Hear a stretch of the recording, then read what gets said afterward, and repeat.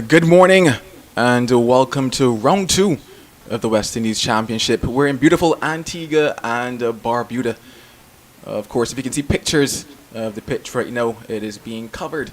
And that's because, well, the sunshine that we had about 10 minutes ago has now changed to a bit of rain. But we count them showers of blessing and we hope that they do go away quite quickly. We had the toss a couple minutes ago.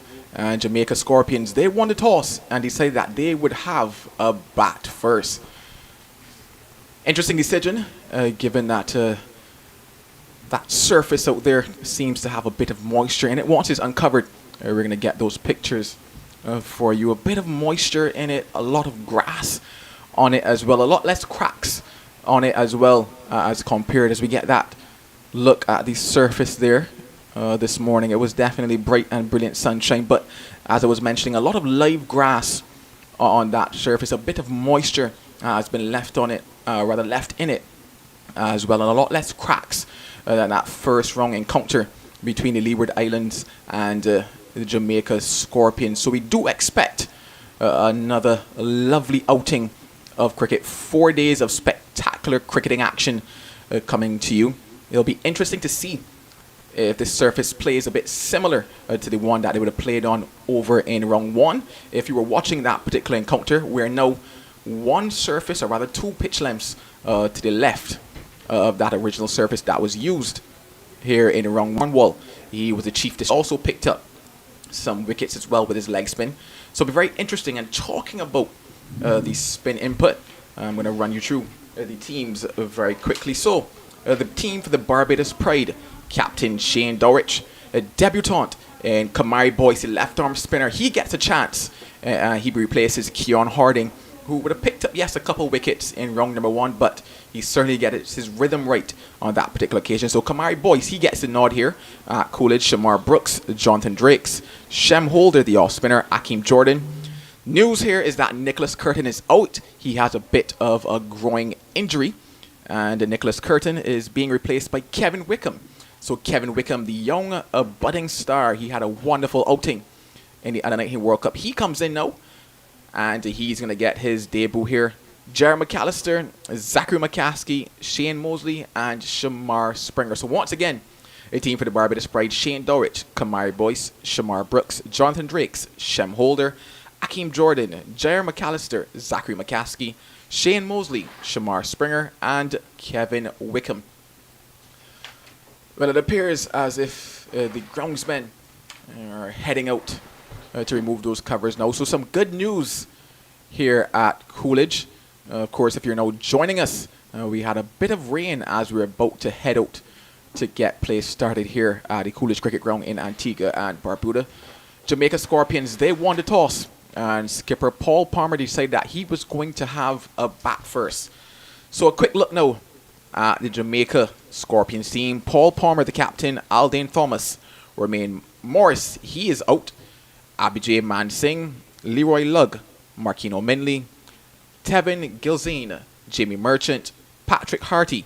Akeem Fraser is out this time around. Gordon Bryan and OJ Shields. So once again, the 11 for the Jamaica Scorpions: Paul Palmer, Aldane Thomas, Abhijay Mansingh, Leroy Lugg, Marquino Minley, Tevin Gilzane, Jamie Merchant, Patrick Harty, Kirk McKenzie, Gordon Bryan, and OJ Shields. Once again, Jamaica Scorpions, they won the toss, and they will be having a bat first. I see the fourth umpire making his way out towards the middle.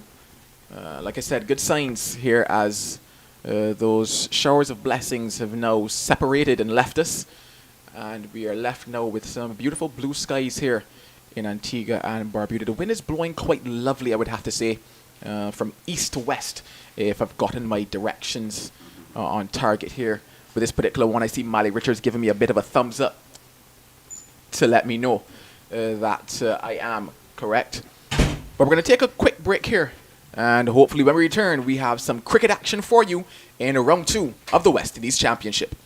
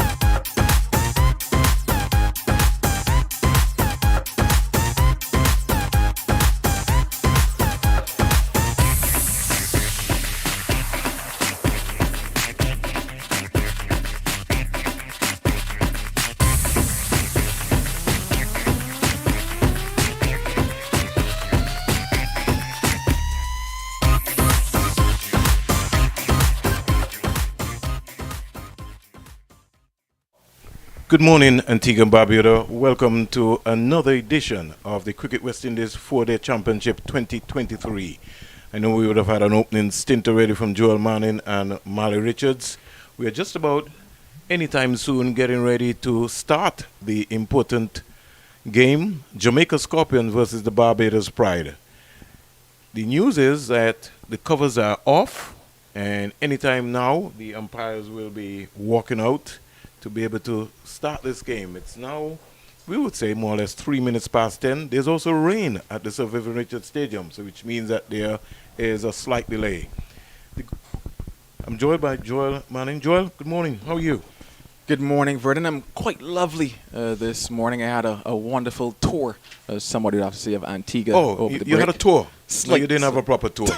Marley Richards has to take you on the tour because he's been to 365 beaches. So if you're not linking up with Marley Richards, then you really didn't have a proper tour. How many beaches you carried through on? Oh, okay. On this particular tour, I would have to say 5 beaches. 5? 360 left. Yeah, you got a long way off. A lot of work to get done.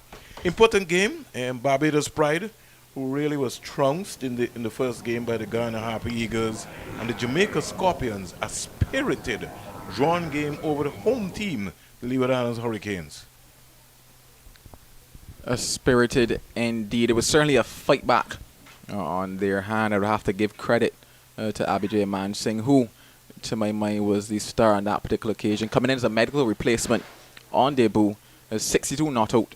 In the end, he also picked up 5 wickets in that match, got a half century as well in that first innings. So it was definitely a very interesting encounter for them. Probably came out with less points than they would have wanted to, missing out on 2 batting points in their first innings. But I would have to say that Jamaica Scorpions, they would take what they got so far. I got my wish. Kevin Wickham is making his debut.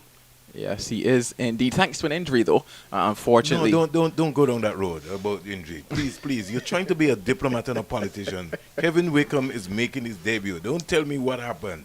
Right? Yes, he's making his debut. Okay, and I had a little chat with him earlier. He is excited. He's ready.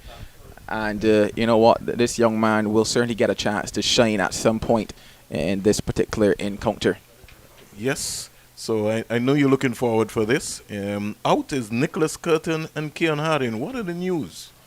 All right, so in terms of Keon Harding, he's been replaced by Kamari Boyce. That's official? Yes, official, by the left-arm spinner in Kamari Boyce. And it's very interesting because of the fact that we saw a lot of wickets fall to spin on this surface in round 1, particularly in Rakeem Cornwall, who would have picked up 10 wickets. He got the ball to drift very beautifully into the left-handed batters, get it to straighten a bit, turn away from them.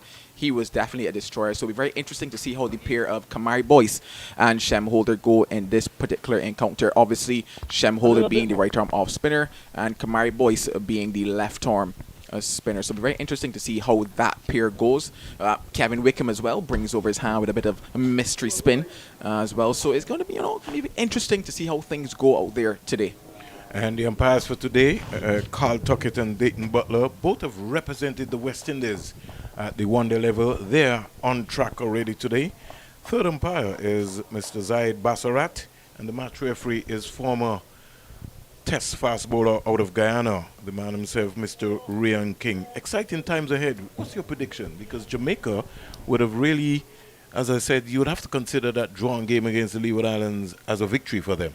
Oh, definitely, especially given the experience that they had in their side. I had a chance to talk to Coach Richardson yesterday as the boys were going through their work. And you know what he said?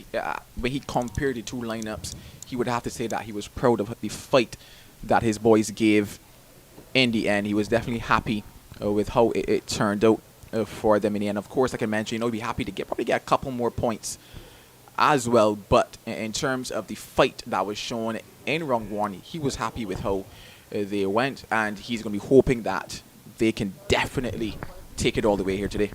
All right, so we look at Shane Dorish. Is he fit, trained, and ready to go? Because he certainly looked like a very weak gentleman in the first game. He's had some time to recover. He's in good spirits. Rather, he was in good spirits at the toss, and he's certainly ready and raring to go here for this particular contest. So we are just about getting ourselves organized where we can be able to call this game. And coming out for the Jamaican Scorpions team anytime right now, we'll have the lineup.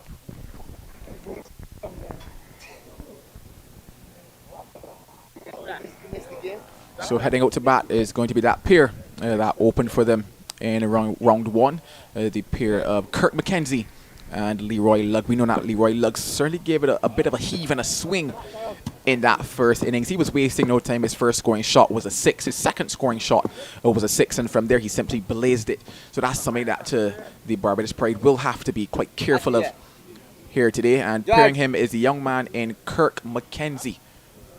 Kirk McKenzie got a couple runs in that first round. Not as many as he would have hoped for. So we're hoping that things go a lot better for him here today.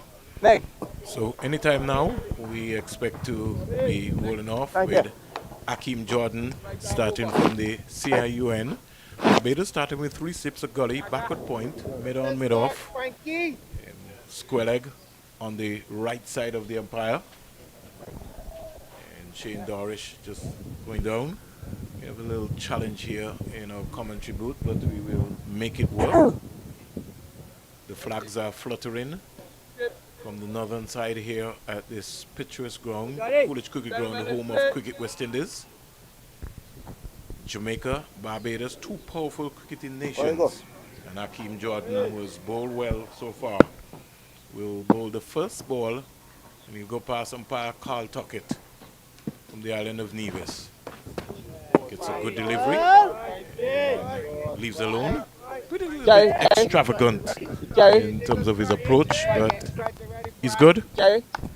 He's quite good indeed. Is Akeem Jordan, a very easygoing young man, gets to the crease, gets that ball to swing. It was very nice to see the away movement on offer there for him against Leroy Lugg. With this wind up, beautiful conditions here at Coolidge. The young man will certainly be licking his chops.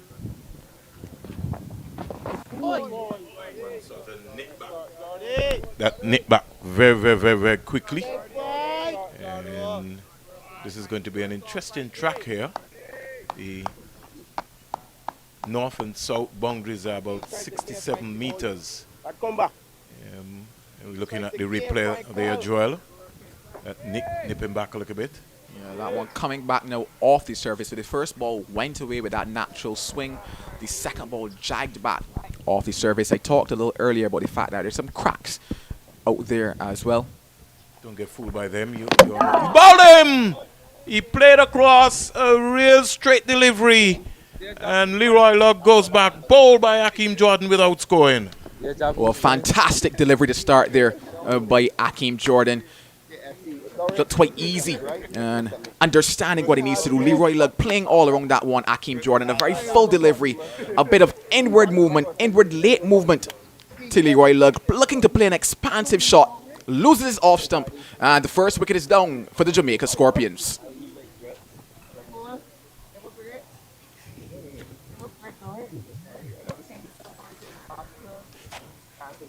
Well, certainly not what the Scorpions would have been looking for here today. We talked about that opening pair being Kirk McKenzie and Leroy Lugg. Was in fact Leroy Lugg and Tevin Gilzine. So Kirk McKenzie now makes his way out to the crease. So Leroy Lugg being dismissed with a beauty of an in-swinger. And that's what I thought, that Akeem Jordan didn't bowl enough at the Sir Vivian Richards Stadium. It was more or less tending to bowl back of the length. I know they are different players. The Jamaicans tend to, well, the Guyanese batsmen, they tend to not play sharp bowling well. And so, you found that most of the Barbadian fast bowlers in Harding and company would have been bowling more or less back of the length. But today, Akeem Jordan bowling a fuller length. Good delivery. Sort of set him up nicely and then just knocked him over very quickly. Kirk McKenzie, a player with immense promise and one for the future. Over the years you tend to look and always want to know who is the exciting batsman coming out of Jamaica to follow in the footsteps of people like Marlon Samuels and company. Down the onside starts Jordan. And Shane Darwish coming across, wearing the 91. Skips across and takes it nicely. On that occasion, not lining it up, obviously, no. The left-hander and Kirk McKenzie, Akeem Jordan now needing to get that ball just going the opposite direction, you would have to say. Get his lines right to this left-hander quite early. Jordan, hands moving, good delivery, just about outside the line of the off stump. Just like a peep there from Kirk McKenzie as we say good morning to the folks in Jamaica and in Barbados, wherever you're listening to us. All over the world, we thank you very much for gracing your presence and tuning in to Cricket West Indies YouTube channel. Kirk McKenzie.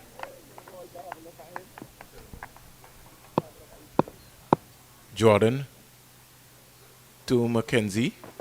Down the onside, diving away. Shane Darwish. Over number 1 comes to an end. The loss of the wicket. Leroy Lugg bowled by Akeem Jordan without scoring. And the first over so far, no runs. But already Jamaica has lost a wicket in the third over of the day's play. Pretty interesting times here. Just a little shower just to more or less damper the start of the day's play. But it's very important that we have some blessings. Mac with us. That's it. Barbados. Kevin Wickham getting an opportunity.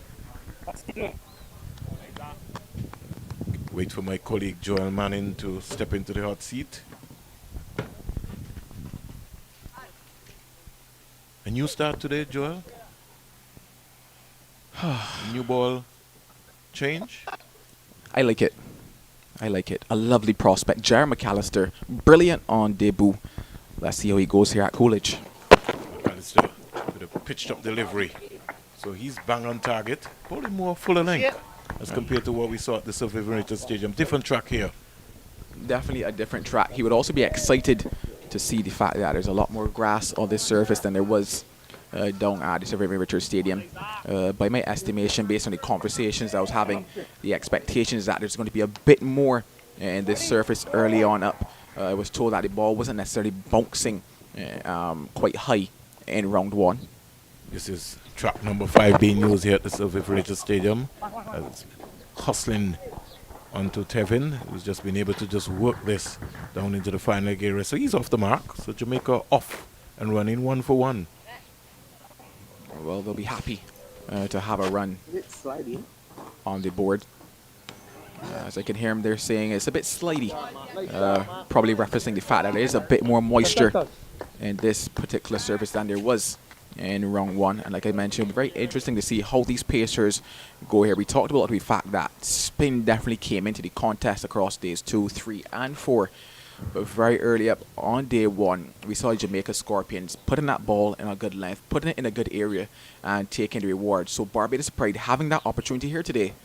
Let's see how they use it. A lot more live grass on this track. McKenzie gets the top of the delivery and just punches it into the cover area, coming around very nicely. Shem Holder. So both batsmen are off the mark. 2 for 1. Lovely day here in Antigua and Barbuda at the Coolidge Cricket Ground, the home of Cricket West Indies.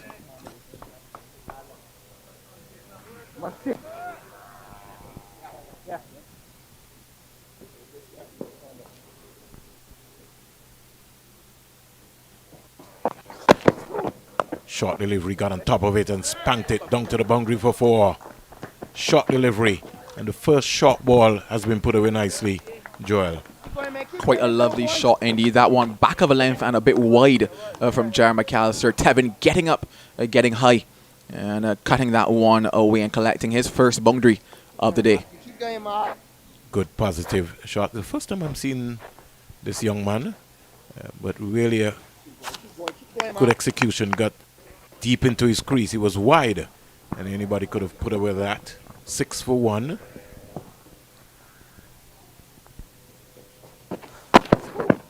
Down the onside. I had some pace on it. But it was outside the line of the leg stump. Tevin was looking to just clip that Gordon Gwinnett style over into the square leg area. Good take by the Barbados captain Shane Dorish. Shane Dorish will certainly be happy to be back out there again, having missed a couple days in that first round against the Guyana Harpy Eagles. A bit of a case of a sickness. We're hoping that he's gotten fully over now. Short again for McAllister. That's over. Sort of died on Shane Dorish, who had to recover very quickly. The end of the over. Latest score here at the Coolidge Cricket Ground. The Jamaica Scorpions batting first. They're 6 for 1 in this all-encounter, and what we will have to consider to be the matchup of two of the powerful cricketing nations in the region, Barbados and Jamaica. Certainly a very interesting prospect on our hands. Two powerhouses indeed in cricket across the Caribbean. I had a chance to look back at the last 5 matches that both of these teams played, and it was very interesting to see that Barbados Pride actually came out on top. So Barbados Pride would have won by 10 wickets. That was their latest match. Then by 119 runs back in 2020. In March 2020, that match was cancelled due to the coronavirus. Kirk McKenzie waits for Akeem Jordan, who's around the wicket, and leaves a fourth stump line delivery. The final 2 matches there back in December 2018, Barbados won by 41 runs. And then game number 5, Barbados won by 2 wickets. So looking at those last 5 games, Barbados Pride have come out on top in all of them, barring that one that was cancelled due to the coronavirus that impacted cricket all around the world. So Jamaica Scorpions will be hoping to turn the tables here today. 4 slips a gully, backward point, goes down. And he's caught at first slip. A lame effort from McKenzie. He was neither forward nor back, caught on the crease. And Akeem Jordan strikes again. Good low catch. It almost looked as if he was dying to the first slip. But he stayed low. And look at it on the replay. Straight into the hands to the left of him. He made sure he had it. And Barbados celebrating 6 for 2. Jamaica in trouble here at the Coolidge Cricket Ground. Jamaica in trouble indeed. Kirk McKenzie on this occasion, falling in similar fashion to how he did in the second innings against the Leeward Islands. On that particular occasion, the bowler was coming over the wicket. This time around, Akeem Jordan coming around the wicket, angled that ball in, some beautiful away movement from him. Kirk McKenzie just a little guilty of hanging that bat outside. Takes the edge and a lovely catch in the end. So Barbados Pride, this is what you can call the perfect start here to day 1 of round number 2. Yes, exciting times ahead, very, very exciting times. And up comes the Jamaica Scorpions captain in Paul Palmer, who comes out, and we look and see what the action is going to be. 6 for 2. Paul Palmer will have a lot of work on his hands here. A bit of a hole that the Jamaica Scorpions have found themselves in, especially after having won the toss and making a very confident decision to bat. Is it a decision that they will look back on and say, maybe we should have put the Barbados Pride in, especially given how they went against the Guyana Harpy Eagles on a surface that was significantly flatter than this one? Around the wicket comes Akeem Jordan to bowl to the Jamaica captain, who comes quietly back on across and just defends up to mid-on. And the score in the meantime remains on 6 for 2. Paul Palmer had a fairly decent outing the first time around here at Coolidge. He got 47 in that first innings, and then in Jamaica's second innings he just had 6. So he certainly doesn't want that 6 again, but he got a start in the first innings. It didn't carry on, but his team is going to need him here today. Jordan around the wicket. Palmer comes forward, immaculately forward. Not a big stride, but he's a big man and he can afford to wait for a while. Certainly a brilliant start here by Akeem Jordan in a wonderful rhythm, you would have to say. Brilliant line and length to get things going. This is wonderful to see from the young man. He was a little guilty of taking a little while to get going and finding the right lengths in round number 1, but he's bang on the money here right now. Good delivery and good leave. Good cricket all around. Delivery coming back into the left-hander, but just holding its own here from Hakeem Jordan. 6 for 2. Jamaica in trouble. Mackenzie and Lug back in the Jamaica hut.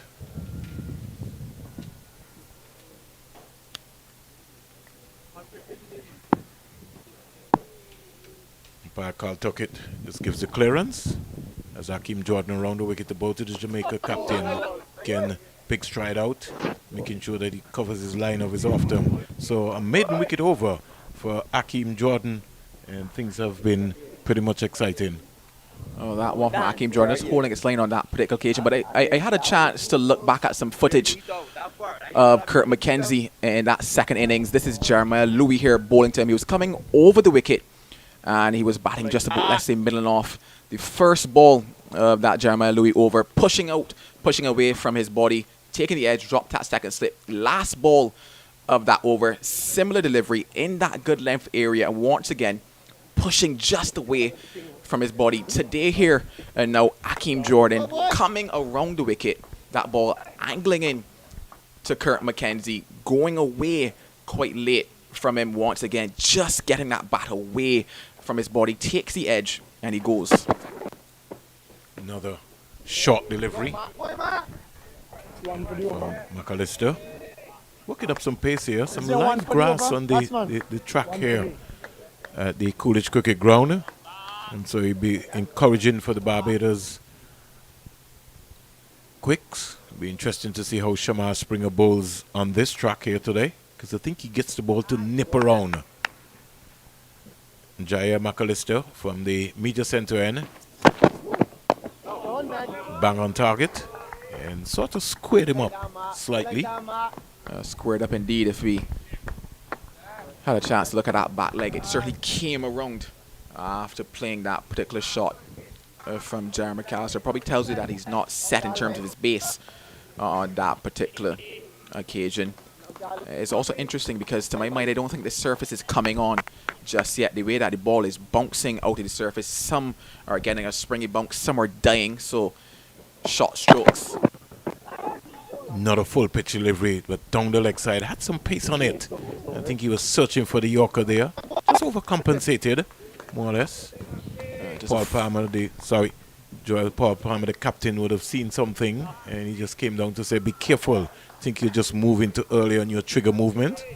Quite possibly indeed. That ball swinging extremely late there from Jeremy McAllister. If you can get that ball just a touch to the left, starting maybe on that leg stump line, he is certainly going to be in business with that type of delivery and this type of movement.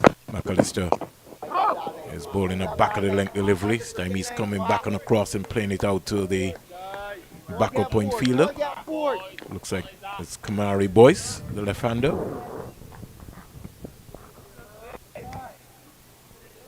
My favorite player for the Barbados team, Kevin Wickham, getting an opportunity. And I think he will be an interesting foil bowling on, if he gets a chance to also bowl here at the Coolidge Cricket Ground. 6 for 2. Back and punching that, coming around nicely. His Boyce swooping onto it, but he gives it away in the end. And just for a moment, he saw an opportunity at the non-striker's end. You'd have to think that they gave away a single there, especially given there wasn't much in it for a run out on that occasion. Well, they're closer. Boyce is closer than us, so we are at least 120 meters away. And he would say that, hey, listen, I saw an opportunity, and he had to just keep him in check. And for a moment, Tevin got himself in a little trouble there at the end of that over. Joel. When you come down. 8 for 2. We see that delivery again, and I think it goes back to the point of this ball not coming on, as Jamaica Scorpions might expect. Getting himself in a bit of a tangle, Kevin Wickham unable to make that spin very quickly. Obviously, there's a very hard chance there for somebody at short leg, having the helmet on, having to look up, judge where the ball is and get there. But that delivery goes back to the fact that this ball is not coming on as yet. Stroke play is going to be very difficult for Jamaica Scorpions batters, which tells me that they need to be very patient here in this morning session, which means that the shot that Leroy played was against the grain in terms of the type of shots that need to be played on the morning here of day one. Jordan to Paul Palmer, and he gets a wide delivery. No need for him to follow that. Score in the meantime is 8 for 2. It's the latest score. If you just joined us here on the Cricket West Indies YouTube channel, Jamaica Scorpions won the toss and opted to bat first. Mackenzie and Lugg back in the Jamaica Scorpions hut. And it's rebuilding time now for Paul Palmer and the Jamaica Scorpions.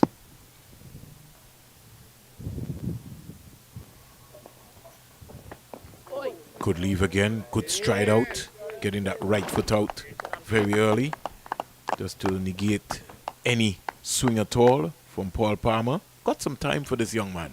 Sorry, Shane. Really got some time. Didn't play in the Super 50, Regional Super 50, the last competition before this for Jamaica. He's in the States playing some T20 cricket.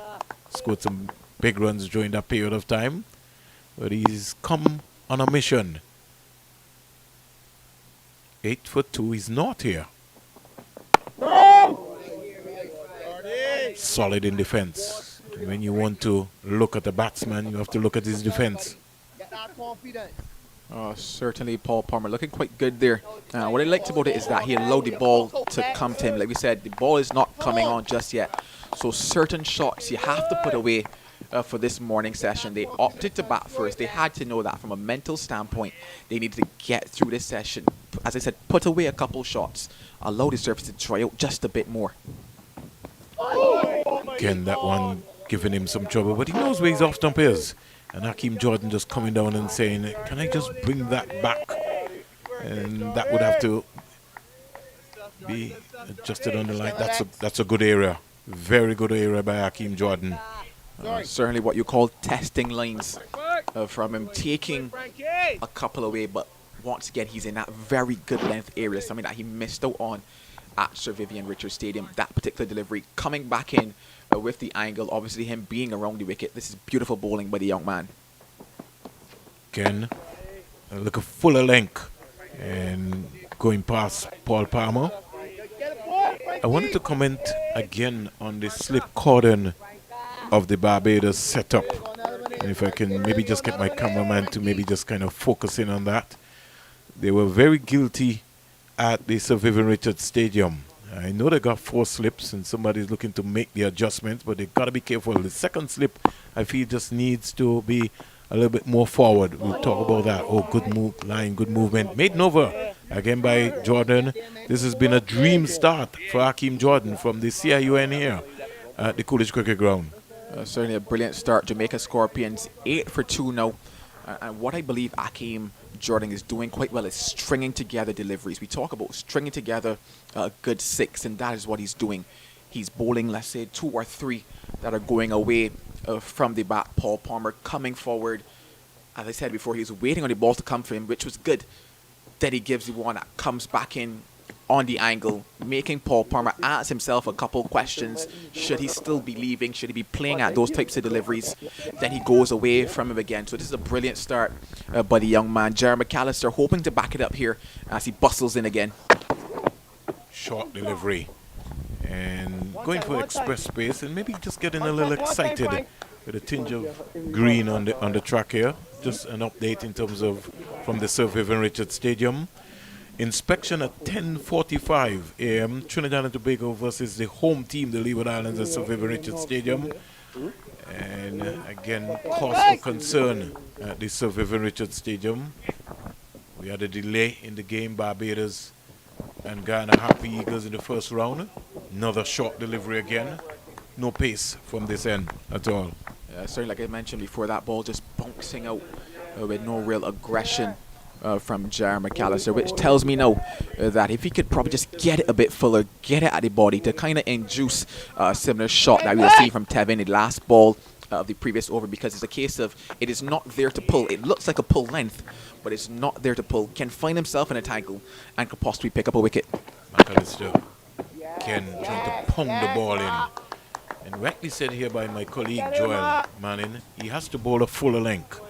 And rather, I think he's just banging the ball more or less. He's got to hit the seam consistently, anywhere around in the 2-4 meter area on this track. Just get into that groove, because a little later this afternoon, or maybe after the first hour, this will have more pace. 8 for 2.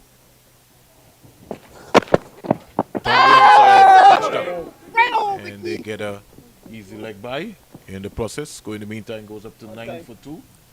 That previous over, there was one that just skipped down the legs that I talked about. The fact if Jerry McAllister can bowl that delivery again and just get it to start on the leg stump, it will be problems for the right-handed batters here. Some late wave movement, obviously, in terms of the fact I talked about the fact Tevin wasn't having such a good base a bit earlier. He's been playing around that pad, almost getting squared up. And if he could once again do that, I believe he's in the money. That particular occasion, just a bit wide of the leg stump. I'd have to say that ball, the umpire agreed, going down the leg stump. But if he can get it started on middle and leg, I guarantee you, I'm not a fortune teller, but I guarantee you, he's in the money. McAllister now to bowl to the Jamaica captain in Paul Palmer. Short delivery. End of another over. Now we got still 2 deliveries to go. 9 for 2.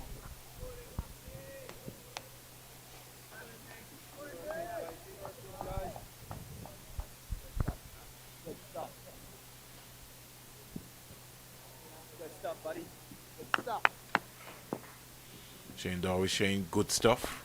Paul Palmer still a naught. That one more or less just coming off of the body, and he decided not to run in the process. 9 for 2. Palmer naught. Coming into the chair anytime soon. At the end of 6 overs will be Marley Richards. Some 32 dot balls so far in the innings.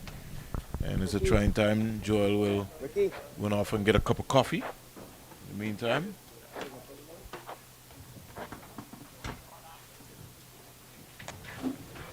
So welcome for the first time this morning. The voice of Marley Richards. 9 for 2.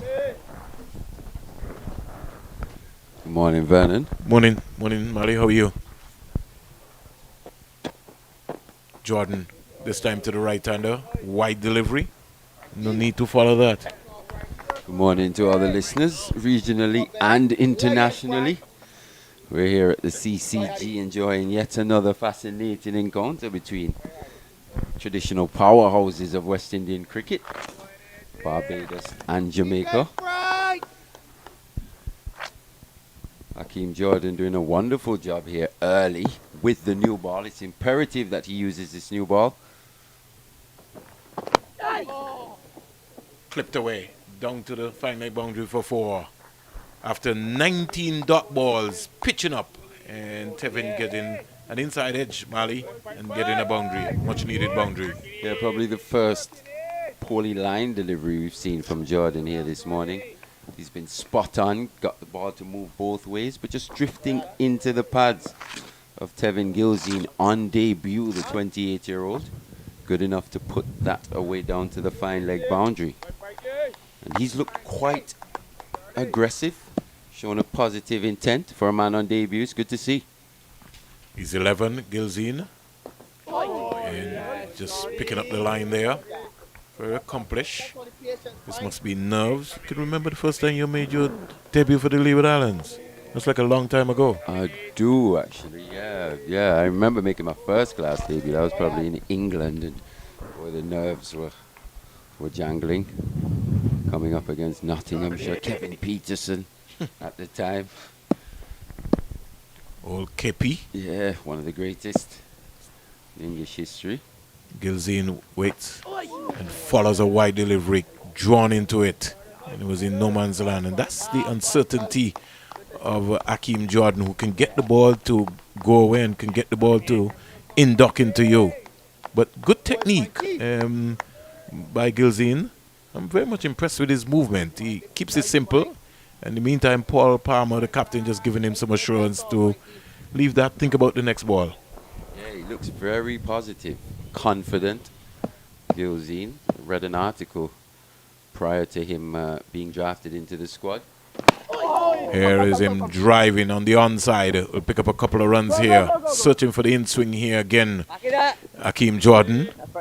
And picking up 2 runs here. Gilzine goes up to 13.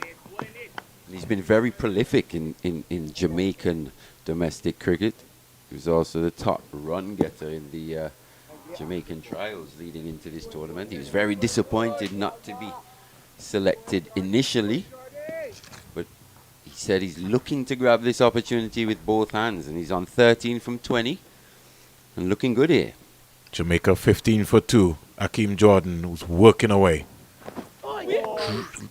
inducing a real fall shot, and then all of a sudden, as Mali was talking about how good Tevin Gilzine has looked, he played a naughty shot. I put the curse on him.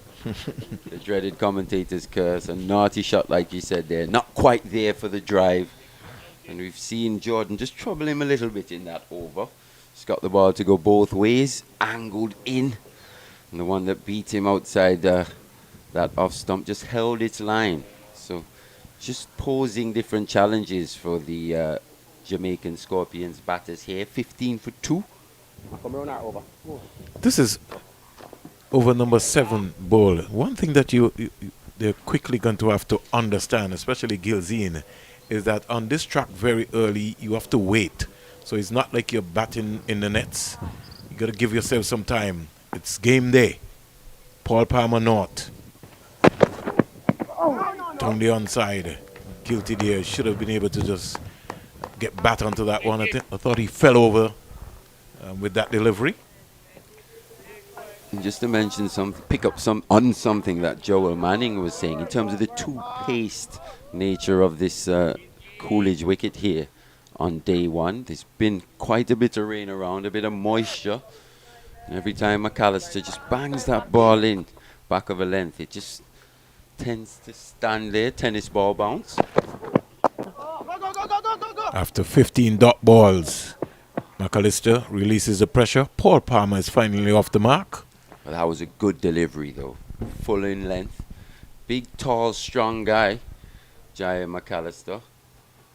Looks a fantastic athlete. And he bowled quick at the Sir Vivian Richards Stadium. And one of the things I would have to say in how they handled him, maybe not so much in the second innings, but in the first innings, he was unknown, and I like him. I hope it's somebody that will be around the system for some time.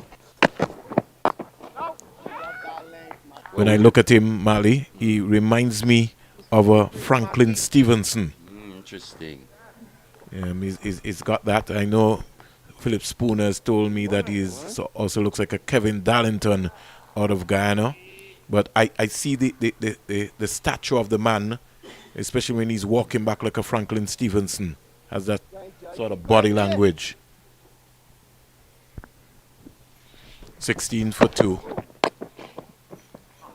Next full-length delivery pitched up to Gilzine, Tevin Gilzine. And that's the key. I think one of the areas, Mali, is that he's not staying over the ball. He's just looking to just make contact. He just needs to get that stride out and stay over it. And he stays over it, he could be able to find the gap. He's rehearsing.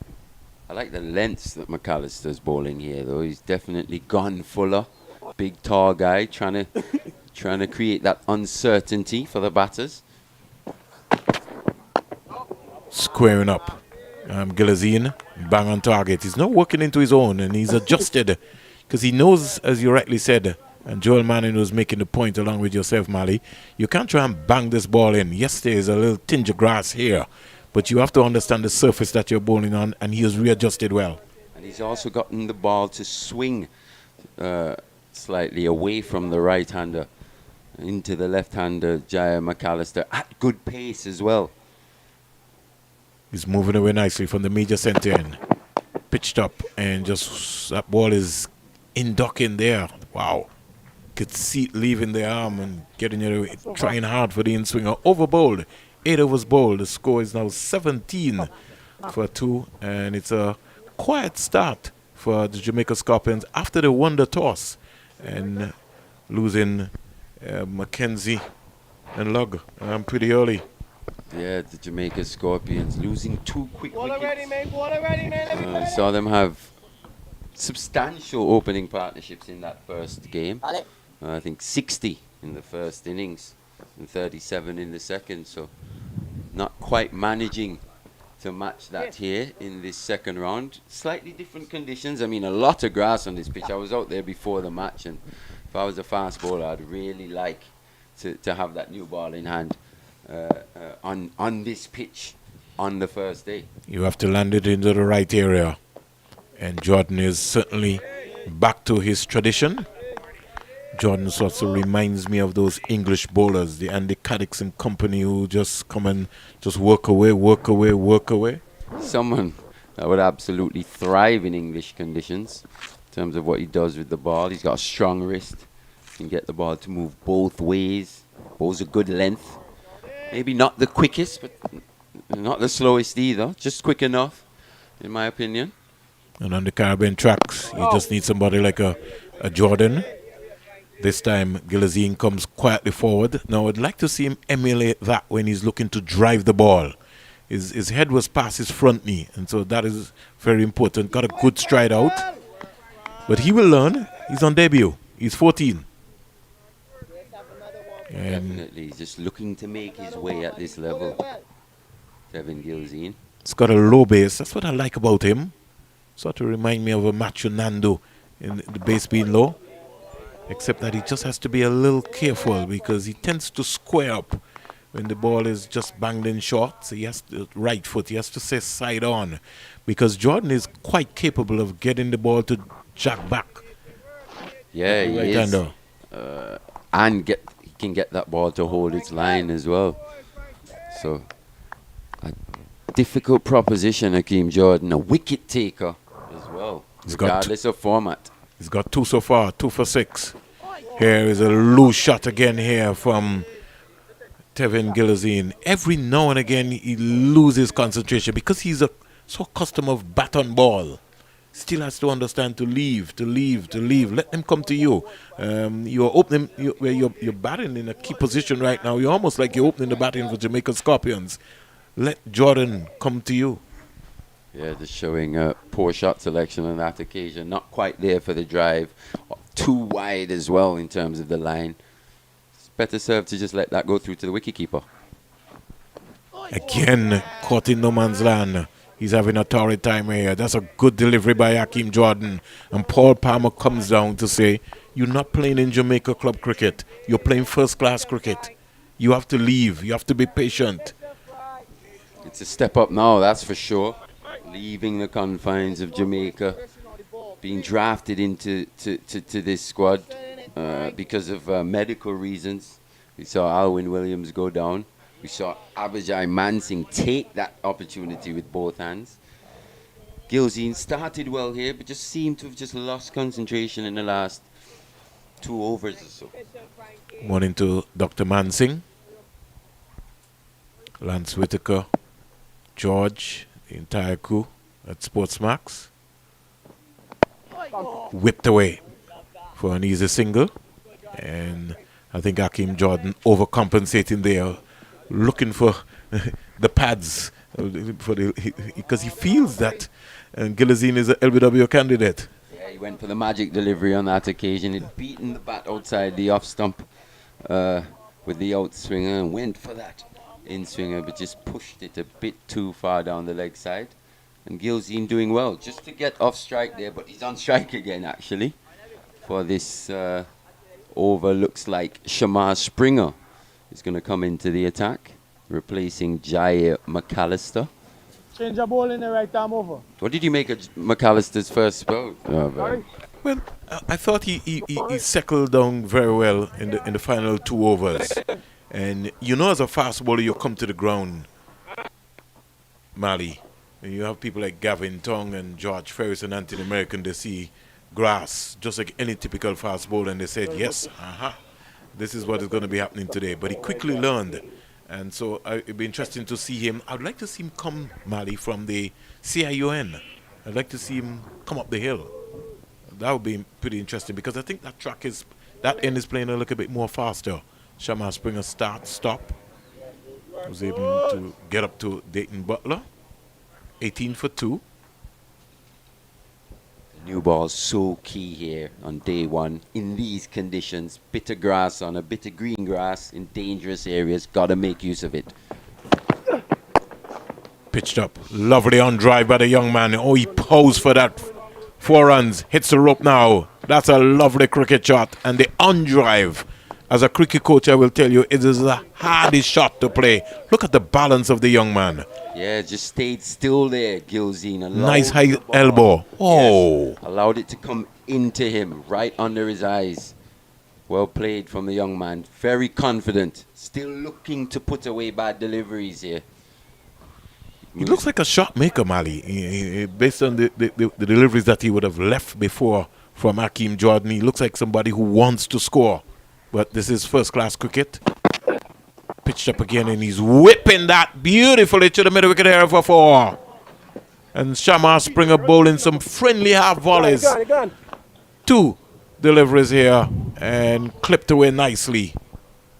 Yes, even that last delivery was an even worse delivery than the previous one. Just even further down that leg side, and Gilzine launching himself into that one. Seems to really like the ball on his pads.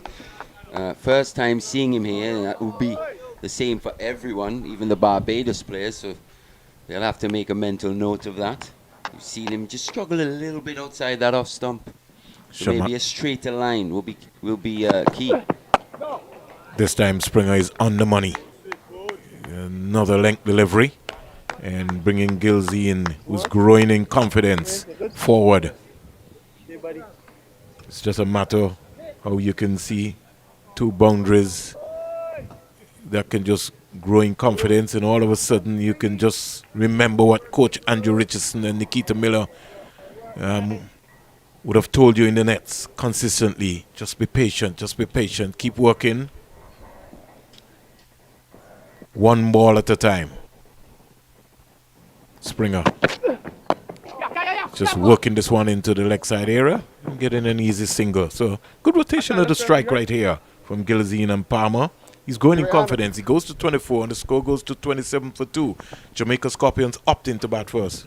And as strong as Gilzine looks through this through the leg side, a strength can also prove to be a weakness on that last delivery. Maybe just playing around his front pad a little bit. So that's something that Shamar Springer, if he can pitch the ball in the right areas, could definitely pose a bit of a problem here for Gilzine. I think he's also an LBW candidate. We'll come back to that, Mali. Tongue the onside. Beautiful take by Shane Darwish. Offline delivery there by Shamar Springer. This time to the left-hander, the Jamaican captain Paul Palmer. And he maybe for a moment had to refocus himself. He's now moved from Gilzine now to Palmer. It's a bit of an inconsistent start here by Springer. Maybe just struggling with the left-hand, right-hand combination. He's going to have to be on the money because Barbados will be looking for a long spell from him today. They need wickets from him. This time it's wide, so he's off the money here. End of over number 10. Jamaica Scorpions, they are 27 for 2. That's the latest score here at the Coolidge Cricket Ground. I'm alongside Marley Richards. And it's really indeed a pleasure along with Joel Manning. We're going to be bringing the coverage to you for the next 4 days. By the help of the Almighty God. Exciting times here for West Indies cricket. And I'm looking forward to see Kevin Wickham. Oh, I am as well. I mean, seeing him actually saw him for the first time in the Rising Stars camp here. I was telling Joel about him. Yeah. Remember we were talking about Matthew Nandu. And Rivaldo Clark. Quite a few young players just knocking around, just looking to make an impact. Hakeem Jordan squaring up. Gilzine stayed away. Hits the rope now, down to the boundary for 4. And beautiful delivery by Hakeem Jordan. I won't worry about that one, Mali. Let's look at the replay. Yeah, fantastic delivery, coming in quite sharply to Gilsey and just caught him on the crease. Played with soft enough hands to get that down. See where the movement is, Yes, Mali? just in front of that man at slip there. And goes for 4 runs. So Gilsey now moves on to 28. He's been a major scorer here for the Jamaica Scorpions. 28 out of 31 so far. Hakeem Jordan, 2 for 11. Down the onside. Coming around nicely. Down the leg side is Shane Darwish, former West Indies wicketkeeper. There have been so many wicketkeepers since Shane Darwish. Our own Jamal Hamilton. Joshua De Silva. The list has been long. Has been. Looks as if they've settled with Joshua De Silva now. That's for sure. He's Cemented his place. done reasonably well. He has pitched up again. Have to be careful. He's got a high backlift, and I just think that he's an LBW candidate because he plays around his pads. He's gonna have to be a little tighter. So far, he's managed to access the ball. So even though that foot sometimes comes across and just crosses him up, he still managed to get bat on ball. He survives. 28 from 38 now. 31 for 2. Jordan to Gilazine. Bang on target. Playing it up to the short mid wicket fielder. He can't score. So many young players on debut for this championship. It's important for him, though, Gilzine, just getting caught on the crease a couple times in this over from Hakeem Jordan. He's been good enough to just keep them out, but that last one in particular maybe didn't bounce as high as he was expecting. But he's in that corridor, Hakeem Jordan. Here goes the man himself, Jordan. Gilazine playing a nothing shot there. He's been advised to come back on a cross and look to hit the ball up the V. He's looking to go square, and it didn't bounce enough for him to play that shot. And again, he's playing shots in his mind. What he has to understand is that he's on a brand new track here. He's not in the nets at Coolidge. It's game day. 31 for 2. He's 28. Day 1, session 1 as well. Yeah, coming up to the first hour. He's got to keep concentrating. Comes quietly forward, plays to the short mid wicket. What a beautiful spell it has been so far from Hakeem Jordan. 6 overs on the trot. It's been a fantastic spell. 2 wickets for 11 runs from his 6 overs. And on that last delivery, Gilzine just playing those deliveries, coming into him a little bit better there. Looking to get onto the front foot. Looking to get outside that off stump as well. So just in case it hits that pad, there'll be that uncertainty for the umpire for sure. So still, as we see, he's 28 now, Gilzine, but he's definitely on debut, Vernon. And we've seen quite a few good things and a few bad things from him so far in his short innings. At least he's human. Springer to bowl to Palmer, and just for a moment we thought that Palmer was going for an expansive cover drive, but only to leave. So Gilsey, not the non-strikers, then will learn from his skipper, because one thing for sure that he has done well is leave the ball. He's 1 from 17. Don't mind that. They've just not bowled enough to him. And he understands the situation. He understands the scenarios of first-class cricket in the region.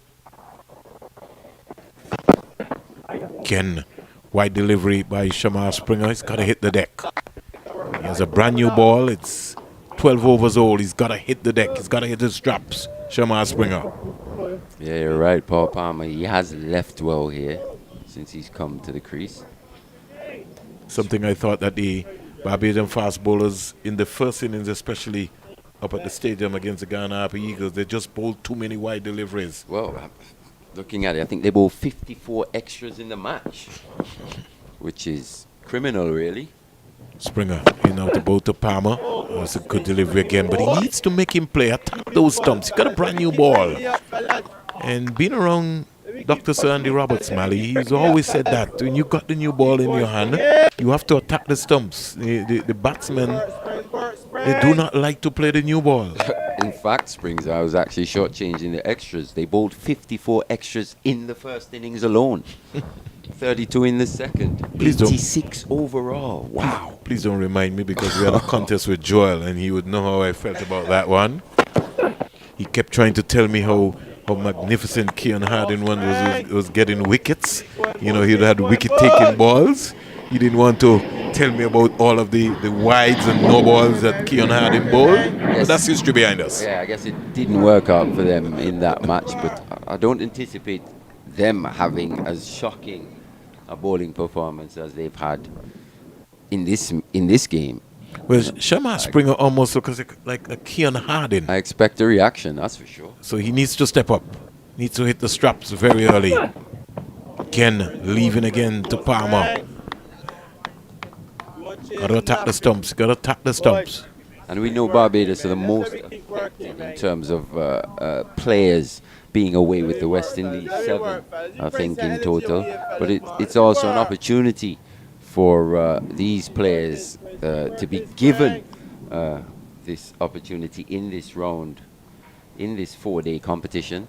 And also it's an opportunity for West Indian lovers to get a good look at the depth of cricket in Barbados, which is traditionally considered the powerhouse of West Indian cricket.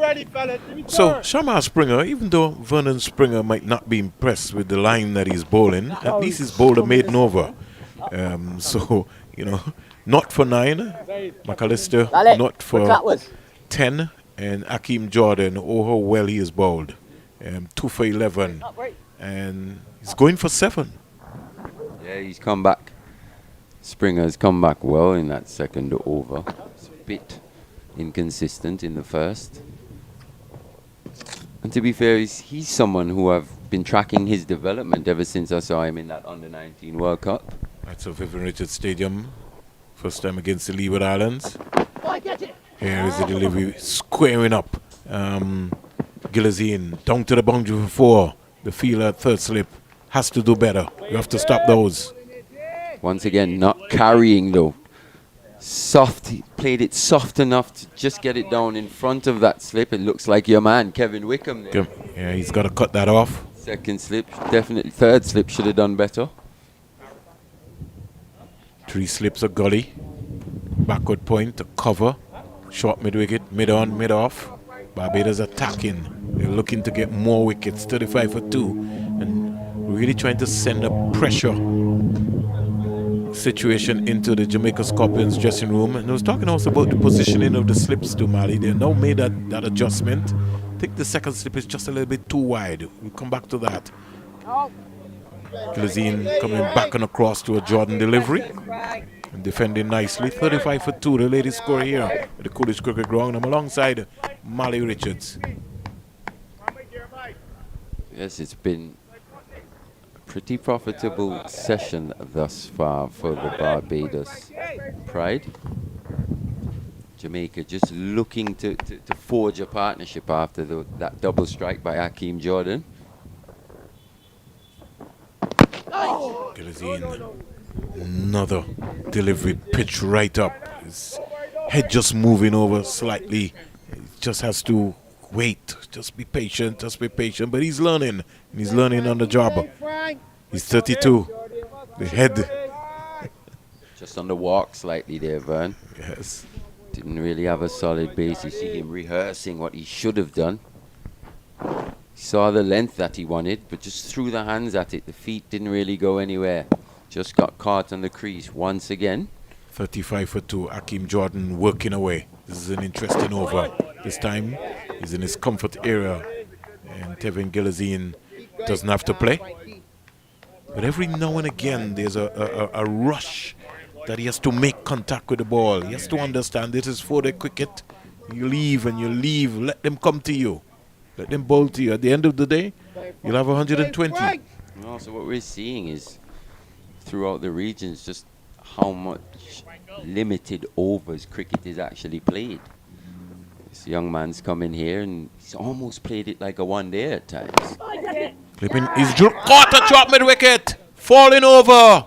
There we go. Kamari boys. Mali calling it early o'clock. And they were searching. He looked for LBW candidate. Played around the ball. Look where the head is. Look at where the hands is. Clipping it. And a beautiful catch by Kamari boys a drop mid wicket. And Tevin Gilazine goes back for 32 on debut. Jamaica 35 for 3. Just almost looking to manufacture a stroke there, Tevin Gilzine. The head went, like he said. He'd just fallen over on a couple occasions previously. And on that occasion, a fuller length by Akeem Jordan. The bat not coming through straight. Almost closed in his hands and just managed to pick out that short mid-wicket fielder. And it's another wicket to Akeem Jordan, his third here this morning. And what is also interesting, Mali, right on the money on the break. So they've lost a very important wicket at a time when they were looking to rebuild. But Jamaica, we will have to say, are in trouble. And Barbados in the first hour of play here, 35 for 3, 12.5 overs bowled after opting to bat first Jamaica Scorpions. When we come back after the break, Alden Thomas has walked out. He's been the only man who scored 100 for the Jamaica Scorpions last season. We'll hear the voice of Joel Manning and Mali Richards.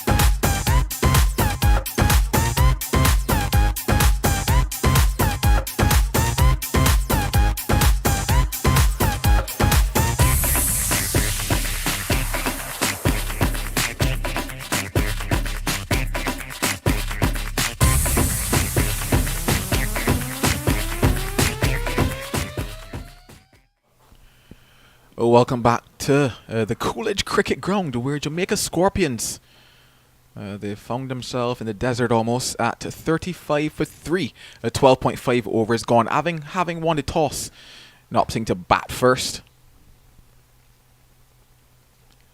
And a dot delivery from Akeem Jordan to close it out. So 13 overs bowled here today on the morning of day one of this all-important round 2 encounter before we take a slight break. Jamaica Scorpions 35 for 3. Mali Richards alongside me. Mali, what do you make of this position at present? Well, to be fair, it's been all Barbados within the first hour. Akeem Jordan in particular, he's been absolutely magnificent in his 7 overs, picking up 3 wickets. He's also shown no short amount of skill. He's getting the ball to move both ways. And I saw him bowling in the warm-up, and especially with the grass covering and the overhead conditions here, I thought he may be a handful here today. So it's Shamar Springer to continue from this media center end here at Coolidge. He's looked fairly decent so far, finding his lines and lengths in the end, obviously starting off with 2 4s when he first came into bowl. Since then, he's pulled it back a bit, Mali, and you'd have to say that he's finding a decent groove right about now. Yeah, he is. He's managed to bowl quite a few deliveries to Paul Palmer, so he's just settled into his spell now. And something I always keep an eye on with Shamar Springer is his pace. How's the ball coming out? What's the rhythm looking like? I know he's had a few issues with his back over the last couple of years, because at one point he was a guy who could bowl consistently 140s. So hopefully he'll stay injury free and get his body as strong as he possibly can, because I think his batting has improved no end. If he can just find it now with the ball, he could be definitely a good prospect, not just for Barbados, a good performer actually, not just for Barbados, but maybe challenge for higher honours. Quite possible indeed. Springer starts his run now again into Paul Palmer. On the line of the leg stump, but can't get it past Jonathan Drakes. Oh, is that a forward square leg, you'd have to say. Paul Palmer knowing at this stage, 35 for 3, that he is the man that's going to have to do a lot of the rebuilding. He is going to have to be the anchor, especially given that he's the one that chose to bat first on this surface. Obviously, having chosen to bat first, they would not have expected that this is the position that they would have been on day one. But the thing we know about this type of cricket, there are 4 days in it, Mali. Still a lot of cricket left to be played. What it will take is a serious mental state to say, you know what, I am going to be that person. First and foremost, Jamaica need a partnership. From a Jamaican perspective, a partnership is absolutely key. Paul Palmer at the crease, Aldane Thomas, Vernon Springer already mentioned, the only centurion for Jamaica last year, with the captain at the crease as well. Had a good innings in the first innings against the Leeward Islands here, scoring 47. Would have spent some time at the crease as well. And already here he's faced 26 deliveries. He's left well outside that off stump, something maybe young Kirk McKenzie can take a page out of his book in terms of what to play and what to leave as a left-hander, with the bowlers changing the angle as well over and around the wicket. So, but he's only scored 1 so far, and as you mentioned, a long way to go, Joel. This game ebbs and flows, and at this stage, Jamaica just have to soak up this pressure.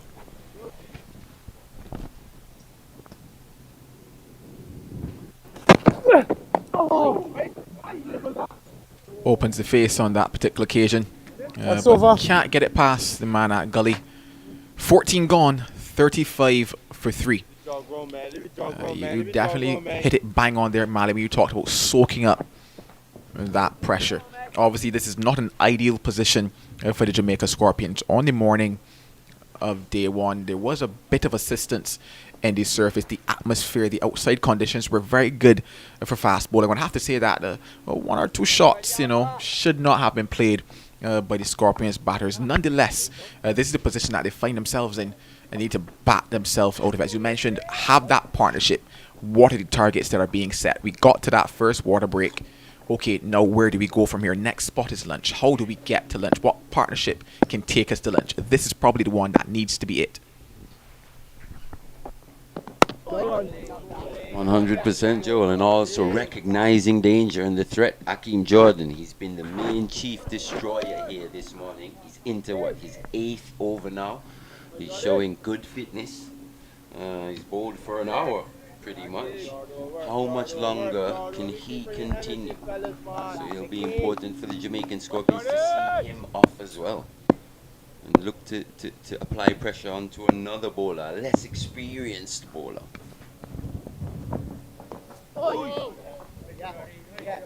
Another lovely delivery just outside that off stump. Testing times for Aldane Thomas, who's now come to the crease. Just faced 3 deliveries. Akeem Jordan in that first innings against the Ghana Harpy Eagles in round 1, he picked up 2 wickets. And then in that second innings, he picked up 3. So 5 wickets across that game. And it was all about that ball movement for Akeem Jordan, something that we've seen here again today.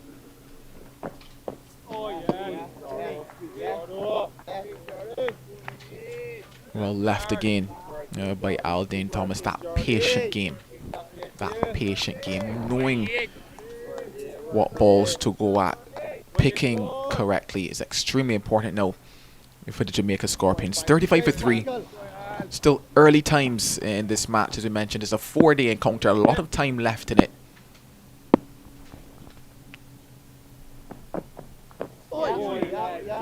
Now Dane Thomas, he didn't score many in that first game. I think just managed 4 in the first innings and 12 in the second against the Leeward Islands. So he'll be looking for some runs here. Like we said, he was in good form last year. Into his 16th first class match here. Just averaging 20.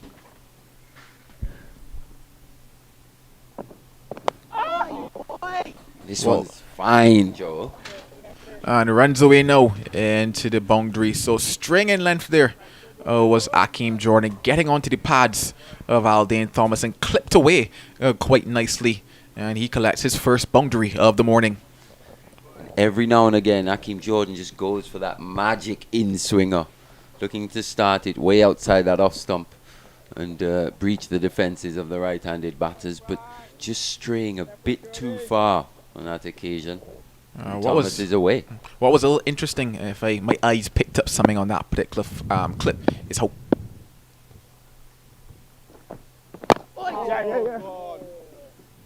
this one worked into the leg side. Some work now for the debutant and Kamari boys to do, but he can't get there, and that's going to be back-to-back boundaries now for Aldane Thomas. So a bit of momentum, you would have to say, at the end of the 15th.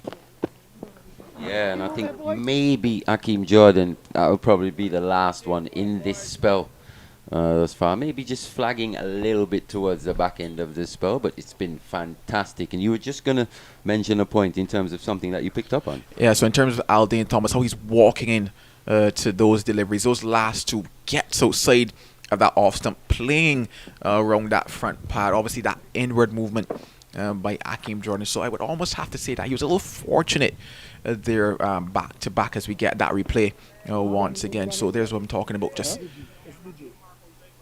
walking into that one, playing almost around that front pad there. So a better length maybe. And things could spell trouble, as we saw with Gilzine yes. As well. They're similar in terms of their approach to playing that ball through the legs. I was talking about the fact that with the Pacer's name is slipping me right now, Jerry McAllister, if he had just pulled back his left a little bit, gone that ball maybe onto that middle and leg line with the ball moving away, it could have spelt problems. However, on the flip side of things, it was outside the off stump and it spelt problems because it was on a good length. Yeah, and on all the occasions we've seen the right-hand batters get in trouble with those deliveries. The position of the head is so key, Joel. You see the head just fall over slightly outside that off stump. Thomas maybe not quite as exaggerated or as pronounced as Gilzine, but pretty similar in terms of just falling over slightly to the balls coming back in. A Springer to continue. This one looks good, but is denied by the umpire. Springer asking if there was a bit of bat on that one as we get that replay. Now, where did it pitch is the all-important question there for Shamar Springer. Ball pitching in line. Oh, it looks a lot closer than we'd originally thought. I'm not too sure if there was a bit of bat onto that one. I don't know if we could get that replay again quite quickly from our producer. I don't want to put him on the spot. There we go. I think that was a little closer than we might have previously thought. It pitched in line from Shamar Springer. Came back in. This delivery clipped away. Stopped. Square leg. But that previous delivery hit him below the knee roll as well. So I'd have to say that height was certainly not a question on that particular occasion. If I were the umpire, would I have raised my hand? I just might have. Mally Richards, once again, that replay there. It's looking good, Mali. It's looking good. And from our vantage point, we're not directly behind the bowler's arm, so we couldn't see in terms of the line whether that had pitched on. But it definitely looked good. And based on the vociferous appeal that we saw from Shamar Springer, he thought that that was pretty much plumb. And looking at the replay, didn't see much bat in that one, that's for sure. Yeah, that's the question that Springer asked. Was there bat involved? We saw that replay about 2 or 3 times. No snickle here, no ultra edge, but... And to be fair, I thought on seeing it in real time, the only issue was whether it had pitched on or not. But umpire decided that there was a little feather on that one. So Paul Palmer survives a very good call there off the bowling of Shamar Springer. 43 for 3. That's the nature of the game. 43 for 3. Shamar Springer started inconsistently, but since then he's been spot on. He's been on the money. He's created opportunities as well, and that's good to see. And that's good to see by the young man. Who's it going to be? It's going to be Jordan, actually. Going to continue. So he's certainly getting a lengthy spell here into his 9th over now. Mammoth, showing good fitness here on day 1, backing up what we would have seen from him in round 1 just a few days ago. He's coming over the wicket now to Aldane Thomas. Oh, that is a brilliant line, a brilliant length by Akeem Jordan. Not showing signs of any tiredness here is the young man. Eases in, gets into his work. Aldane Thomas just guilty maybe of pushing the bat out just a little bit at that one, but you have to say that it was an inviting delivery there from Jordan. And I think that's when Akeem Jordan's at his best, when he's getting the ball to just angle in slightly and just hold his line or just go away from the right-hander. See, it's a very difficult proposition. Oh, once again, this time now the ball coming back in on the angle. I talked about the skills of Akeem Jordan when I had my first commentary stint, and this is wonderful from the young man. This is brilliant cricket thinking. This time around, Aldane Thomas telling himself that the ball could be going away again. This time coming in on the angle of the arm, just bouncing over the off stump on that particular occasion. So having to trust the bounce of this service, which we have seen has not been consistent bounce throughout the morning. So this could be a very interesting over here from Akeem Jordan. Brave, very brave leave indeed to be leaving on bounce here, but he survives. No.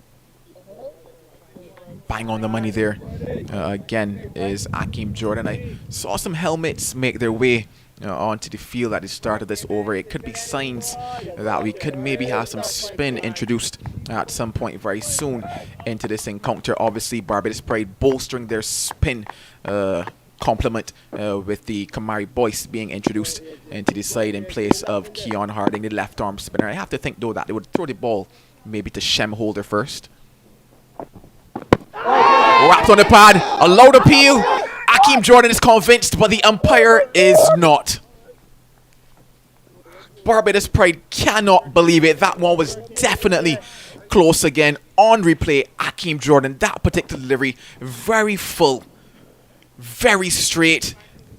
And I would have to say, struck in line there was Aldane Thomas. So once again, maybe Barbados Pride not getting a decision that should have gone their way. I don't think there was any bat there on that particular one from Aldane Thomas. It was full.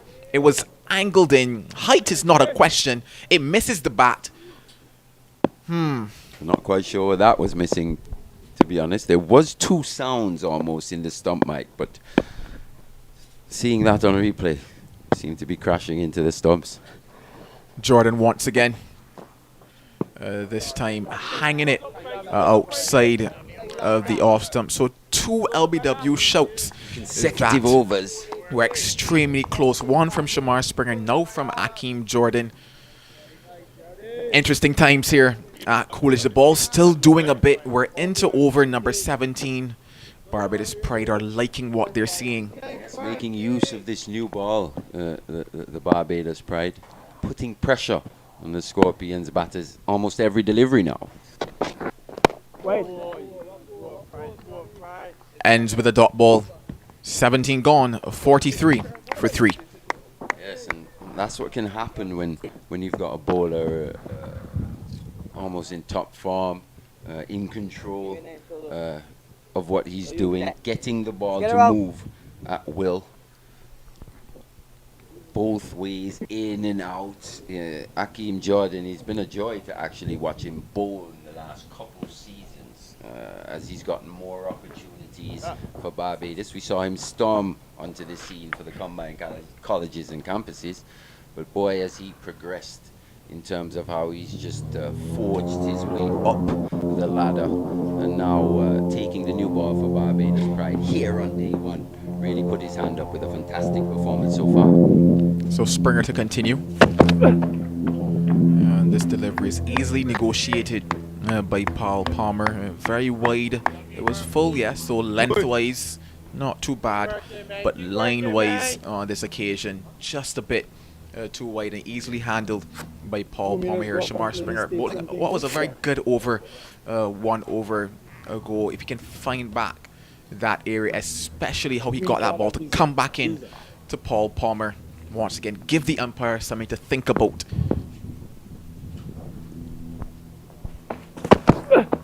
Oh, yes. Just going away again. So good skills here being shown by these Barbados Pride bowlers into what is a fantastic rhythm, you would have to say. Not too many wasted deliveries here into what is this session, or well, not really session, but this period after the water break. So it's been good signs after picking up those first 3 wickets. So Jamaica Scorpions still in that period whereby they're being tested, their batting skills, their mental skills being tested here. 100%. Palm has shown a fantastic temperament so far. He hasn't been prolific in terms of run scoring, but he's shown an aptitude for the fight into his 37th delivery now. Just scored just the 1 run, but it's a partnership that's needed. Just looking to stem the flow of wickets, actually, by the Barbados Pride. And who better than the skipper?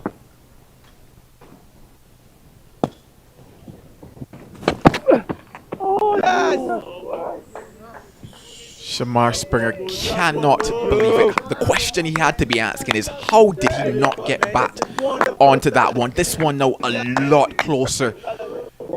Paul Palmer being invited into that drive. Funny enough, a ball that he was leaving comfortably a little bit before.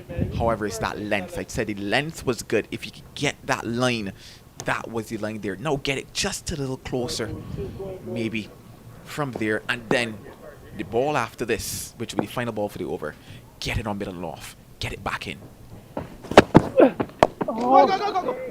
That's what he needs more of.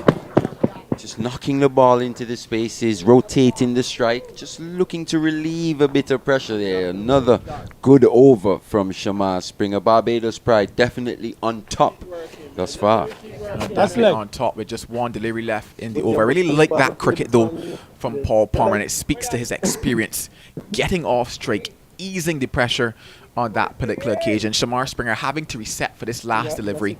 May or may not be on target, but it should be something that Aldane Thomas can negotiate. It takes him now even closer to that lunch break. Especially with the left-hand or right-hand combination.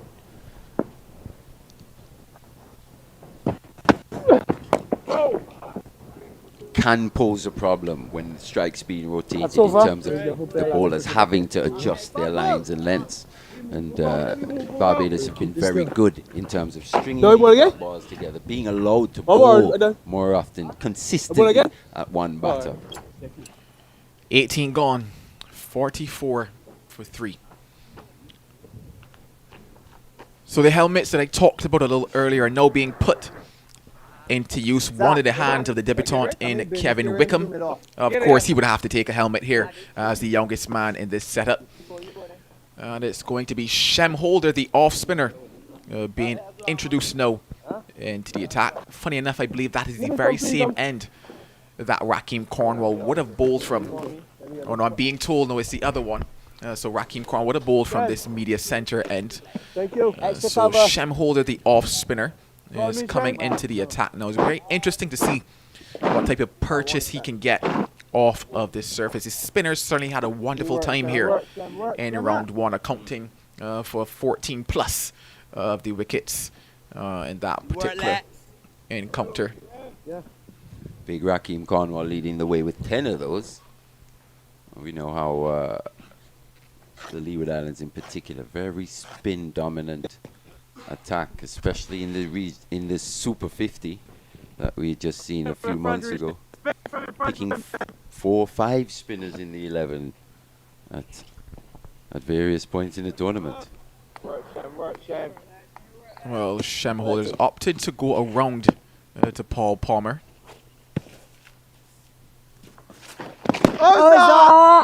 Starts with a badly lined delivery. Is drifting down the leg side on that occasion. A good take though by skipper Shane Dulwich. He's not been in the game much in terms of behind, but he's certainly been there in terms of his vocal support for his boys. Bowled a lot of overs in the first innings in particular. Shame Holder, 36. You know, picking up 3 for 72 against Guyana. Once again, just pushing it 3 balls, 3 sweeps, Shane. down that leg side. You can hear through the stump mic Shane Dart saying 3 balls and 3 sweeps. Probably asking him to make just a slight adjustment in that line. Sweep going, Lexi. Well, I can tell you that the wind is still quite good here at Coolidge, and it will help him with that drift, Shem Holder. I've got a question for you actually, Joe. A bit later on I'll ask. As someone who would know a bit more about the domestic scene in Barbados than I would probably. Oh, lovely. That's no you, buddy. Shane Dulwich no happy with the line on that particular occasion. A lot better from starting it more so on that leg stump, middle and leg stump line. Oh, yes, Shane. Beautiful. I'll probably ask it now. Of the 3 spinners on show here for Barbados, you see Shaim Holder, you think Kamari boys. I'd probably put Kevin Wickham in there as well. Who's the higher rated bowler in Barbados? Oh, yes. Gonna get on your wrong bus, Lex. Well, that over comes to an end. The first over of spin today, 44 for 3. Well, I have to say for sure, in terms of the experience, it is indeed Shem Holder. Also then, in terms of the wickets that are being taken, Kamari Boyce would have picked up 22 wickets back home in the first division competition, rather the elite competition. And Shem Holder picked up 27. So on wickets as well, Shem has it there. But for sure, in terms of experience, in terms of wickets, it is Shem Holder. He's been around the scene for some time in first class cricket. Also got some list day games as well. I really loved how he went about his work in round number 1 against the Guyana Harpy Eagles. He had great control, spotting the ball well, giving it some time in the air as well. We saw on this particular occasion the ball actually getting some nice turn as well. Shamar Springer to continue. Bowled him! Beauty. An absolute gem of a delivery by Shamar Springer. Bang on the money, bang on target, and rocks back the off stump of Aldane Thomas.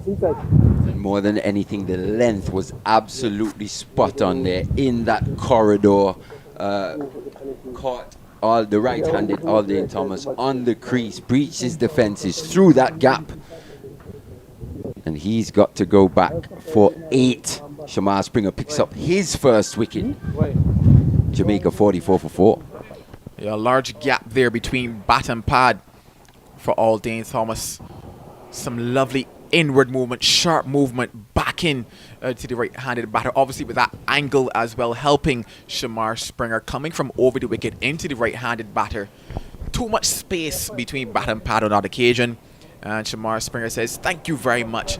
I'd happily accept that wicket. Barbados pride as well, 44 for 4 Jamaica Scorpions. It almost looked like Alden Thomas was a little late as well on that one. Maybe just slightly quicker from Shamar Springer. Just finding his rhythm now into his 6th over. He showed good skill as well, got the ball to move, and in what I consider pretty helpful bowling conditions here, with the grass covering the amount of green grass and also the moisture that's been around, and the overhead conditions. It's been all Barbados thus far. They've made use of the bowling conditions. They certainly made use of the conditions. They made use of the surface as well. So there's been some swing. There's been some movement off the pitch. The Barbados Seamers are certainly having a wonderful time here today as Abhijay Man Singh strides to the crease now. This is his 2nd first-class match after coming in as a medical replacement in round number 1. He actually got a half century in that first innings, 56. And more importantly, not just 56, but 56 off of 176 deliveries for the young man, which tells you that he spent some time at the crease back home in Jamaica. He's certainly a top-order batsman, so we know some pedigree about him. But this is a different challenge than what he would have faced in round number 1 against the Leeward Islands.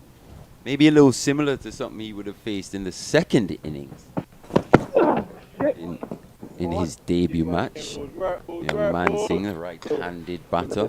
Boy, he's taken like a duck to water to this level, considering he wasn't picked in the original 11, came in as a medical replacement, and he's just contributed with ball and bat. You spoke about the amount of deliveries that he faced in the first innings. I think he faced 200, over 200 in the 2nd, scoring another half century, 60-yard not out. Managed to keep out big Rakeem Cornwall as well.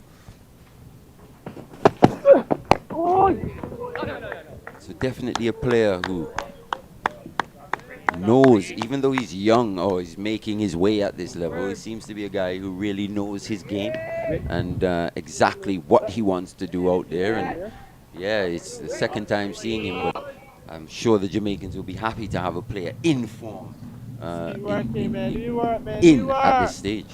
Certainly, I was able to chat to him yesterday in a quick little interview, and he's certainly a level-headed young man. He was happy with how things went for him. I'll get back to that after this delivery from Shamar Springer. Man Singh on that particular occasion, allowing the ball to come to him.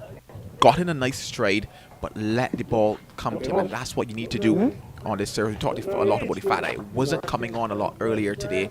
Had to put away a couple of the expansive shots that you would love to play as a batter. It's all about that time. It's all about that patience. And right about now, it's all about another partnership for the Scorpions. But as I was mentioning, Abhijay Man Singh, he seemed very level-headed. He knew what he was about, and he's certainly ready for the challenge on hand. Oh, that time I believe that one fell just short of Shamar Springer. It almost looked as if it would have ballooned right back to him. Once again, that ball holding up maybe a little bit in the surface. Abhijay Man Singh just pushing at it on the move, causing it to just balloon almost in the air back towards Shamar Springer. But luckily for the young man, it fell short. Lives to see another day. Allows that one again now to come to him. So it's very interesting, Mali, as we have the end of the 20th, 44 for 4, the Jamaica Scorpions. But it is nice that we can make a very lovely comparison just in those last 3 deliveries. So the first one he allowed it to come to him. He got a good straight out, but let the ball come to him.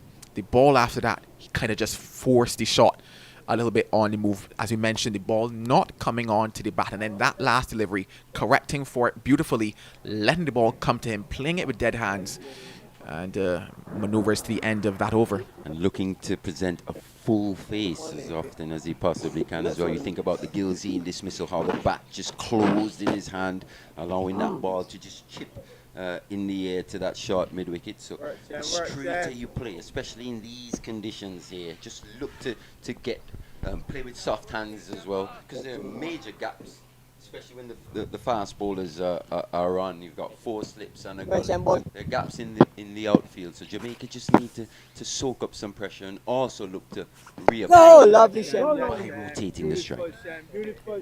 Well, the Shem holder continues here, and he's that first delivery tells you that he's spotting it better than when he started in that first over. Oh, yes, Shem.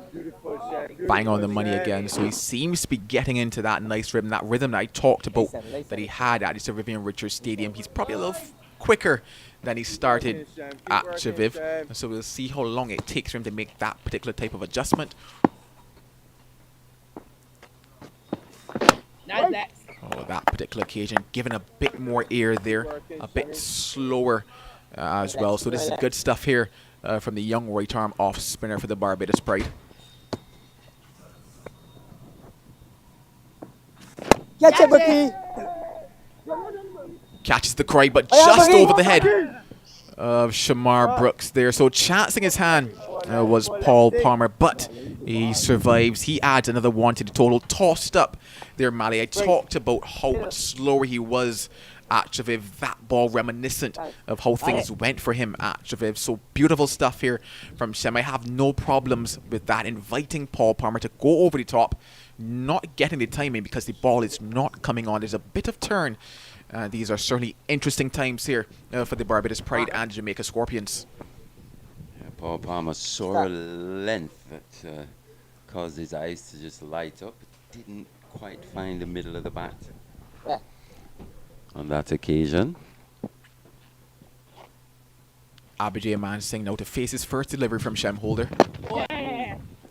Gets forward and gets an easy single into that vacant cover region. But that's the kind of batting that the Jamaican Scorpions would be looking for, especially to good deliveries, looking to score as well without taking any major risks.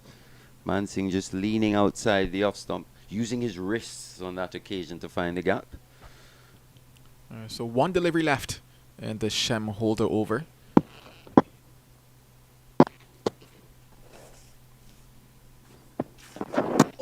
Bit of turn there, Joel. Here we go. 46 for 4.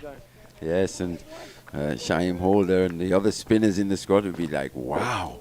Day one, still some time to go before lunch here on day one. And major turn by the off spinner Shaim Holder. Yeah, not just major, but it was sharp. Yeah, it looked quite sharp turn out of the surface there, and what it will do is it will give the batters something to think about. Walking around cricket grounds, I've often heard from the older guys there, turn one, turn two, bowl everything else straight. Yes, it probably tells you just how much maybe spin will come into the game later on as this game progresses. It's going to be Springer to continue from the media end. The first one I've really seen him go in to the surface there for Abijay Mansingh as the umpire calls one for the over. I don't mind that so much because it gives you something to just think a different about. look. Yeah, I don't mind that. Obviously, you know, we talk about it a lot about time left in the day. Just testing the middle of the wicket a little bit just to see what it has at this stage. I can hear a plane going over here as we are very close to the airport here at Coolidge, right next to it indeed. That occasion pitched up by Shamar Springer. When he pitches it up, length is going to be extremely important, as we saw and as I talked about those last three deliveries of the Shamar Springer over, how Mansingh negotiated them and how they actually look like they're there for the drive, but really and truly because of the nature of the surface so far, they're not exactly there. And if he can get it back there, he could be in the business. And this is what you like to see, a bowler actually thinking about what he's doing. You saw him go to the short delivery. The follow-up was just a bit fuller, just looking to catch him on the crease. And now he just hangs one a little bit outside that off stump. Just testing the Jamaican Scorpions here. Shamar Springer.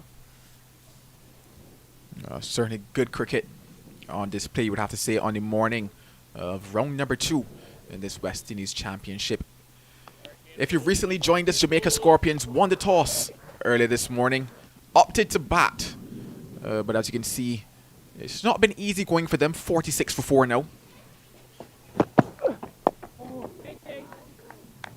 It's another good delivery by Springer there. Just dotting these, just binding these dot balls together now. It's been all Barbados this morning. All Barbados Indies. We take a quick look around at some of the other matches over at North Song, the Sir Vivian Richards Stadium. Leeward Islands taking on Trinidad and Tobago. Red Force. Well, the match start there has been delayed. And over in Grenada, Windward Islands versus Guyana. Windward Islands 94-3.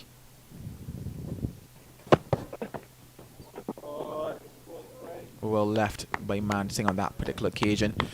Quick rundown of the score over there for the Windward Islands.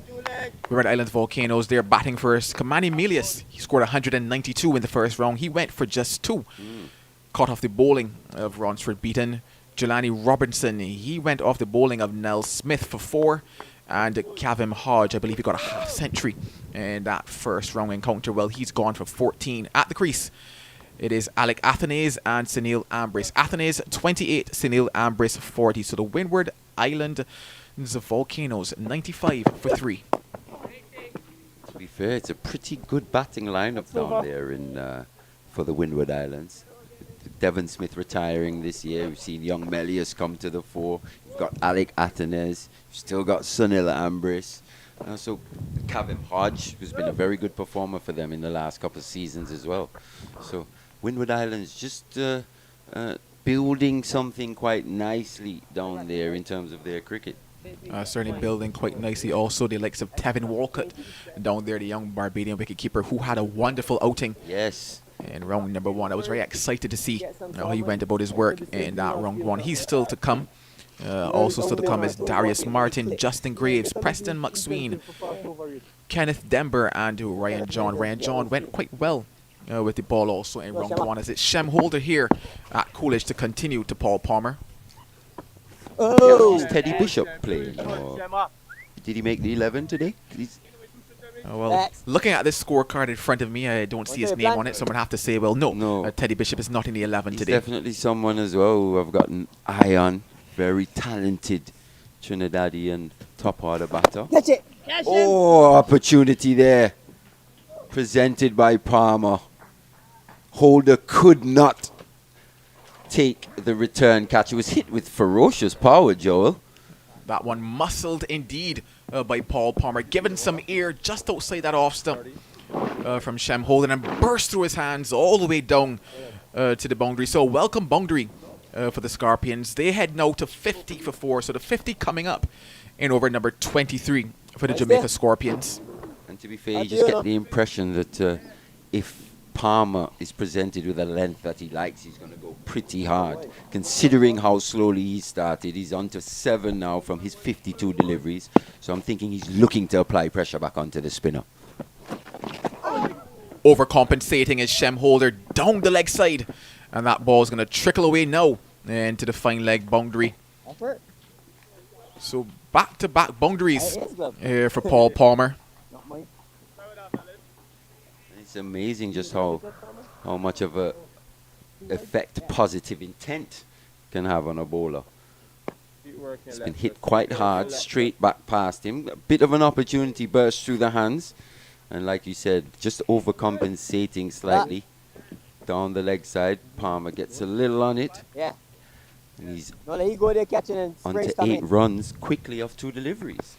Oh, well, that has prompted some changes in the field. The man that was at mid-off has dropped back to long off. Shem Holder's opted now to come over the wicket to Paul Palmer. Over the wicket actually was quite successful for him and gave him great returns at the Sir Vivian Richards Stadium.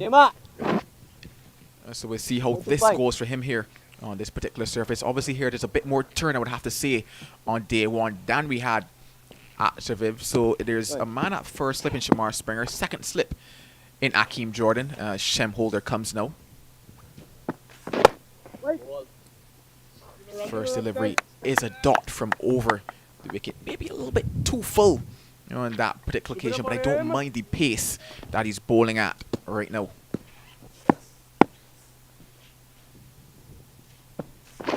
Wait. That's it. That's Ah, it. you He's hit- more you- comfortable. You hear them coming through the mics there. That is the pace there. That is the pace there. It's correct. That is the right pace for Shem Ho to be bowling here. Making Palmer have to think about the type of stroke that he's going to play. And to be fair, the reason I asked you about how the spinners were actually viewed in Barbados was because I'd seen Kevin Wickham in the regional Super 40 for the emerging, for the academy, West Indies academy team, and boy did he look a prospect as well with ball in hand. Almost a mystery aspect to his bowling, whether he bowls leggies and offies, and he troubled most of the batters in that tournament, and the most experienced batters as well just struggled to pick him. He's definitely a talented young man. He's got a bag of tricks. Some days he has no idea what to bowl. Honestly, when you have so much skill, you have so many deliveries that you can bowl, it must kerfuffle the mind as to what to deliver. And there are occasions that you do find him, unaware of what to actually bowl. So if he's given the ball here today, it'll be wonderful to see how he goes as Jerry McAllister is brought back into the attack from this media centre end, given a burst before lunch. I see 12 minutes before we get to that lunch break. So Barbados Pride searching for another wicket, knowing that 5 down before lunch on day 1 will be problems for Jamaica Scorpions. Young McAllister, me personally, I probably would have given him a crack from the northern end. We saw him from the media centre end, and maybe not as comfortable as he would like. Probably given him a little blow from the other end. Exploit conditions almost coming downhill, considering the pace that he bowls at as well.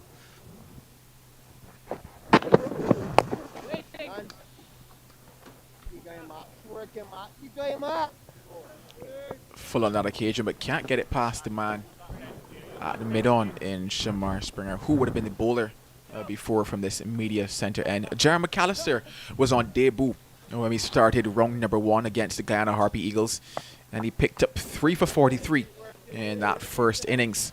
And I must say it was a wonderful burst from the young man, given the ball right after lunch, and picked up a wicket in his first over.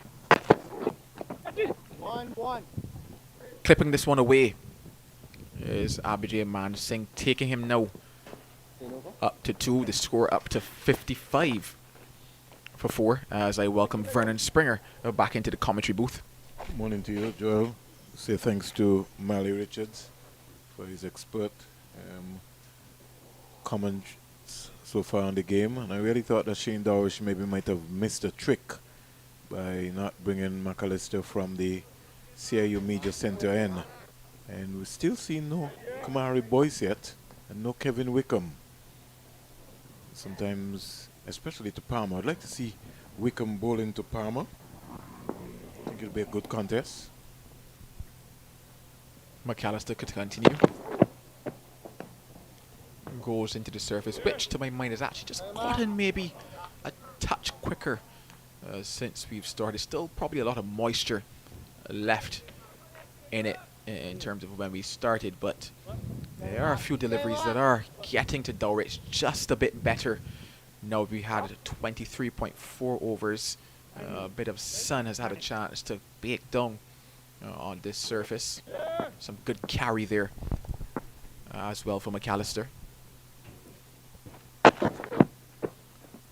See, Joel, I have a tendency, a different view. If you check how Barbados for the morning would have picked up their wickets, the short ball really is a no-no. That is supposed to be a surprise delivery. And with McAllister's pace, he just needs to attack the stumps. And if he can attack the stumps consistently, then he could be a worry for the Jamaican batsmen. Oh, he certainly can be a worry indeed, especially given that he's the quickest bowler out on show for the Barbados Pride. Thinking about 2. Decide against it. That's over. And that's the end of another over. 56 for 4. 56 for 4. Jamaica will have to refocus. Mansing and Palmer. You'll have to consider that Palmer in his context, really, because the Barbadian bowlers really didn't attack the stumps enough. You know, Shem Holder, I thought losing his composure and calm. If you looked at his first game at the Sir Vivian Richards Stadium, when he bowled around the wicket, he looked at a whole different bowler. And for some reason, he decided to come around the wicket. Over the wicket, he's a lot more comfortable, and he just needs to be patient.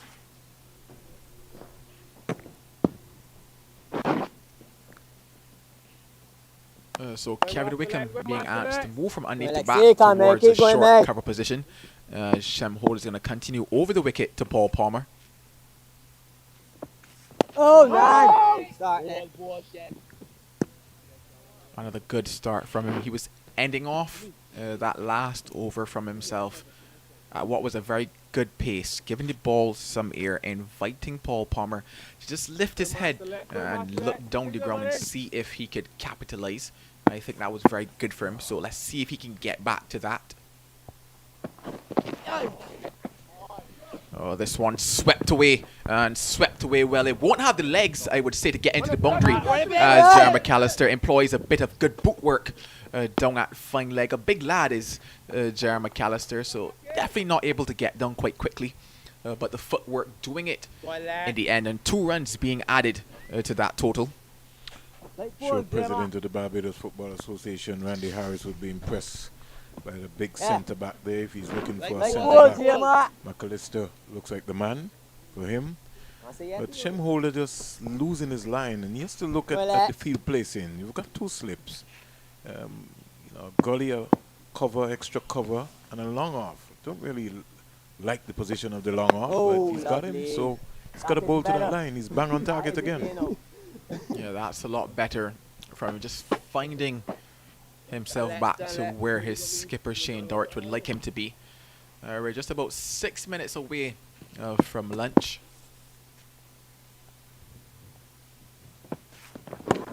To be honest with you, you know, I don't like, in a cricket game, you have to look to conserve and save runs. So to have that man down on the boundary at this time to lunch, to me is almost like a no-no. You got to build all the pressure that you can. Barbados, they're on top. They have to look like they're on top. They're 58 for 4. Bowling, that is you. A lot better from Shem Holder. And once again, I want to cast our minds back to that first game at the Sir Vivian Richards Stadium. This is how he picked up his wickets, coming over the wicket to the left-handers, getting that ball to pitch just maybe around middle and off, drawing them forward and taking the edge. Oh, Lord, man. Similar there again. Wonderful stuff by Shem Holder. Another over comes to an end. The Jamaica Scorpions 58 for 4. So 58 for 4. And when you look back at the context of the game, some 25 overs bowled. Barbados large and in control here over the Jamaica Scorpions, and almost like a cardinal sin when the Jamaica Scorpions opt into bat. I had to reflect on how Aldane Thomas got out. He was neither forward nor back, which means that for the ball to hit your stumps, you know, you got to be covering. Your defense has to be good. You got to trust your defense. And I thought his alignment of his head moved while he played down the wrong line and was bowled by a beauty by Shamar Springer. Barbados looking for at least a wicket or 2 before lunch.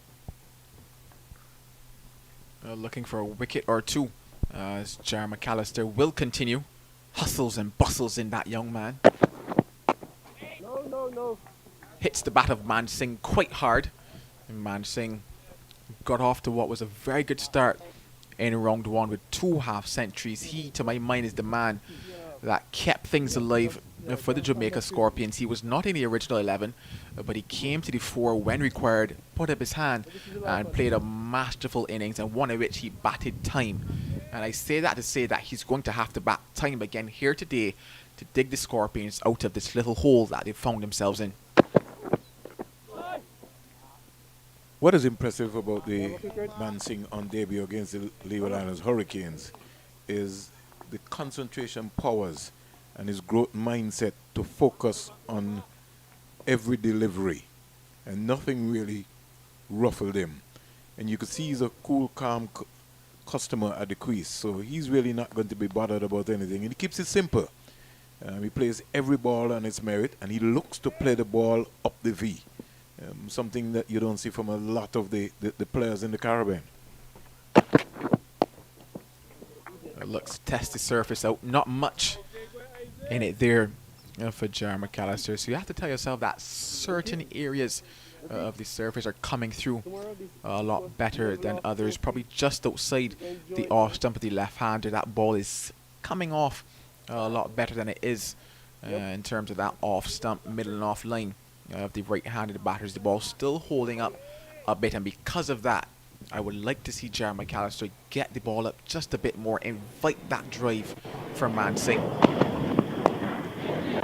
Something like that. But on this occasion, well handled by Mansingh, who is not looking to play the expansive shot. So I'd have to say that it's good cricket all around on the part of Jar McAllister, and then backed up then by Abhijay Mansingh, as Paul Palmer probably comes down to give him a bit of advice, let him know that no, it is 11:58 a.m. in Antigua and the remainder of the Eastern Caribbean, 2 minutes away from that lunch interval. Make sure that you're still there when those bails are flicked off. Joel, you're not the umpire. Please. The umpire calls time. See, that's a nothing delivery. And when I say nothing, I don't mean he's trying to bang the ball in short. And like I remind you again, Joel, you have to sit down and you have to look at the entire game. In the morning session, how did Barbados get their wickets? Not one short ball, which means that you have to bowl a fuller length. To Mansingh, I just think that he just needs to bring Mansingh onto the front foot. That's what he has to do. Banging it in, Mansingh's concentration, I don't think this track has that amount of pace to worry Mansingh. Well, another shortish delivery to close it out. Over. Time. 58 for 4. The umpire calls time. So that is going to be lunch here on day 1 of round 2 in this West Indies Championship. Jamaica Scorpions getting up to 58 for 4 at lunch. So you would have to say that this first session certainly belonged to the Barbados Pride. They were all over the Scorpions, hitting good lengths, hitting good lines, and being justly rewarded, picking up 4 wickets on the morning of day 2. Quick look at that scorecard for you. Leroy Lugg and Tevin Gilzine got things going for the Jamaica Scorpions, but Lugg, he went quite early. Ball number 3, he was bowled by Jordan. Gilzine went for 32 on debut. He was caught Boyce, bowled Jordan. Kirk McKenzie, he got 1. Caught McCaskey, bowled Jordan. Paul Palmer, the captain, he's still at the crease, 14 from 65. Aldane Thomas, he went bowled Shamar Springer for 8. And Abhijay Mansingh in his second first-class match, he is 2 from 21 deliveries. So at lunch, Jamaica Scorpions 58 for 4. As I look very quickly at that bowling card, Akeem Jordan, 9 overs, 4 maidens, 3 for 23. Jar McAllister, 6 overs, 2 maidens, none for 12. Shamar Springer, 7 overs, 5 maidens, 1 for 10. And Shem Holder, 4 overs, 1 maiden, none for 12. Those were the 4 bowlers used by the Barbados Pride here in the morning of day number 1, round number 2 of this West Indies Championship. I leave the final words in the hands of Vernon Springer, and that'll be a quick break before we come back. It'll be a happy luncheon period for the Barbados Pride team. Maybe just one drop catch, and I might be critical in saying a drop catch. It was a bowl and caught. Shem Holder of Paul Palmer 3. But outside of that, I think Barbados would have had the morning session, and as the players go off for lunch, we here will also take a lunch break. On behalf of the entire team, the technical crew here of 360 Television, who've done an excellent job here so far, Mally Richards and Joel Manning, I'm Vernon A. Springer, saying thanks very much and continue to support Cricket West Indies. Join us at least by after lunch, 35 minutes after lunch, we'll be back on air. Tej, firstly, I want to ask you, what was the feeling like receiving your test cap from Brian Lara? Well, you know, it's a special feeling receiving your cap, and from the legend himself, it's even better. What did he say when he handed you that cap? He said he was there when my dad made his debut, and he think he would be proud right now watching watching on the game and seeing me receive my cap. And just as you mentioned your dad, coming through the system, how did you deal with the pressure of being Shiv's son? But it's something people always talk about. So I just try and be myself. I can't be him. I could only do what I can do and be me. In terms of your batting style, a lot of people say that you're similar, you take your time. Is that his influence shining through, or is that just something you developed throughout your career? Well, I started training with my granddad when I was little, so he always the kind of guy, he just instilling you, don't give your wicket away, and you could only get runs in the middle, that kind of stuff. So yeah, I think it started with my granddad. And I know that you've done a bit of training with your dad as well. Is that the same type of idea that he tries to instill in you, or what is his coaching style? Yeah, well, since he came, he was living in the US a bit and then in Guyana. Well, now he's back in the US, but at the time when he was in Guyana, we would train together. So, yeah, basically, some of his teaching and batting style kind of rub off a bit. Was cricket always your first choice, or have you ever thought about doing anything else for a living? Oh, well, I guess like playing youth cricket, and yeah, from playing youth cricket I thought about, cricket, yeah. Never really anything much else. So if Tejran Shandapal wasn't a professional cricketer, what would you be doing today? I really don't know. I haven't given it much thought. Well, good. We hope you don't have to give it much thought. Fingers crossed. In Test cricket, do you have any goals for this upcoming year? I try and take it one game at a time. Every time I go out and bat, try and get start again and try and bat as long as possible. Yeah. You mentioned taking it one game at a time, 2 test matches under your belt so far with notable performances. What was the feeling like when you first got the call to represent the West Indies? Well, I obviously thrilled, excited to be representing the West Indies.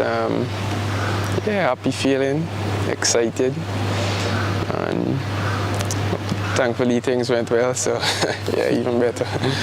Who did you get that call from? Chairman, Mr. Yens. Yeah. And what was your reaction? What did you do immediately after? You know me, I'm a quiet guy. I didn't really jump up or anything, but you're feeling the emotions inside. Yeah. Who was the first person you told about that call? Probably my mother, because I live with my mother. Yeah. So yeah, I live with my mom back in Guyana, so yeah, most likely I think her. And when you told your dad, what was his reaction? Well, he's like, it's tough series, so you gotta be prepared and be ready mentally and everything else, yeah. That was before he said congratulations? He always thinking about what you gotta do, so yeah. Would you say that he has been the biggest influence in your career so far? Well, like I said before, it started with my granddad, because from the early phases of my career and age, my dad was obviously playing, so he's not around much, and yeah, so my granddad. And other than your dad and possibly a batting partner, which other cricketers do you look up to in world cricket? Anyone that you have watched over time, maybe model your game off of, past and present? Well, you watch like Alistair Cook, Sangakkara, my dad, Lara when they were playing. You watch all the good players, Sachin, Virat, so many, Can't name all of them, Ricky Ponting and all these guys. So. And anything out of their game that you always said you would bring into your game when you got to the Test cricket level? I guess you watch some of the shots they play, but obviously I don't have all those kind of shots like some of the other guys. But try and keep it simple and do what I could do. You mentioned Brian Lara, who you have here in Zimbabwe as a mentor. What is it like working with Brian Lara, and how much motivation does it give you when you walk out onto the pitch or when he says a kind word to you? He's a very cool guy, easy to approach, and you offer a few tips here and there, stuff you can add to your game and improve on. And apart from like shots and the kind of stuff, like how you think about the game and these kind of stuff, yeah. How is it having Craig Brathwaite as an opening partner? Craig, a very cool guy, you know. I guess similar to me. So we get along pretty well. When you go to bat, he always share his views and things that you could do to negate certain bowlers, and yeah, we talk about what the ball doing and what we could do, and yeah, that kind of stuff. What do you admire most about Craig? Firstly on the field and then off the field? Well, like I say, yeah, he's a very cool guy, and you feel, you know, I think he is strong mentally, yeah, bat for long periods, and he runs show. And I'm guessing that's something that you plan to emulate as well in your game. Yeah, well, hopefully, you know, try your best every time and hopefully get some runs. And what about off the field? How is he as a captain, a man manager? Yeah, he's simple, man. Easy to get along with. He does his thing easily in the background, so yeah. How have you enjoyed your time so far in this West Indies setup? Well, the guys been very welcoming, and everybody seemed to get along well with new players, and even the guys who were here before, you know, they treat you well, and you can have a conversation with any one of them. Who is your best friend in the team currently?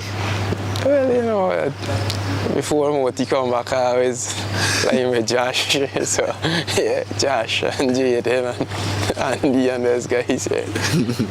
And you mentioned spending a lot of time with Moti. How good is it to have a fellow countryman in the team that's around your age and able to assist you? Yeah, I mean, I've known Moti since under 15, so I'm comfortable with him. You get a little partner to go around here and there. Yeah. And lastly, anything that you want to say to the Maroon fans that have been supporting you since your debut and will continue to support you throughout your career? Looking to try my best and get some runs and keep supporting. Thanks. Thanks, Tej. Welcome. Cheers. Alongside me, Shane Dowrich, captain of the Barbados Pride for this West Indies Championship. Shane, how are you feeling ahead of the tournament right now? I'm pretty excited going into this first game. I have a pretty young side in terms of experience, and the guys are really looking forward to getting out there on Wednesday. You mentioned having a fairly young side. Obviously, the likes of Craig Brathwaite, Kemar Roach, who actually has the most test wickets here as well. You know, how have you guys been preparing knowing that you don't have that experience in your side? I think those are some big books to fill that you just called, but at the end of the day, it's a great opportunity for a lot of these youngsters to showcase their talent and their skills. We've been doing a lot of preparation before we got here. We had a couple of games at the Oval, and I think they gave a good account of themselves in those games, and we're just looking forward to playing on Wednesday. All right, let's take things now to the personal aspect for you. Where are you at mentally? Because, you know, you've had a break from cricket. You played some first-class cricket last season. This is going to be the second time around that you're back into the first-class season again. Where are you at mentally right now? I'm in a very good place, actually, just enjoying cricket and just playing and trying to be the best I can be. And then finally, Shane, obviously, you always want to set personal targets for yourself. What are you looking at for yourself? Obviously, there's 2 matches before you have that break. What are you aiming for right now? For me, it's just to be as consistent as possible and help the team do as well as they can. For me, batting, I've been in good form lately. Had a good run in the games back home, and just looking to be consistent and play good cricket. Well, you're going to be flipping the toss there as a captain. All the best for this season, Shane. Thank you. The Cricket West Indies Academy aimed at developing the future of cricket across the Caribbean. Alongside me, Kirk McKenzie, a young man who has benefited from that academy setup. Kurt, what's your experience been like inside the academy? It's been good. Just playing a lot of cricket, developing my skills, trying to be better in the future. Yeah. All right, so for people who do not know about the academy setup, somebody like me, what does, let's say, training day or training week look like for you guys? It's really a holistic approach. We have sessions where people come in, like development, personal development, nutrition, and those things, and then we hit the back where we work on our technical skills, and then we have a couple of games we play against teams here from Antigua. All right, so going through all of that then, for you personally, what have been some of the highlights from the academy for you? Really the nutrition part of the sport, knowing what to eat and how it affects the body leading up to game days and stuff. All right, so we're now here at the beginning of the first class season. You have yourself a chance to be in that setup again. You played one game last year, I believe it was. How ready are you now for this year? I think I'm better prepared. The academy kind of helped with that, playing a lot of cricket, a lot of training, kind of fine-tuning certain things, and going back home, continue working on them, and come back here, places that I'm used to. I trained here a lot, so I think it should be good for me heading into the tournament. And then finally, obviously, you have to set yourself some personal goals should you get the opportunity. Obviously, we have 2 games for the break. What are you hoping to achieve for this first class season? We're just trying to, first, I score 100. That's a big thing for me as a batsman, but trying to put myself together to know the back end of the tournament I'll be in good stead for about most runs or something like that. Just trying to think of it on that line. Oh, that's definitely high aspirations there, but yeah. Kirk, all the best for this first class season. Thanks for that. At the age of 19, I was probably sitting on my couch watching TV. At 19, the young man next to me has a chance to make his first class debut. Kevin Wickham, how are you feeling at that possibility? I'm feeling really good. Representing my national senior team at the age of 19, I really feel it's a very good achievement because not much do it. All right, now obviously a year and just a bit more, you were recovering now from a broken foot. You had a chance then to come in as a replacement for the Under-19 World Cup. You had a chance to play in the Super 50. Did you think that you would be here today 1 year later? Honestly, if I'm being honest with myself, no. But the hard work and the dedication with my physio, Miss King, I really feel that she played a real good part in terms of me getting back on my feet and being back out here. Right. Getting back on your feet, literally. Yeah. But beyond that, you then obviously, like I mentioned, that's Super 50. You were with the West Indies Academy. You've been in that setup for some time. Obviously, there have been some stellar former cricketers who are also a part of that Cricket West Indies Academy. What have you been learning coming through that? Obviously, Coach Coley, he was very open to the boys, I must really say. He was really, really kind to us, really open, willing to hear what we have to say. And he wasn't really about changing up much of our game. He was just about bettering our game. So I really feel like the academy really helped me in terms of knowing my plans and knowing what I want to do, because the coaches go based on what I want to do. They would just assist in terms of the little things that need to be adjusted. So I really feel like the academy is a very good thing for the youngsters. I know in that you mentioned talking about your plans and what's not.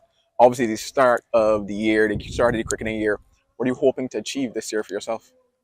Obviously, coming out to last year, I had a very good right ball season coming out to the end. So my confidence are very much high in terms of playing first class. So I really think that once I get the opportunity, I grab it with both hands and do Barbados Pro. Well, we certainly hope that you could get that opportunity, but all the best. Cheers. Tej, firstly, I want to ask you, what was the feeling like receiving your test cap from Brian Lara? Well, it's a special feeling, receiving your cap, and from the legend himself, it's even better. What did he say when he handed you that cap? He said he was there when my dad made his debut, and he think he would be proud right now watching on the game and seeing me receive my cap. And just as you mentioned your dad, coming through the system, how did you deal with the pressure of being Shiv's son? But it's something people always talk about, so I just try and be myself. I can't be him. I could only do what I can do, and be me. In terms of your batting style, a lot of people say that you're similar, you take your time. Is that his influence shining through, or is that just something you developed throughout your career? Well, I started training with my granddad when I was little, so he always the kind of guy, he just instilling you, don't give your wicket away, and you could only get runs in the middle, that kind of stuff. So yeah, I think it started with my granddad. And I know that you've done a bit of training with your dad as well. Is that the same type of idea that he tries to instill in you, or what is his coaching style? Yeah, well, since he came, well, he was living in the US a bit, and then in Guyana. Well, now he's back in the US, but at the time when he was in Guyana, we would train together. So yeah, basically some of his teaching and batting style kind of rub off a bit. Was cricket always your first choice, or have you ever thought about doing anything else for a living? Oh, well, I guess like playing youth cricket, and yeah, from playing youth cricket I thought about, cricket, yeah. Never really anything much else. So if Tejran Shandafal wasn't a professional cricketer, what would you be doing today? I really don't know. I haven't given it much thought. Well, good. We hope you don't have to give it much thought. Fingers crossed. In Test cricket, do you have any goals for this upcoming year? No, I try and take it one game at a time. Every time I go out and bat, try and get start again and try and bat as long as possible. Yeah. You mentioned taking it one game at a time, 2 test matches on your belt so far, with notable performances. What was the feeling like when you first got the call to represent the West Indies? Well, you're obviously thrilled, excited to be representing the West Indies. Yeah, happy feeling, excited, and thankfully things went well, so yeah, even better. Who did you get that call from? Chairman, Mr. Yens. Yeah. And what was your reaction? What did you do immediately after? You know me, I'm a quiet guy. I didn't really jump up or anything, but you're feeling the emotions inside. Yeah. Who was the first person you told about that call? Probably my mother, because I live with my mother. Yeah. So yeah, I live with my mom back in Guyana, so yeah, most likely I think her. And when you told your dad, what was his reaction? Well, he's like, it's tough series, so you gotta be prepared and be ready mentally and everything else, yeah. That was before he said congratulations? He was thinking about what you gotta do, so yeah. Would you say that he has been the biggest influence in your career so far? Well, like I said before, it started with my granddad, because from the early phases of my career and age, my dad was obviously playing, so he's not around much, and yeah, so my granddad. And other than your dad and possibly your batting partner, which other cricketers do you look up to in world cricket? Anyone that you have watched over time, maybe modeled your game off of, past and present? Well, you watch like Alistair Cook, Sangakkara, my dad, Lara when they were playing. You watch all the good players, Sachin, Virat, so many, Can't name all of them, Ricky Ponting and all these guys. So. And anything out of their game that you always said you would bring into your game when you got to the Test cricket level? I guess you watch some of the shots they play, but obviously I don't have all those kind of shots like some of the other guys. But try and keep it simple and do what I could do. You mentioned Brian Lara, who you have here in Zimbabwe as a mentor. What is it like working with Brian Lara, and how much motivation does it give you when you walk out onto the pitch or when he says a kind word to you?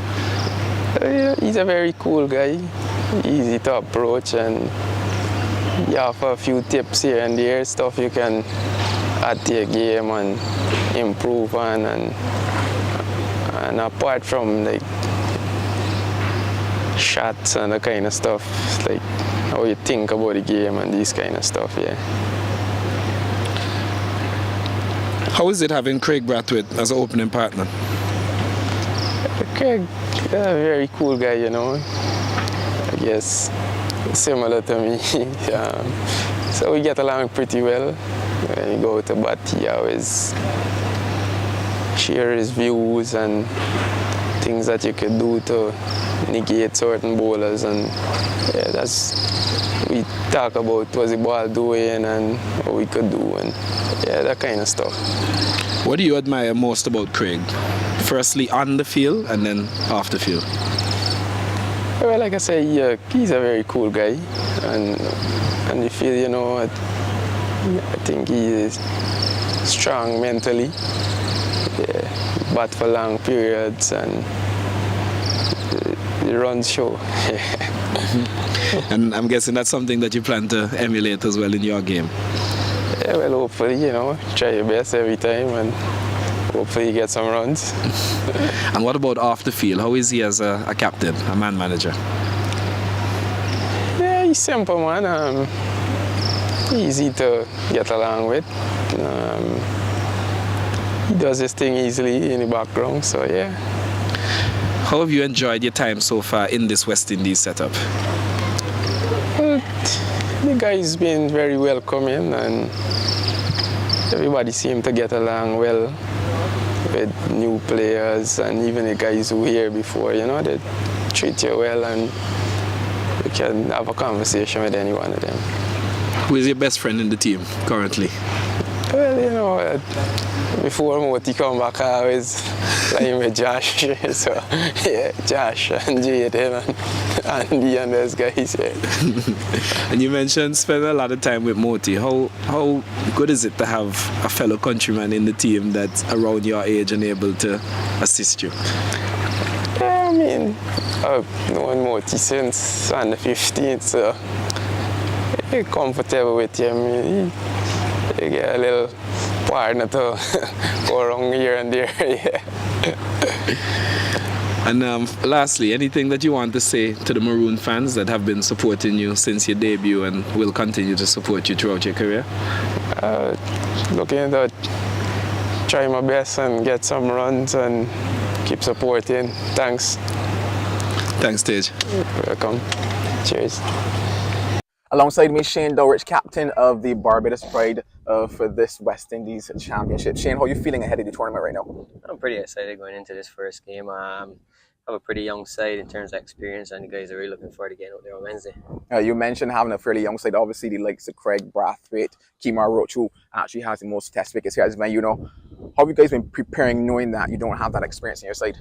I think those are some big books to fill that you just called, but at the end of the day, it's a great opportunity for a lot of these youngsters to showcase their talent and their skills. We've been doing a lot of preparation before we got here. We had a couple of games at the Oval, and they gave a good account of themselves in those games, and we're just looking forward to playing on Wednesday. All right, let's take things now to the personal aspect for you.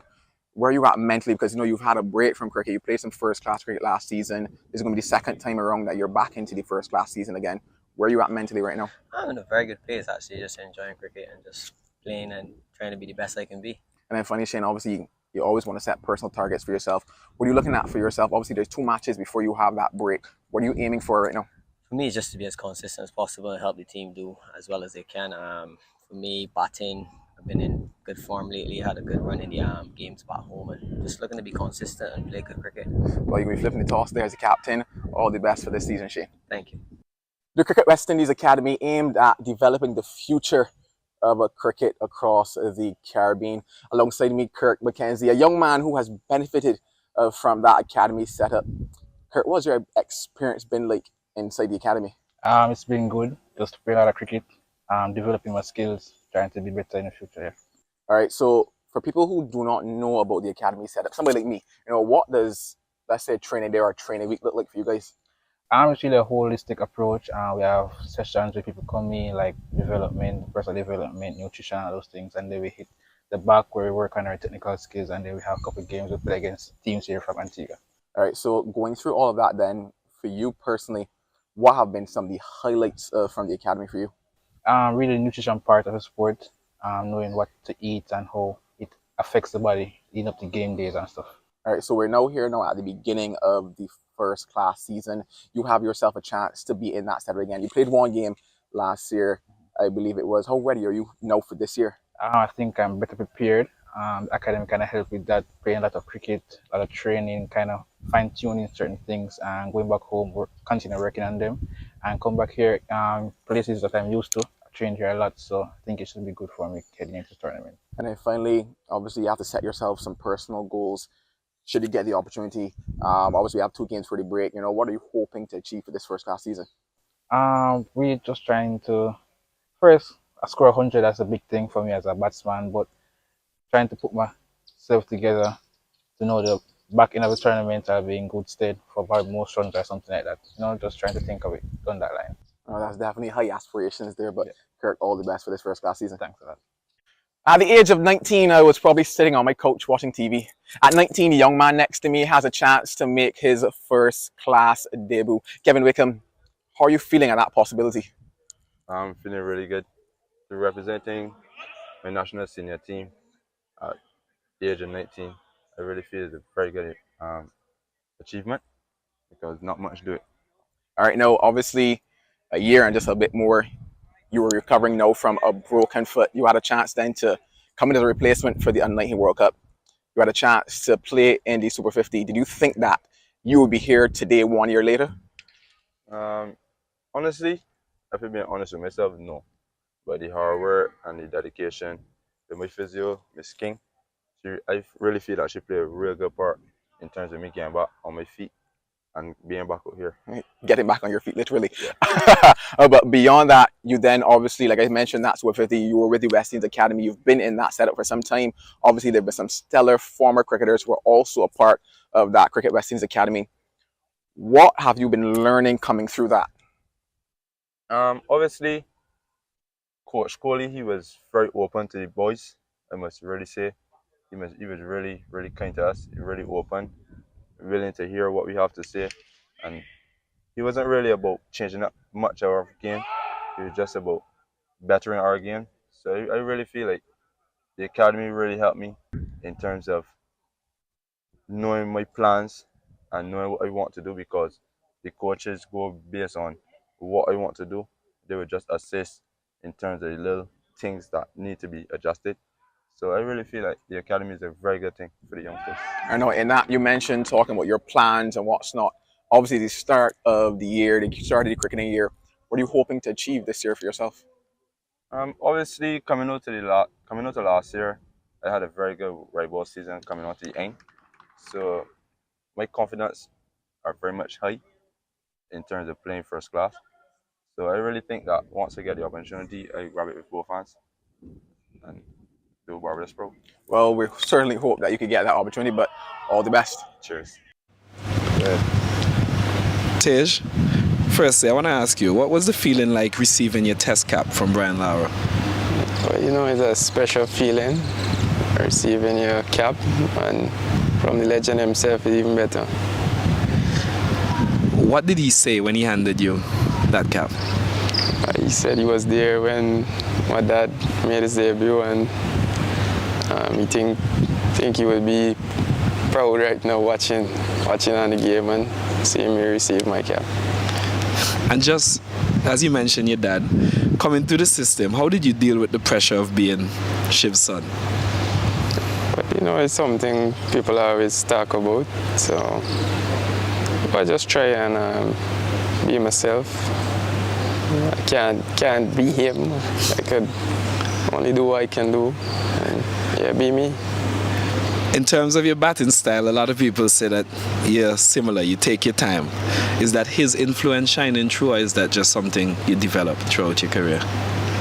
Well, you know, I started training with my granddad when I was little, so he always the kind of guy, he just instilling you, don't give your wicket away, and you could only get runs in the middle, that kind of stuff. So yeah, I think it started with my granddad.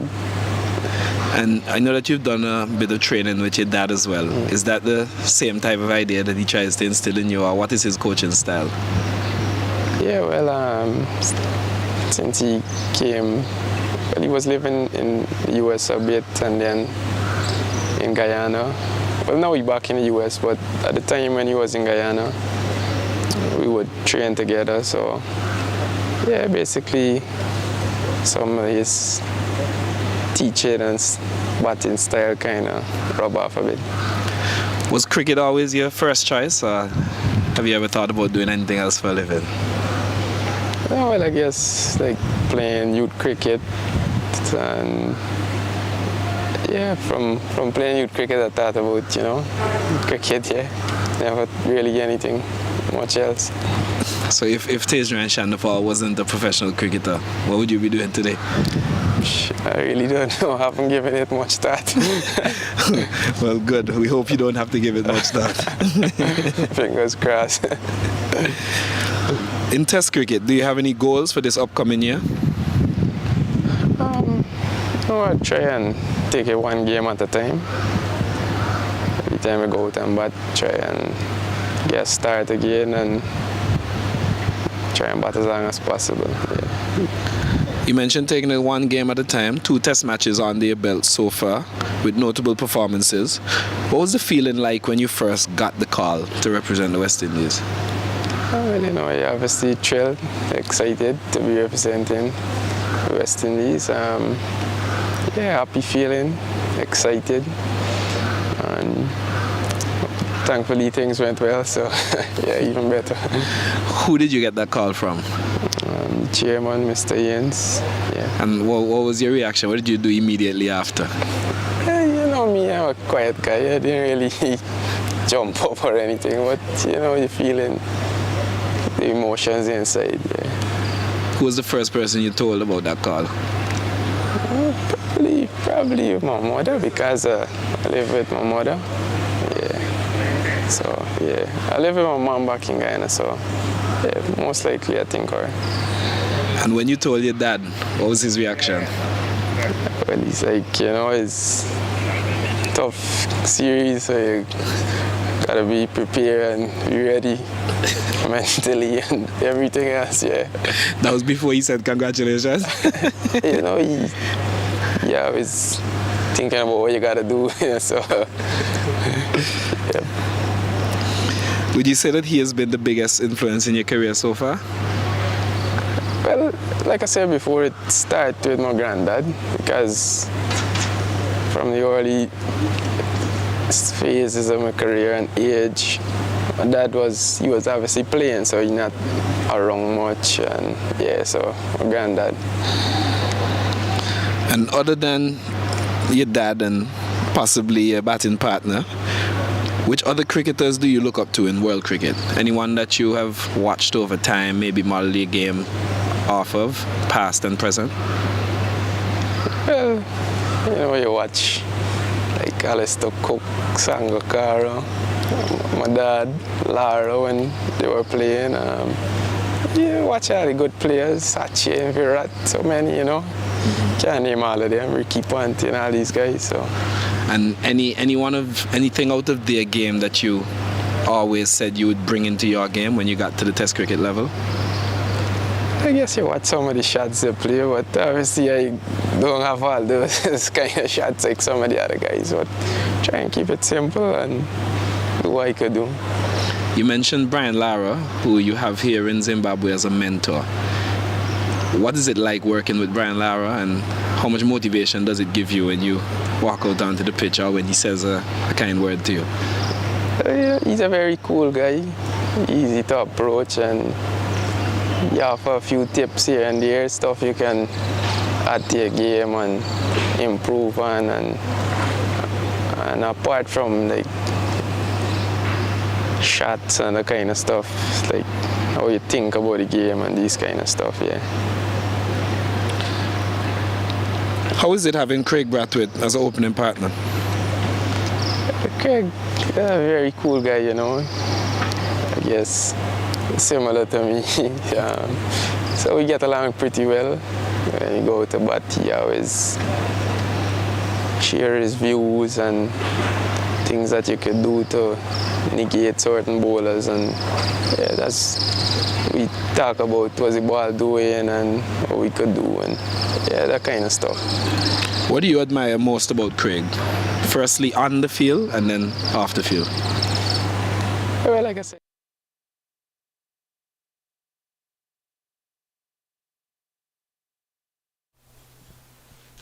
Good afternoon and welcome back to the Coolidge Cricket Ground, the home of Cricket West Indies. I'm alongside my colleague Mali Richards. At lunch, Jamaica Scorpions, who won the toss, 58 for 4 with some 26 overs bowled by the Barbados Pride. Mali, you're the head coach of the Jamaica Scorpions, 58 for 4 after winning the toss. What's your message now going back out after lunch? Head coach of Jamaica? Yes. Well, first and foremost, I've got Man Singh, who's in good form, and Paul Palmer, the skipper, very experienced, one of the more experienced batters at this level. So I'll be looking for a partnership from these two. Definitely look to keep out the good deliveries. As we've seen, there's a bit of assistance for the bowlers, especially the fast bowlers here, with the grass covering, some live grass there to be exploited.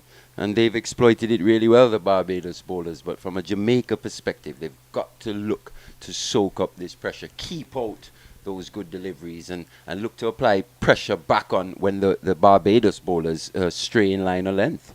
You know, you mentioned a conversation earlier that by the time the West Indian players come back for the Barbados Pride team, at least about 7 to 8 of these guys will be gone. Has the time come where Cricket West Indies now need to start thinking about second team cricket?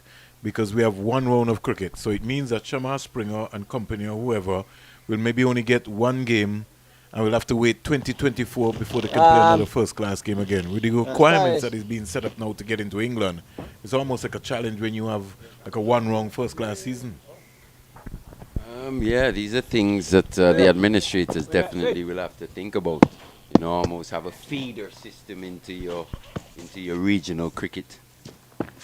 Here is the first delivery after lunch from Shem Holder. It just almost looked like he just looped that up, and Paul Palmer just leaned into it and just hit it down the ground. Now I don't know how you feel, Mali, but I feel that's giving away a single. That long off fielder. Especially with the stage of the game, of where the game is at this point. 59 for 4, just on top Barbados, you would say. The first over after the luncheon break, and just giving an easy single away. You want Palmer to take risks in order to score. We've seen him present a half chance to Holder, which he couldn't take. Man Singh just working this into the leg side area. He'll get a couple of runs here quite easily. And Shem Holder has really not come out after lunch and hit his straps yet. He just looks a little casual. It's not the same Shem Holder. And just to give you an idea, guys, play will start, or expected to start, at the Sir Vivian Richards Stadium, Mali. After a delay, once again, the Sir Vivian Richards Stadium. Trinidad won the toss and will back first. Singh comes quietly forward. There will be a minimum of 75 overs. And I really think that is almost like a cardinal sin when we have to be starting regional cricket. We really just have one round. So the leeward starting on the back foot early. There is Man Singh just working the delivery from Shem Holder into the leg side area and getting a quiet single again. I think the question is, I think last season was 2 rounds, if I'm not mistaken. The last time regional four was 2 rounds. This year is going to be 1 round. Is that going to be the way forward? I think it's a lot of things, financial, economic. But we got to find a way.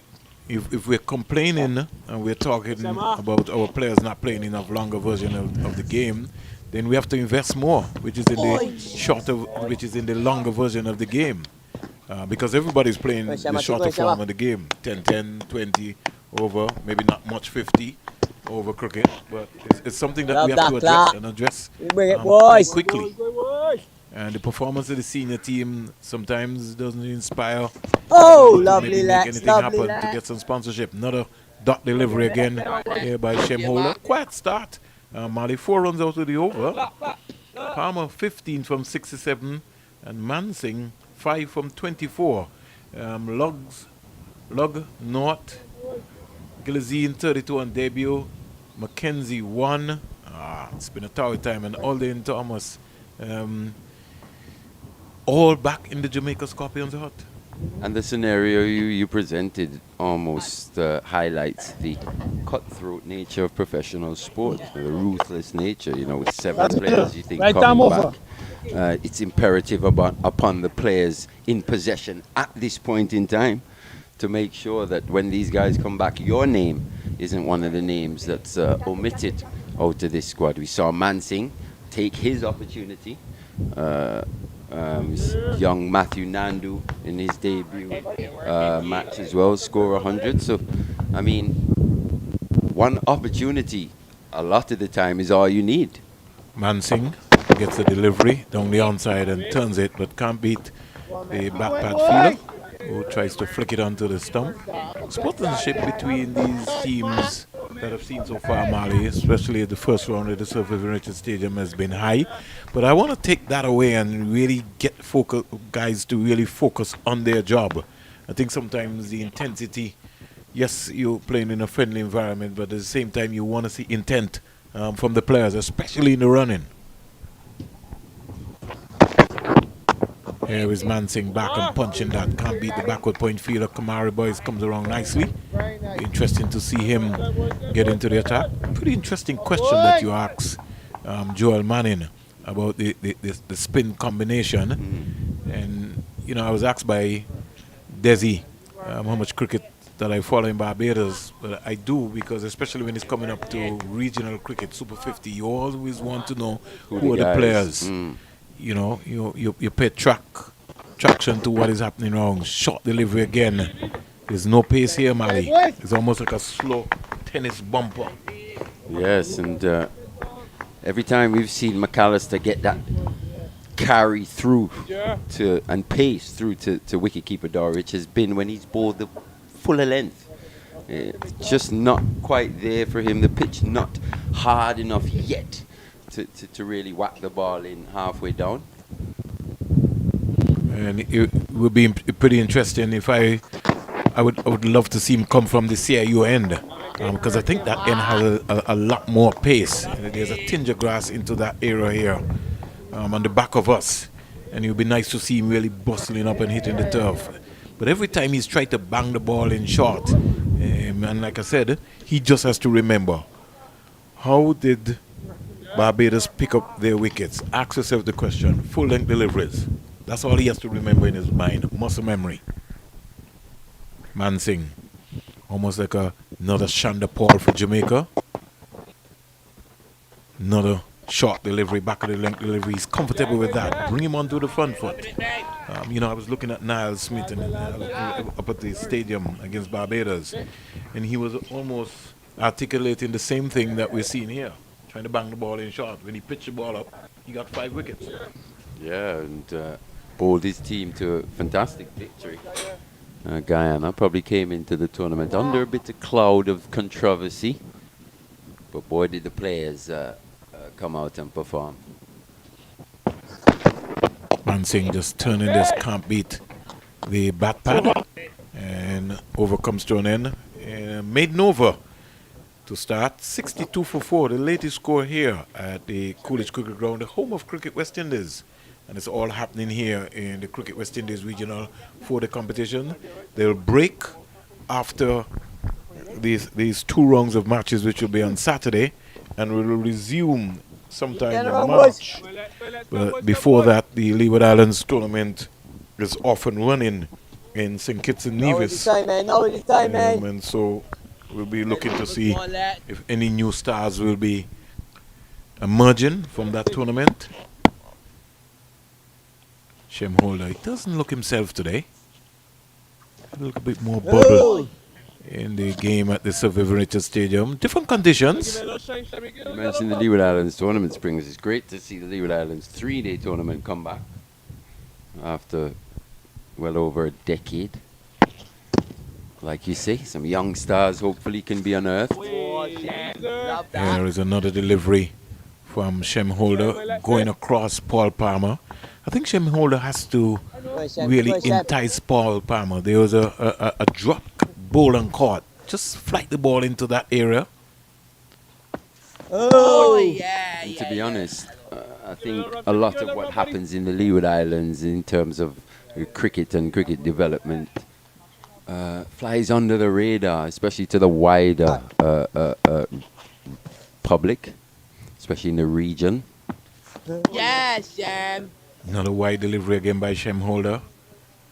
Just needs to settle into that line. I would have loved to see Mali, Noel Gishard or John Archibald bowling to Paul Palmer here. You got to attack the stumps, just above the eye line right there. Make him play. Or even Banky, Mari Banks. Mari Banks. Boy. It's much better. Because the reason why I'm saying that he has to bowl more at Palmer. Palmer is inclined, as you rightly said, Mali. He's somebody who he wants to get on with it. So, just give him that area. Let him go. He might go for a couple of boundaries, but entice him. He's showing great restraint here, though, and good temperament. Well, he's the captain. Paul Palmer, yeah, he's leading from the front. It's what's needed in this stage as we come to the end of that Holder over. The score 62 for 4. 2 maidens on a trot here. 62 for 4. But I think it's grafting time, and Mansing is good at grafting.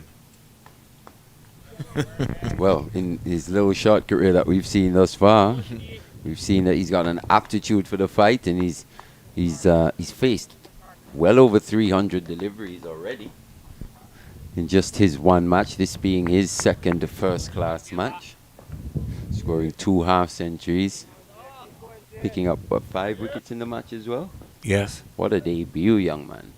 And, you're talking about Omari Banks. We'll get back to that. He's just playing this delivery up the middle and catching Springer on the heels, and Springer guilty of misfeeling, and they come back for 2 runs. That's what you call sleeping. You got to stay on the game, and Mansing, his knowledge and mindset of the game, put Shamar Springer at mid-on under some pressure, and he came in, took his eyes off the ball, and gave away an extra single. And to be fair, that's something he's looked to do from his very first delivery, Abhijay Mansing, sorry. He's just looked to rotate the strike when given the opportunity. On that occasion, put Springer under pressure. He folded, and they came back for 2 runs. Moves on to 7 now. Abhijay Mansing does another delivery, and he stands up straight, immaculate in defense, square on. But the most important thing is that he's looking up the V in a nice bat face, and he keeps his composure. He keeps talking to himself. You could see it, 1 ball at a time. 7 from 32. He's got a pretty compact technique as well, Vernon. Always looking to present a straight bat. And he keeps it as simple as possible. Short ball, stays on top of that, and just steers it down to the backward point area. Can't score.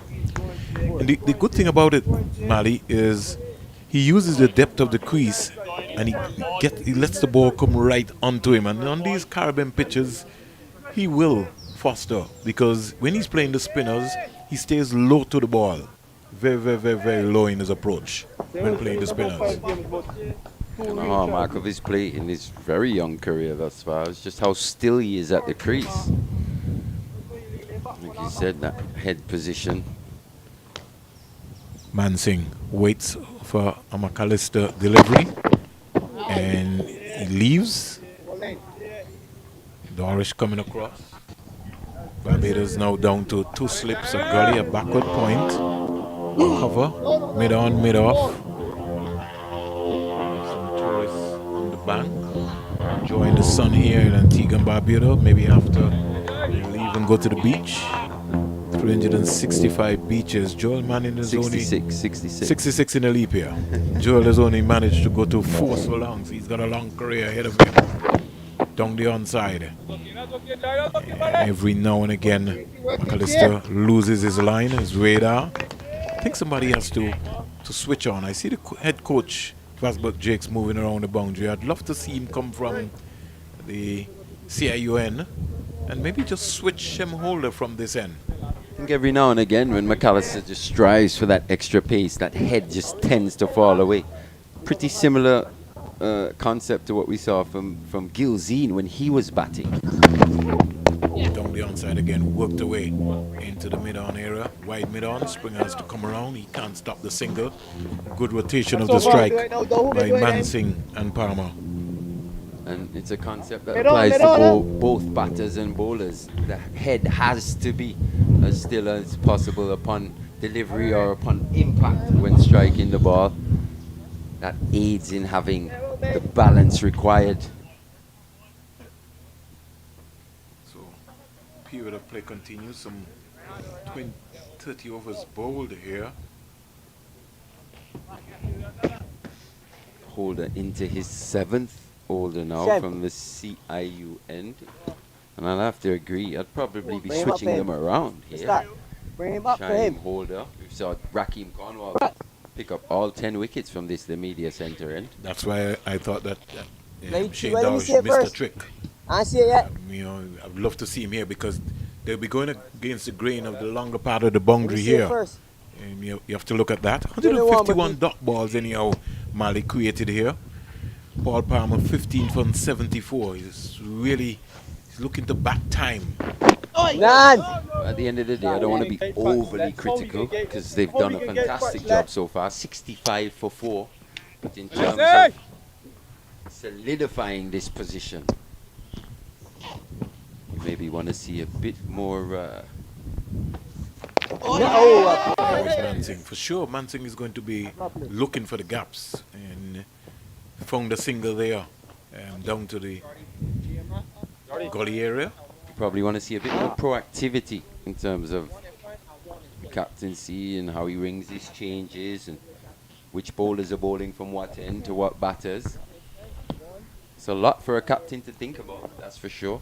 Yeah, and plus he's also got Kamari Boyce and Kevin Wickham in the wings. I'm interested to see how Boyce goes in this format of the game. It's going to be also here. No. Good line, Lex. I Good think line, Shamar Lex. Brooks at backward point was trying to solidify a field positioning to Shane Darvish.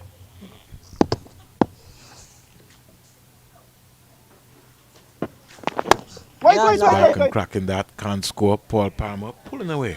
Maybe he's been advised to get a little closer to the ball.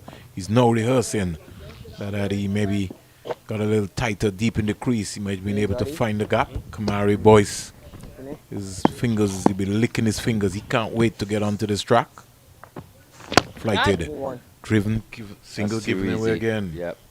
Way too easy there. You want Palmer to be taking risks in order to score, and with that fielder positioned on the long off boundary, Come on, man. We're a little flat, man. Come too on. easy of a scoring Energy. option Bring that energy, man. for Palmer. Not Lex is much bowling risk well, boys. required Let's see. when playing that stroke, Keep going, Lex.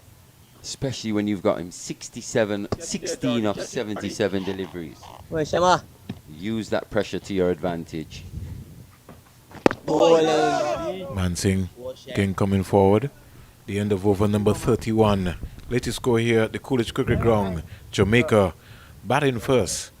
Here after winning the toss, they're 67 for 4. At lunch, they were 58 for 4.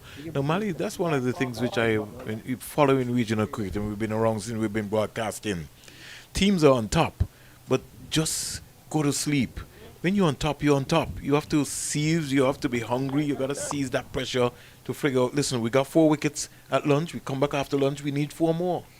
Yeah, that's for sure. You can't afford to meander through a game or just allow the game to linger. One has to be always proactive in terms of how are we going to take wickets, how are we going to score, just depending on the situation.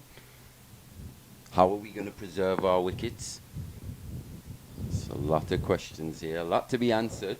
McAllister to continue. Yeah, not for 15, McAllister. Probably hasn't been at his best, but he hasn't given away many bad deliveries. He hasn't bowled many bad deliveries. Short delivery, Palmer on top of it. That's comfortable for him and just rolls the wrist. There's no back pad, and he gets a quite easy single. And talking about the game awareness, Mali. We've seen a new emergence of Ben Stokes under an England team. And it'll be interesting to see over the next 18 months how England approach their tests. They've come out with a new method now. They've decided that they're going to... That's in their approach to everything, from training all the way through.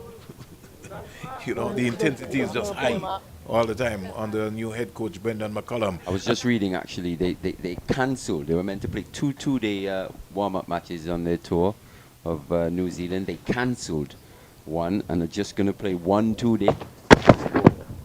Down the onside, another battery line delivery. With the aim being that in the past they would have thought that they would have slow. This time they're looking to peak just at the right time as the test series is going on. And you know, the approach what we see now from the England team, Mali, would go back to even when Adam Gilchrist was opening for Australia test team. He brought that sort of intensity from the 50 over game straight into the test arena. And that's something which we see embarking and moving along nicely. 68 for 4. Down the onside again. He's falling away. And in falling away, he's pushing the ball. That head again just falls away to the left. Young McAllister. 68 for 4 into over number 32. Umpires for today, Dayton Butler and Carl Tuckett. These two noble gentlemen have represented the West Indies at the one-day level. We're surprised that Carl Tuckett and Butler has not been advanced as fast as I would have liked. There is a naughty shot here by Mansing, but he was so high that he could afford to practice maybe many different shots, because he was high and wide. Yeah, a bit of pace there going through by McAllister, but a little wayward here, just bowling a bit to both sides to the right-handed Mansing. At times just pushing it down the leg side and just overcompensating there. Wide outside the off stump. But I still like what I see from this young man. He's a good prospect. Bang on target with that one. Bowls a heavy delivery. Yes. And if he can just bowl a fuller length in roughly that area, he'll pose far more problems to these batters, especially with this height and that bounce that he can get, especially from a fuller length. The partnership is 24, quietly. 24, some 10 boundaries scored so far in this innings. With more to come. First loose shot of the day from Mansing, beaten for pace more or less. Yeah, it just seems like the last couple of deliveries from McAllister have been high up on that speed gun. Maybe just finding his rhythm a bit more now. Into his 9th over. Actually just finished his 9th over. So 32 overs bowl. Paul Palmer, the Jamaica Scorpions captain, 17 from 78. And Mansing 9 from 44. Partnership of 24. And bowling changes have to be made. Shane Darwish, he has options. You got to ring the changes. Just the 3 fast bowling options though. So how he maintains his fast bowlers, especially in these conditions as the day wears on, hot day. That will be key as well.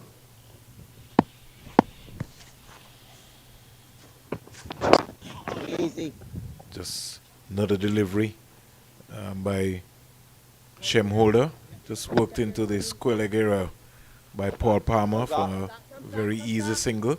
One thing I can say to you is that Mansing is always looking for the gaps, especially when he's playing the spinners. He's always looking to get a run.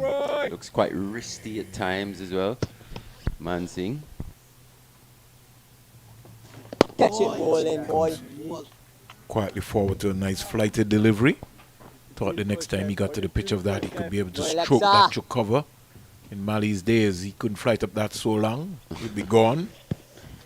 Different proposition here, though. And you see the approach, he's trying to look for a single. And the only reason why he's trying to look for a single is because Barbados is taking a big risk. They have McAllister at cover. Got the big guy there at cover. I'm sure he moves well enough. Well, at the Survivor Stadium, he did put his body on the line. Yeah, you can tell he's a good athlete, man. Just by the way he approaches the crease. Just look at this field placing, Mali, because Chemhole is tending to bowl to, would we consider it to be a 6-3? Interesting. Yeah, it is. He's got Shamar Springer at leg slip to the right-handed Mansing.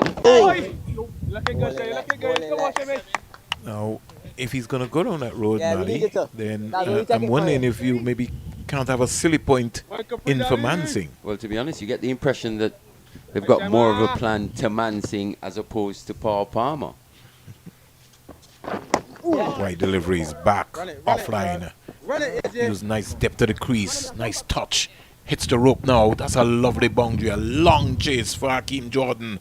But he waited on it, and he was just too straight. And he opened the face of the bat and stayed it down on this lovely outfield here at the Coolidge Cricket Ground. And it raced away for a boundary to bring Mansing up to 13. The score motors on here at the Coolidge Cricket Ground, and Jamaica fighting back. Fantastic footwork there by Abhijay Mansing. Like you said, the depth of the crease, the way he used his crease to get back and find that gap. Allowed the ball to come on. Played it really late as well. Found the gap. He moves to 13 now from 49 deliveries. The score 73 for 4. So just a bit of a partnership now just beginning to build for the Jamaica Scorpions. The way he's standing there, he almost reminds me of a Shivner and Shonda. Am I right, Mali? Just in his stance. And he has a little slight walk, like he copied the great man. Nothing ruffles the young man. I'm very much impressed with him. I was looking at him in the nets, Mali, because they told me he wasn't going to play in the first game. And then, you know, while at Survivor Richard Stadium and then you heard the name, you were like so excited, because when you looked at his bowling figures, he didn't look bad in the nets at all. And this is what you were talking about, players getting an opportunity and putting their hand up and deciding that, listen, I want to be in this conversation. Oh, that's for sure. One has to take the opportunities when presented. Palmer gets a short delivery. He could do that all day. But just to think of what we've seen from Mansing so far, what he brings to the game is all-round ability. Bowls his leg spinners. Pretty good right-handed batsman as well. Quite surprised that he wasn't in the 11 to begin with, considering the composition of the Jamaica Scorpions team as well. That ability to take the ball away from the right-hander with his leg spinners, absolutely golden. The politics and the dilemma of West Indies cricket continues, Mali. It won't be the first time that you would see so many of those things happening. Stranger things have happened and will continue to happen. Can't think of too many. Well, you think of Hayden Walsh, but leg spinning all-rounders in the Caribbean.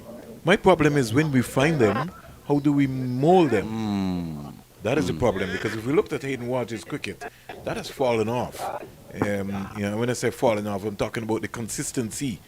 And that is almost like my headache for the spin bowlers. Here's Palmer. Wow! Brilliantly caught by Springer! Brilliant. That's all backward. Yeah. What a catch! A loose shot by Palmer. Mali was talking it all day. He wanted to get bat on the ball. And that is an excellent catch. Pitched up. And just look at it. Where have Barbados got their wickets? Goalkeeper style. Randy Harris. If you need a goalkeeper, get in contact with Shamar Springer. That's a big save. Absolutely stunning catch there from Shamar Springer. Full length dive away to his left. It went really quickly as well to him, and the way he almost caught it behind him, like you said, goalkeeper style. Wow. Shamar Springer take a bow. Jaya McAllister, he picks up his first wicket. Boy, did he need that. And what happened? He bowled what? A fuller length as he was talking.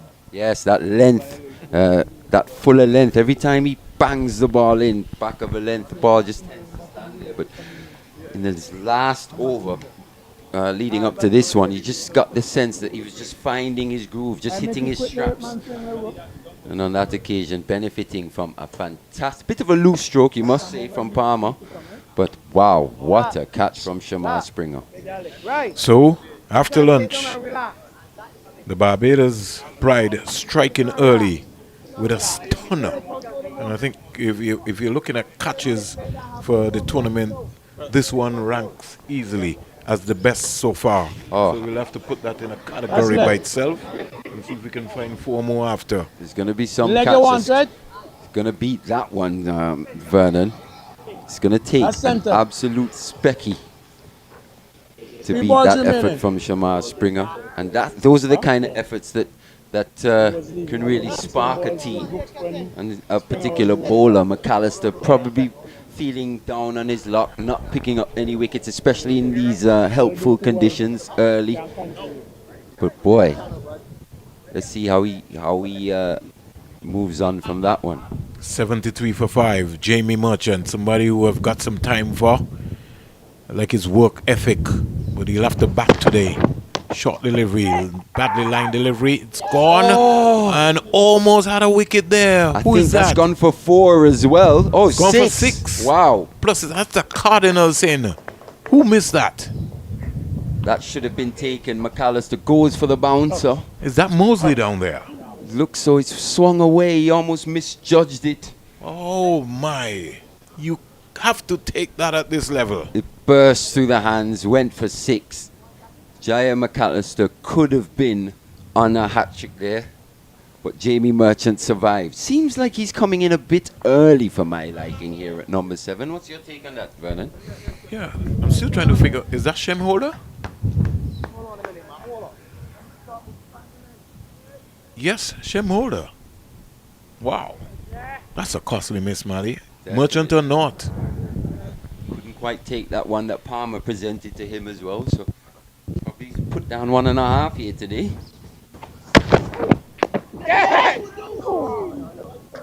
The undo pace here. All of a sudden, Vernon, it's all happening. It's a different game. Let's look at this delivery for Merchant's second delivery. Banged in. Squared him up. Did him for pace as well. Yeah, who in the mix again? Springer diving away.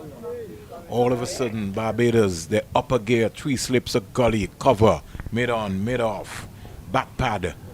And Shem Holder would be very disappointed with that effort. That could have been 73 for 6. Ooh, the ball is talking here. Finds the edge again. So all of a sudden, it's all happening. The last 4 deliveries possibly could have been a wicket on each delivery.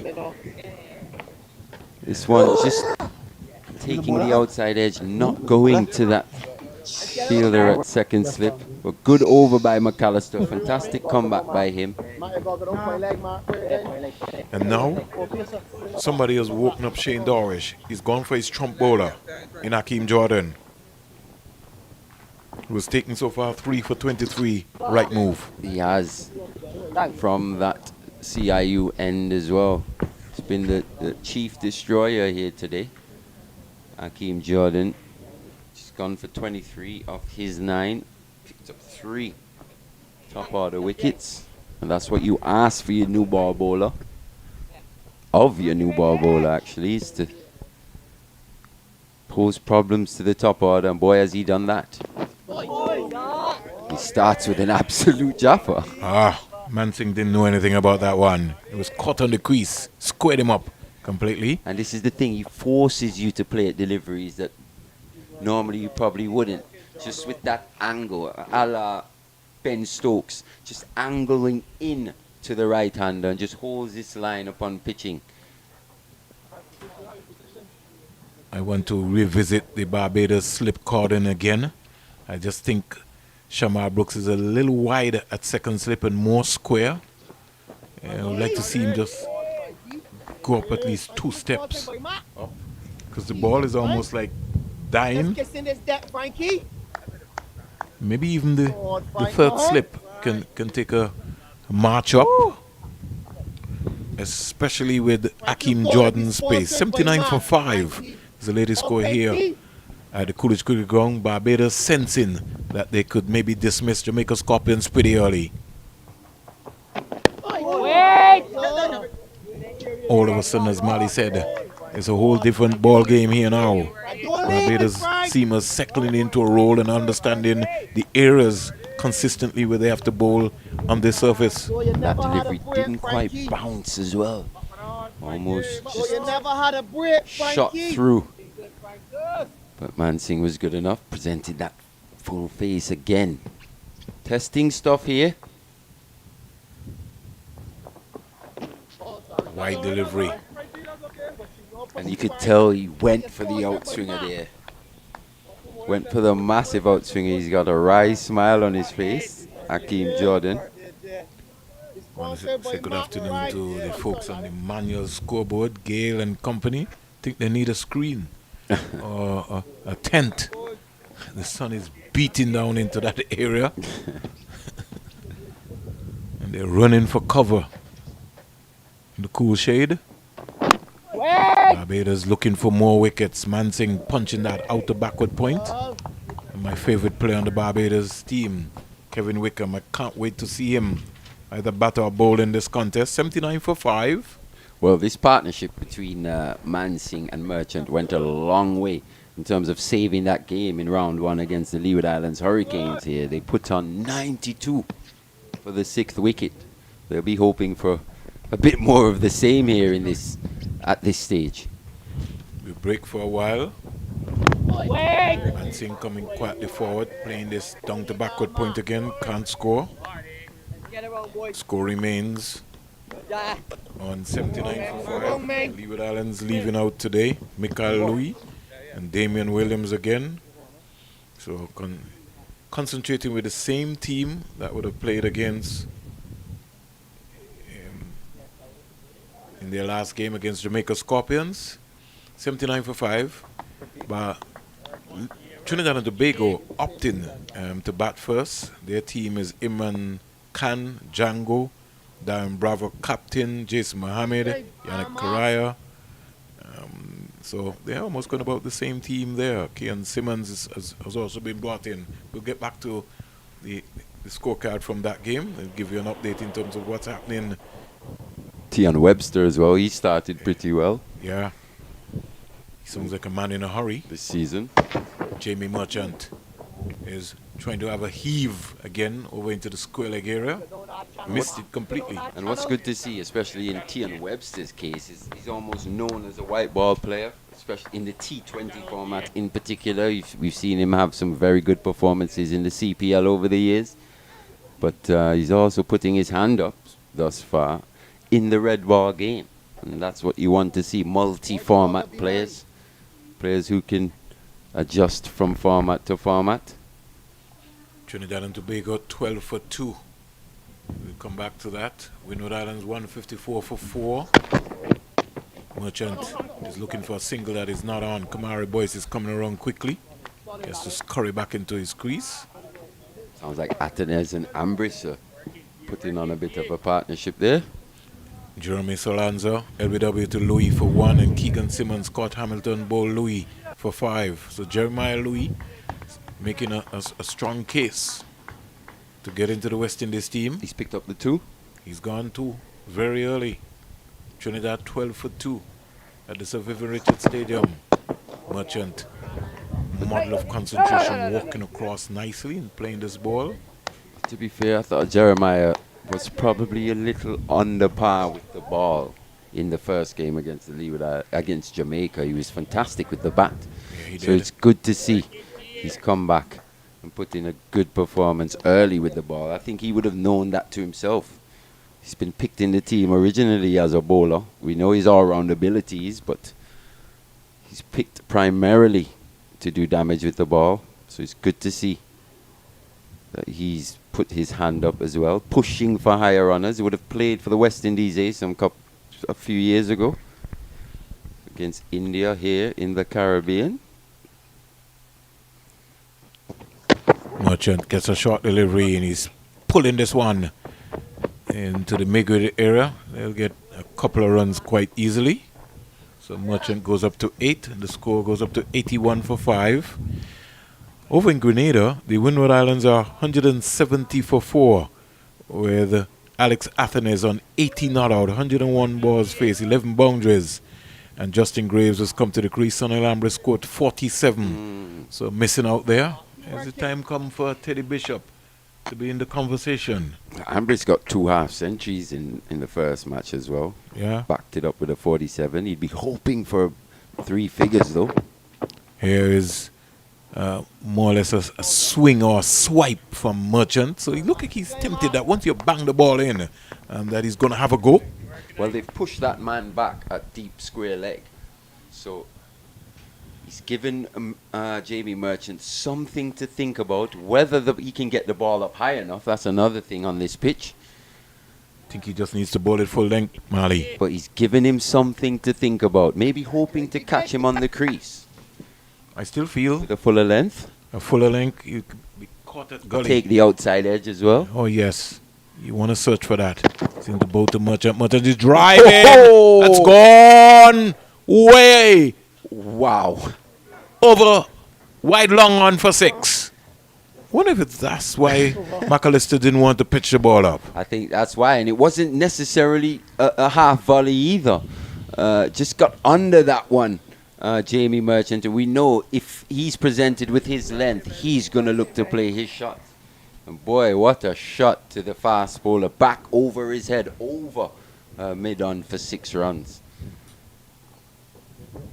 So, 87 for 5. 87 for 5. Almost just played through the line of that one, Jamie Merchant.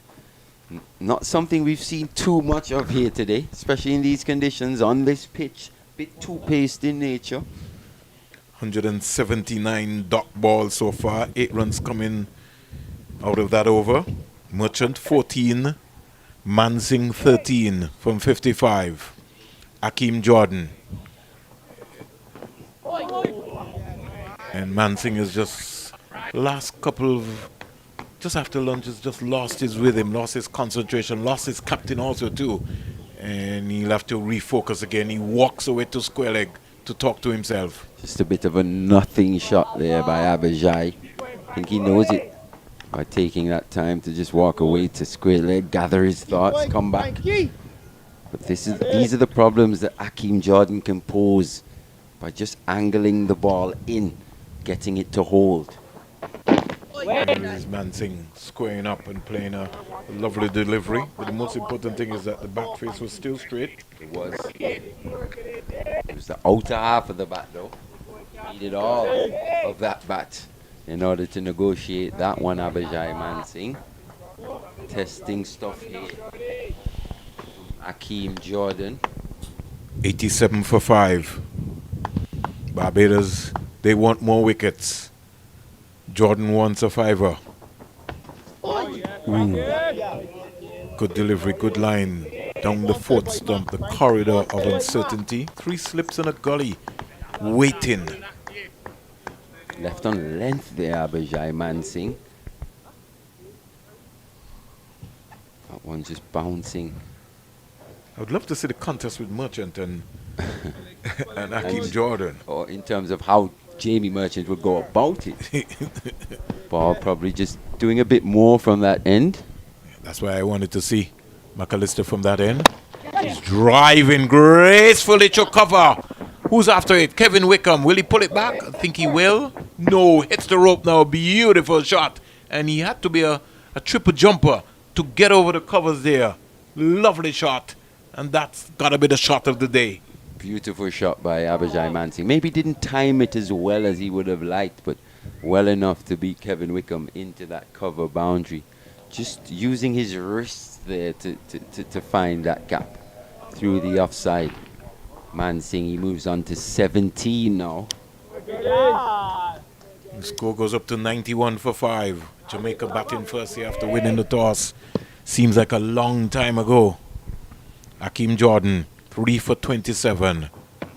Mansing goes back to what he knows best.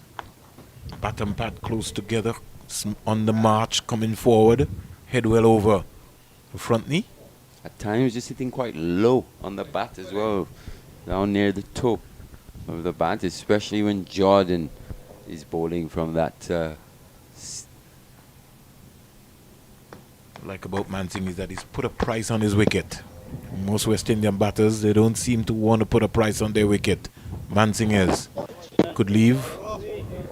End of another over number 37 bowled. And Jamaica fighting back. They're 91 for 5. And please, when I say fighting back, they've lost 5 of their main batters. Gillazine on debut, 32. Paul Palmer for 18. And what a stunner of a catch from Shamar Springer. If you had spectators here, they would go out and pay and come back again and look at the game. Yeah, I was just saying, every now and again from the CIU end, especially when Hakeem Jordan is bowling, the ball just tends to, there's just a bit of inconsistent bounce. It doesn't quite get up as high as the batters expect. Mansing has been good enough to negotiate them thus far with that straight bat of his. But it looks like it's going to be Kamari Boyce into the attack from the intermediate centre and now Vernon. Yes. The young man, left arm orthodox. Another one of my graduates from the 13 and under competition, Mali. Seemed like a long time ago. Can remember him. He had his locks. Came to the tournament, man. He's grown. Oh, so he's a Rasta man before. Original. He's maybe still a Rasta. Probably still, yeah. You know what they say? Well, in the words of the great Morgan Heritage, you don't have to be dread to be Rasta, innit? Oh, yes. Oh, yes. So, young boys, you know, it's good to see the maturity of this young man. See how he will start here. Spot on, first delivery. Just simple action, nothing much to think about, really. It's early days yet. Joel was saying he's probably the number 2 spinner in terms of the amount of wickets taken in the elite division in Barbados domestic cricket this year. Back and looking to punch. McAllister is in the wars. He's a cover. Deep cover this time. Yes, he is. But with all these left-arm spinners at their disposal, one name jumps out to me as well, Vernon. Inconspicuous by his absence. Who's that? That's Joshua Bishop. I was about to ask about that one too. He's one of the top spinners that we saw on show in the tournament, in the regional Super 50. Maybe he just decided that he's going to play white ball. Maybe early in his career. Maybe still learning the craft. But we'll wait and see. But Barbados has got some options. I want the world to see Kevin Wickham with the red ball. We've seen him with the white ball. What can he do with the red ball? It'll be interesting. And to be honest, it would have been nice to see an academy team actually in this tournament. Interesting conversation, Mali. Flighted beautifully. Well played there by Mansing. You know, as a spinner, Mali, you always match up yourself to say, you can't get me. Yeah. And I think that's what Mansing is saying. And fast bowlers as well. They don't like getting out to other fast bowlers, and spinners definitely hate getting out to other spinners. It's the end of that Boyce over his first. Just cost one single. Good start by the young man. A good steady start. 19 runs partnership so far. Leading the way has been Merchant, wearing the number 25, a big number. I think congratulations will be in order for LeBron James. Major achievement. You're following the basketball, Mali? Yes, I am. And LeBron's my guy, to be honest. One of my favorite athletes of all time. Steph Curry. To be honest, one of my favorite athletes of all time. Steph Curry, man. There's just something about him. I like to go the opposite way. Like Mali Richards. I think he plays, he's got a unique style, doesn't he? He does. I say he plays basketball almost like a soccer player or a football player. The way he moves, he's always moving. Gives it, goes, looks to find the space. I'm on target again. I just think that Jamie Merchant is going to be an LBW candidate to Hakeem Jordan, because the reason for that is that he gets the ball to induct and he gets the ball to go away. Well, it looks so thus far. Will he be? That's another thing. We know any time this ball is in Jamie Merchant's area, he's going to go hard. That's for sure. So there's a bit of pressure back onto Hakeem Jordan as well. Yes. He's He's hoiking this one around, getting a quite easy single. So he gets off strike. So he's still playing sensible, Jamie Merchant. And like he said, just playing around that pad slightly. Good enough to get it away down to a wide-ish fine leg region. If I recap, most of the times when Merchant gets out, it's one of those areas. Leg before, or he's going to go big. He's a strong lad. He's about 6'6". Here is a short delivery, banged down by Hakeem Jordan and pulled into the onside. Boyce is after it. He will save one run. And he picks up now as they come back for 3. Good running by Mansing and Merchant. Variation in length there from Hakeem Jordan. And as a fast bowler, you've got to just test out the middle of the pitch every now and again. Give the batters a different look. Didn't quite get it as high as he would like. Mansing just swiveling.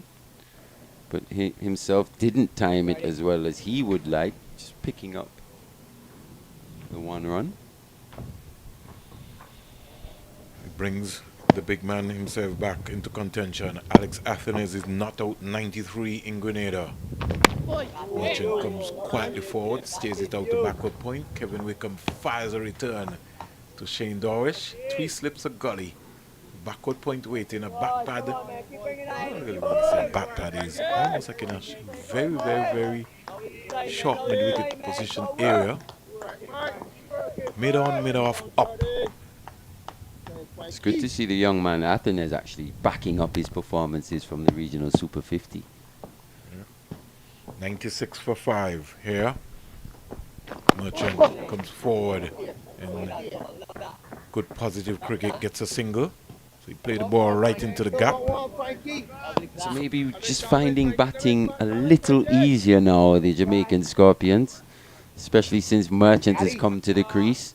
He's looked to apply pressure back onto the Barbados Pride bowlers. Something that we saw in the game up at the Sir Vivian Richards Stadium when Anthony Bramble walked to the crease, it sort of gave Shane Dorish a headache. And maybe the same thing is happening here with the appearance of a Jamie Merchant 2017. Mansing 20 is just working this one, lucky to get away with this one. Just one moment. Jordan thought that he had a wicket, and they get 2 runs in the end, so he got more or less bat onto that. Score in the meantime goes up to 99. 99 for 5. Mansing goes to 22. And regardless of format, Vernon, one can't just allow bowlers to just bowl dot deliveries. One has to look to apply pressure back on, look to score as well. That's something we've seen from Merchant and Mansing here in this little partnership thus far. So 7 runs coming out of that over from Hakeem Jordan. 99 for 5. Boyce will bowl his second over in this contest. Let me look at the field placing and see what sort of support that he can get. For Jamie Merchant, they've got a long on and a long off. Now you see, that's where I tend to differ. Flighted. He's hoisting this one. It's gone into the stand for 6. Well, he only knows how to play one way. 100 up for the Jamaica Scorpions. And Jamie Merchant, the right hand, right into that area. And Kevin Wickham could only look at it sail into the stand right here on the media center end where we are broadcasting from. 105 for 5, Merchant 23, Mansing 22. Jamaica Scorpions, Merchant is on the go. I think that's a good indication of just why that man is that long on. He's going again, inside out, over cover, wide, 4 more. Fact is gone for 6. 6 more. 12 off 2 deliveries now. Boyce under pressure. And I was just going to say, I thought, in my opinion, the regional Super 50 probably just struggled slightly in terms of all the spinners that were on show. Here, in a different format of the game, it's interesting to see how he will go about it and just how threatening he will be in these conditions. He will learn. 111 up for 5. David Shepherd would have been up on his one leg, hopping this one. Full toss. Whip down to long on. He'll be glad that Merchant is off strike. And that's something we saw a lot of in the Super 50. Quite a few full tosses from the young man. Just at times struggling with his grip. Just needs to relax himself. He's got good composure. And maybe just need to just pull back that link. It'll be very important rather than, just trick them. Just step right there and deliver the ball. Short. And Mansing lucky to get away with that. But he really didn't bounce enough for Mansing to really find the gap. Sort of kept low. Little change of pace there from Kamari boys. 13 runs so far off the over. This is only second over. Flighted. And Mansing comes a model of concentration, playing it up the V, not trying anything. At the same time, he just seems a little floaty, Vernon. You want to see him really look to impart revs on these deliveries. Flighted. Up there for a long time. Merchant eyes would have lit up. He got that one. 112 for 5. 112 for 5. 40 overs bowled. An interesting period of time with the context taking place here. Marley Richards has moved out. Joel Manning has moved in. 40 overs bowled.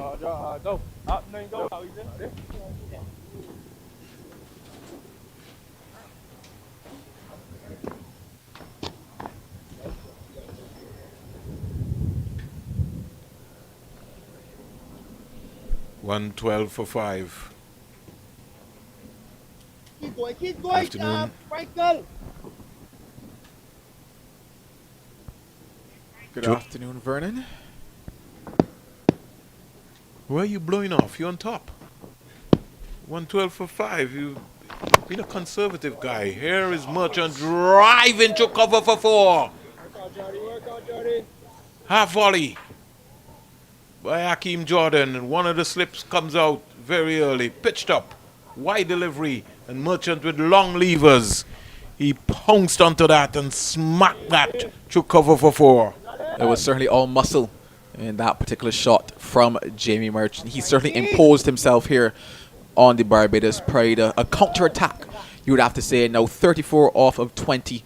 A stark difference to what we've seen thus far in this particular match. It has given the Barbados Pride something different to think about, a different challenge on their hands. But a good challenge to have, I would have to say, standing at 116 for 5.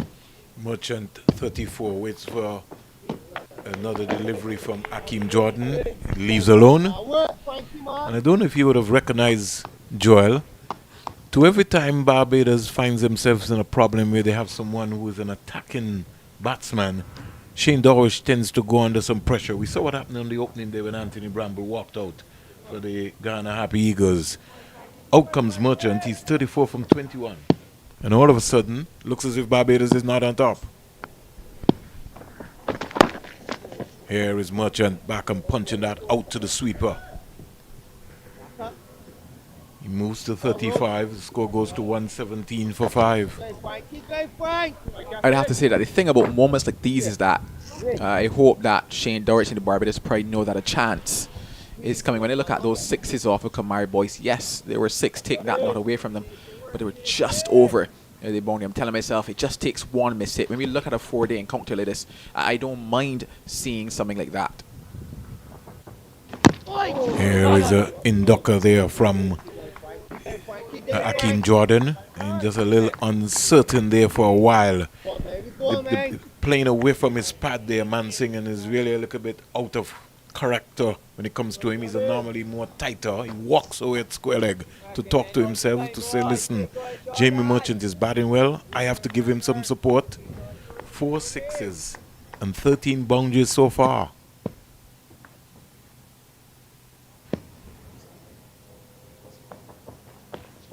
That one almost crawling along the ground. And in the long barrier position, Shane Dorish had to get down to save that.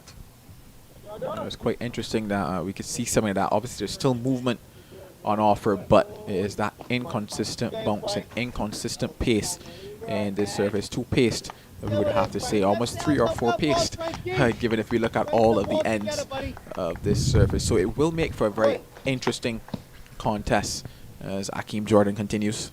He has to end strong. He has to finish strong. Another wide delivery. 5 runs out of the over. 3 for 39. Hakeem Jordan from his 13 is Bowell. And Jamaica Scorpions batting first after winning the toss. 117 for 5. Mansing is 22. Jamie Merchant, the top scorer so far. He's 35 from 22. I hope young Kamari Boyce is looking at this matchup and favouring himself against the likes of Jamie Merchant. Yes, he was hit for 2 sixes, but like I said before, they weren't massive sixes. They didn't happen to disappear out of Coolidge, and I'm telling myself he's going to miss hit one. That is the sort of confidence that I'm going to have as the left arm spinner here. He's not going to hit me for 6 sixes. That's what I'm going to tell myself. So I'm going to give that ball some air again. Sure, I might get hit once or twice, but like I said, it's a 4-day game. It's a long encounter. If I play the long game here, Jamie Merchant hits one, he's back in the hut. He's going. Will Shem Holder come up with this one? He does. That's a screamer. Joel Manning is celebrating in the commentary booth. That is a beautiful catch. After he dropped Jamie Merchant on North, Shem Holder comes up with a stunner.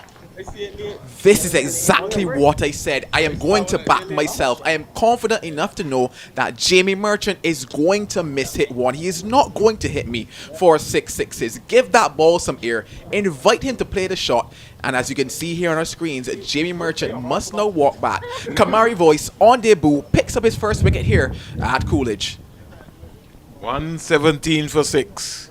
And my colleague, Joel Manning, called it right here. We will take a Lucas Aid and altitude water break, but at the curtain break here, at the end of the first hour after play, Kamari Boyce, after being roughed up a little earlier in the over before, picks up the all-important wicket from a stunner, beautiful catch by Shem Holder after he would have dropped Jamie Merchant on North. Drinks break, 117 for 6. 41.1 overs have been bowled, and I really want to take some time out to salute the camera crew here at 360 television at the Coolidge Cricket Grounds. Those guys have done an excellent job. Thank you guys.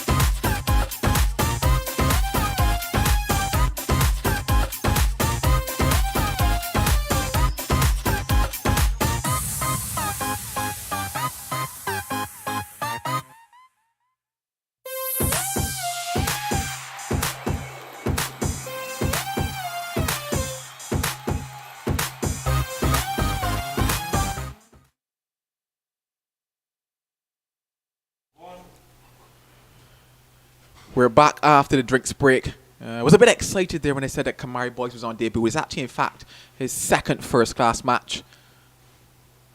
As he continues with another dot delivery. So, it's his first match of this West Indies Championship. He's been brought in here in match number 2 to replace Keon Harding.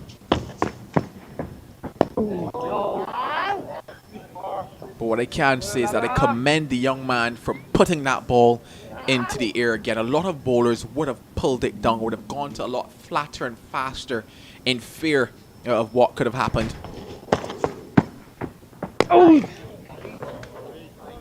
But he's opted to give that ball the air again, invite Jamie Merchant to take on the boundary, and it was a brilliant catch here at long off. 117 for 6. I say good afternoon to Winston Reed.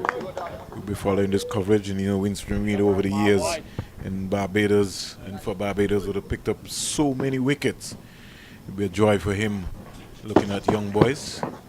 Nice flighted delivery there. Mainly deciding that next time I'll hit you over long on like Jamie Merchant for 6. Over. And maiden wicket over for the young man Kamari boys.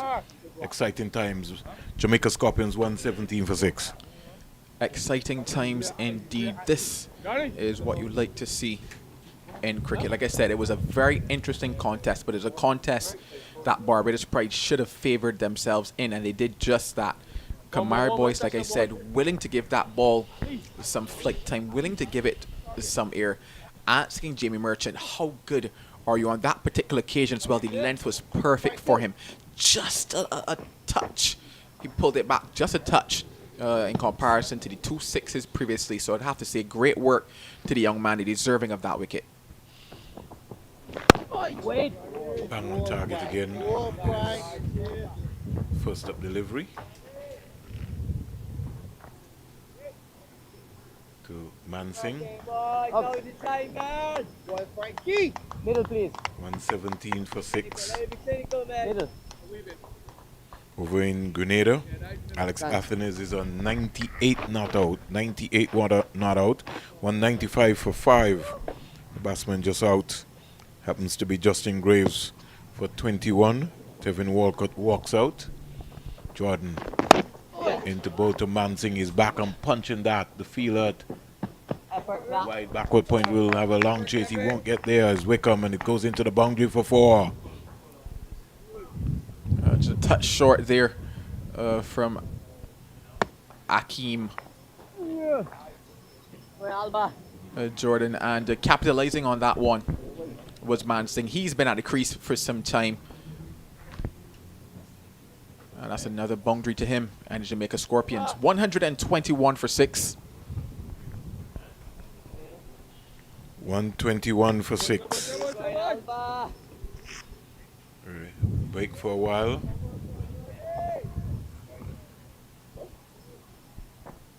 Akeem Jordan moving away. It's going to bowl to Mansing. Mansing easy on the eyes, just gliding it through cover. Coming around is Kevin Wickham, who picks this one up. And he gets a quite easy single. So Jordan has been working hard. He's certainly putting a long spell earlier today. Back for another one. 13.3 overs now for Akeem Jordan. And they've been 13.3 quality overs from the young man. I talked about the fact that he got into rhythm a lot earlier on this particular occasion in comparison to Sir Vivian Richards Stadium. Beauty. Beat them all ends up. Minley. Still a bit movement on offer for Akeem Jordan in the air and off the surface. And what I can also say is that it's been brilliant control by the young man, because very often you find that bowlers get a little carried away when there's some assistance on offer, whether or not it's in the air or off the pitch. They just get a little carried away in terms of what they try to do. But Akeem Jordan has bowled well. He's used the conditions to his advantage, and he deserves what he's gotten so far. Minley squared up. While being just racing away down to the gully fielder. Shamar Springer waiting to maybe come up with something special again. Windward Islands 199 for 5. And Alex Atten is approaching another century. Gets there, he really will deserve that. The young man.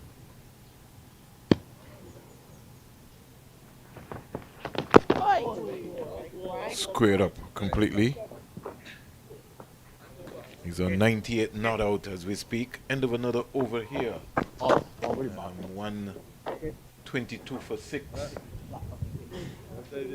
Jamaica Scorpions batting first. Yeah, yeah. You get 122 for 6.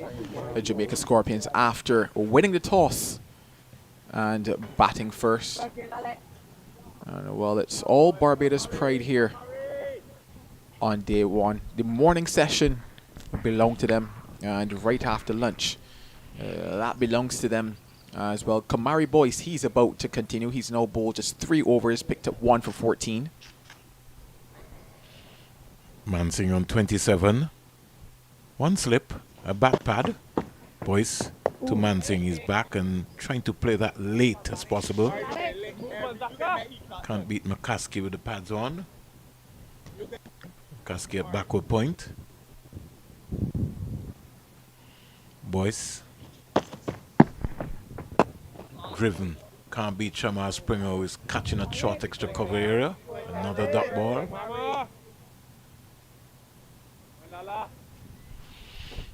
$122 for 6.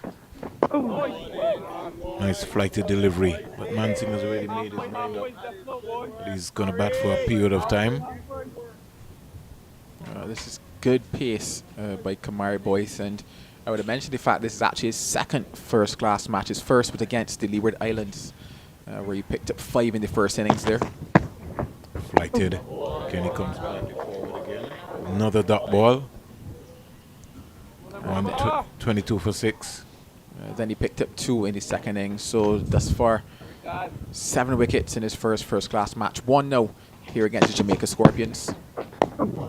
Kenny comes forward. So Mansing 27 from 79 deliveries.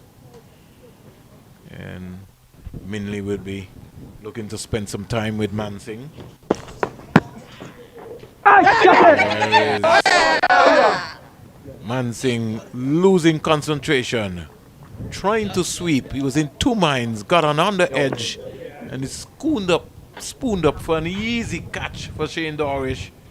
There we go. Came off the glove, and Shane Dorish made no mistake.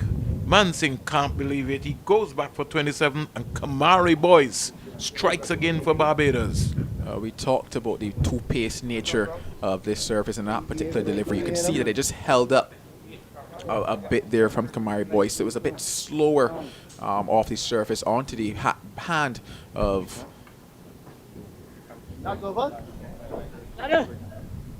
Abhijay Mansing. So he was through the shot before the ball got to him and ended up being quite a simple catch in the end. So wicket number 7 is down. Jamaica Scorpions 122 for 7. 122 for 7. And could be in trouble. They could be bowled out before. Out comes Gordon Bryan. Athens 98. Winwood Islands 199 for 5. Tevin Walcott has walked out to join the young man. This is Gordon Bryan's second game. I don't think we can say we have anything much to shout about. He goes to 99, Alex Athens. 122 for 7, Akeem Jordan. Another wicket maiden for Kamari Boyce.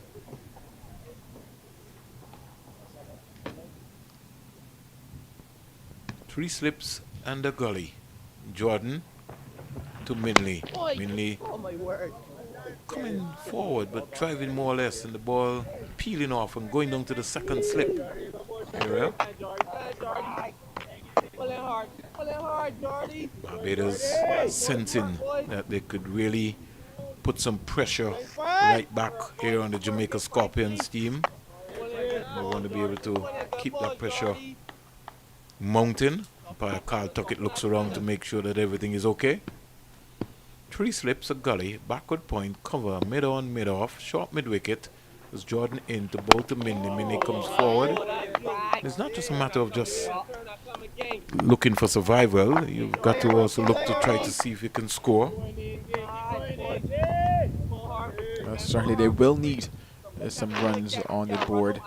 It's an interesting period that they find themselves at now with the better half of their batting back.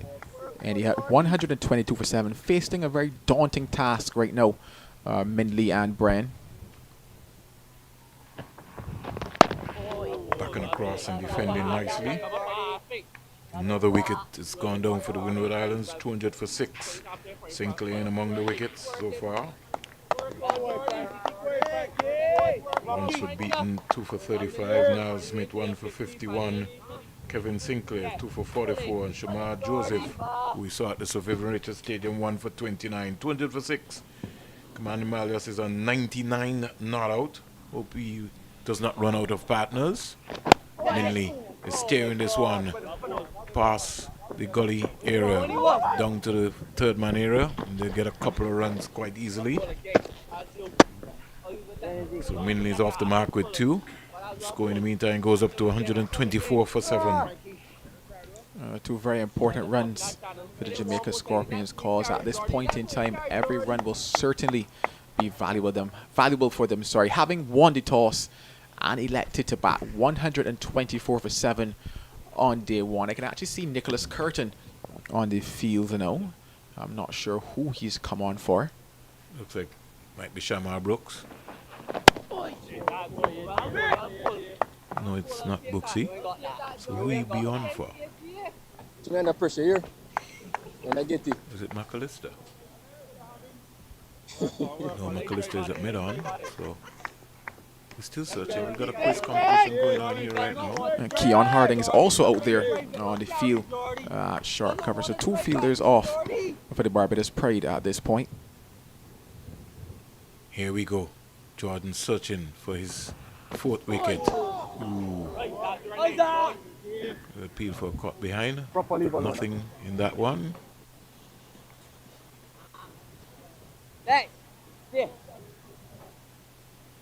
Good Boyce channel. was off the field. Boyce and Mosley.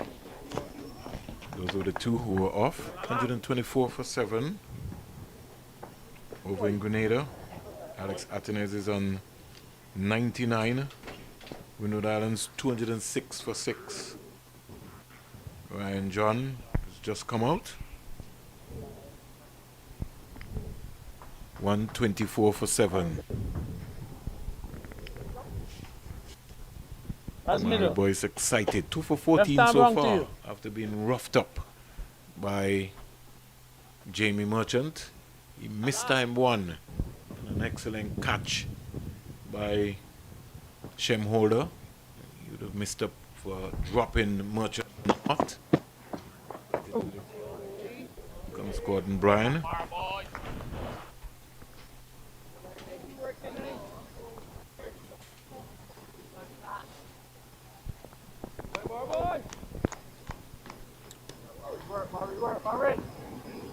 Young Wickham, short leg. Again comes Gordon Bryan. I've been absolutely impressed with the pace and control of Kamari Boyce here today. Nice fighting delivery. Hoisting again, out to drop. Good catch, low. And he's gone with it. Bubble for a while, but he came up with it there. Another soft dismissal again. Can't believe, Joel, they're giving their hands away. Now, I talked about it again. I was impressed with the pace and control, and this is it right here. Given some air, and a wonderful catch in the end, long off by Shem Holder. Taken quite low to the ground, got his hands under it. Wicket number 2 for Kamari Boyce. Wicket number 8 for the Jamaica Scorpions. 124 for 8. And Alex Atenez has reached his 125 balls with 15 boundaries as the Windward Islands forge on 207 for 6. Congratulations from our team here to the young man Alex Atenez. Jamaica, they are crumbling here, 124 for 8. And Kamari Boyce in the wicket column, 3 for 14.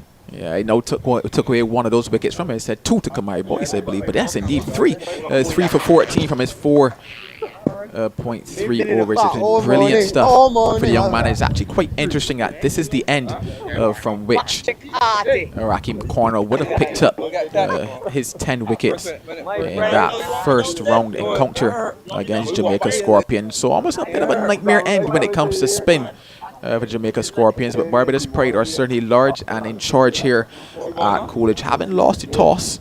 Shane Dowrich actually said that he himself would have chosen to bat, and I'm actually certain that he's happy that he lost the toss here today. When he looks at that scoreboard, he would take this every single day of the week. 124 for 8. That now brings Patrick Harty to the crease for the Jamaica Scorpions.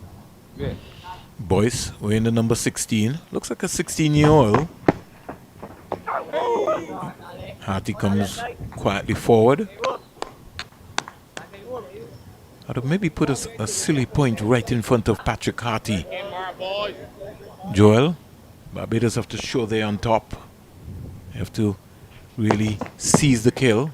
There's appeal for a caught behind, but maybe only in vain. Or maybe Dorish was dreaming. Hakeem Jordan at first slip. Mid on, mid off. Boyce in to Harty. Harty is looking to work this into the square leg area. Has to get back into his crease very quickly. And another maiden wicket over for Kamari Boyce.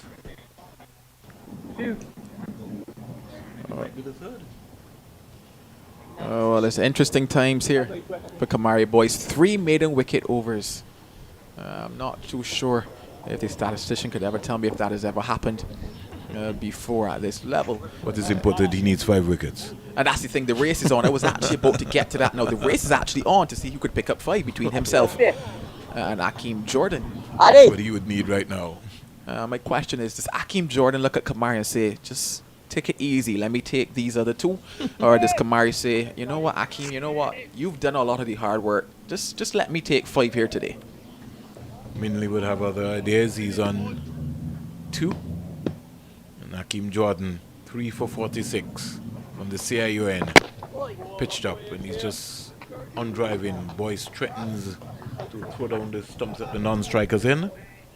The score remains a 124 for 8, 46 overs bowled in this contest.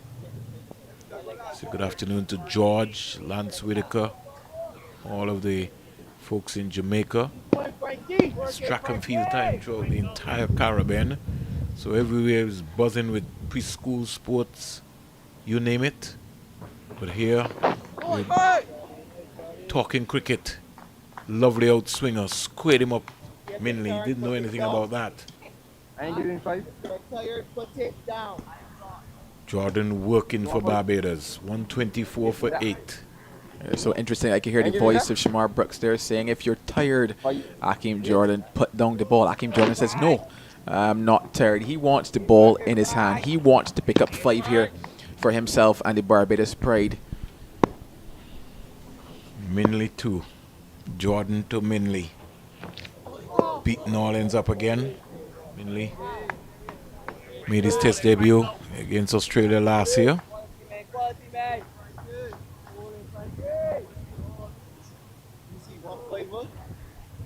A lot of chatter going on between Minley and Brooks.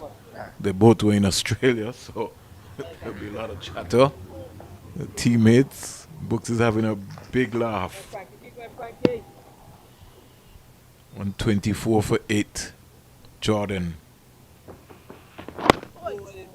Ken squaring him up. And all he can do is just defend. So it's almost down to a defending contest, really.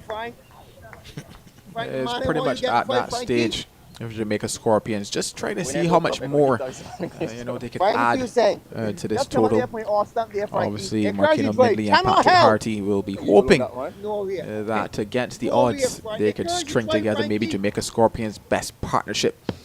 However, given that chance of that is not necessarily the highest, Barbados Pride will want to just skittle it out, get it done and over with, and have a chance to bat on this surface. 124 for 8. Jordan working away. Ken playing inside the line of the ball. At the Sir Vivian Richards Stadium, Trinidad and Tobago 42 for 2 in the 12th over Ball is 6 ton broke. Were you playing? Nah, I just sweet him up. here at the He's still out there. Coolidge Cricket Ground, the home of Cricket West Indies. Jamaica He's doing something, 124 for but he 8. just come. Into over number 47. Jordan wants a wicket.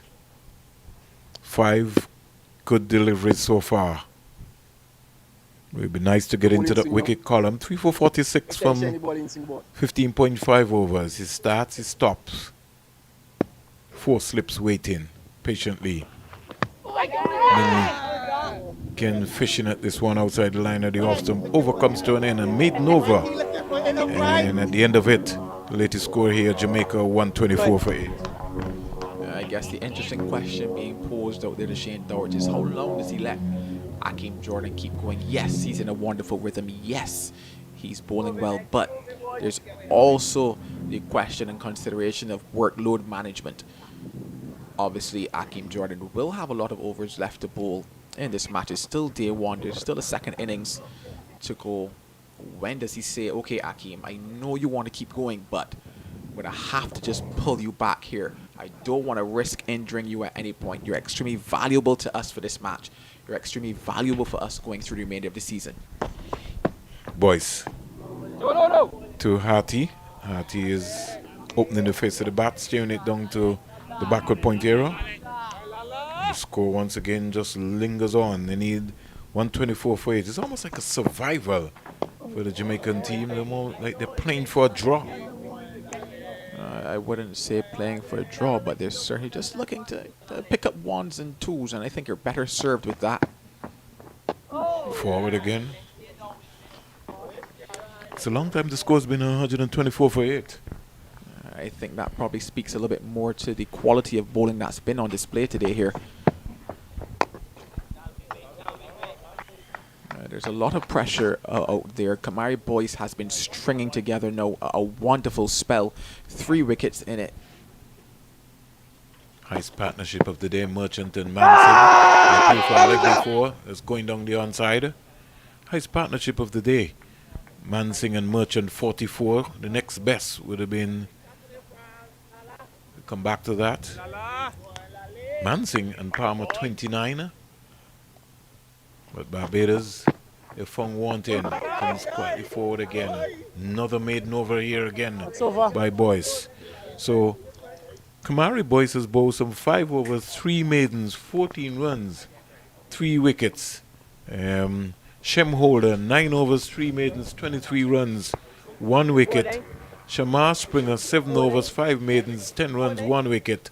Jair McAllister, 11 overs, 3 maidens, 30 runs, 1 wicket. And Akeem Jordan, 16 overs, 6 maidens, 46 runs, 3 wickets.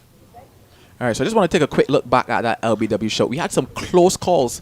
I know originally Vernon would have said going down the leg side, but You could see that. that is a lot straighter than we think. Which game are you looking at? If we could just look at that one more time there, I promise you, Vernon, that ball was not going down the leg side. It straightened. He got it to turn, and I believe it could have been hitting there also. Here comes Jordan, just pushed into the under the offside, and they pick up an easy 2. Minley. So Shane Dowrish will have to look at his options, because certainly Akeem Jordan is really not posing any threat. We get that one again. The ball pitch outside this line. Look at it where it is. But where the shot is, where he played the shot. Which game? Look where he pitched. We'll be back with that again. Short ball, Akeem Jordan. You as an umpire, you're not an umpire. You look at where the ball pitches. I am looking indeed, Vernon. Right. I promise you, that one is certainly not going down the leg side. If you're telling me that it's missing the off stump. Off stump, it's outside. Look where the keep is. If you say missing the off stump, yeah, but definitely not going down the leg side. 126 for 8. You're very much excited today. I hope you stay excited in the game.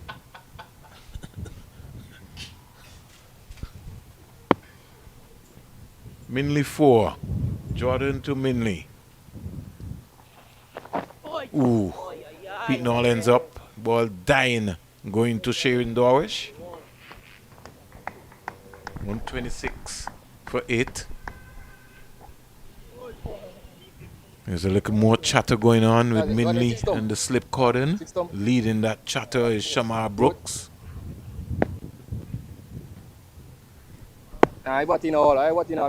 Patrick Hattie on the non-strikers end, certainly not in the conversation. He's a naught.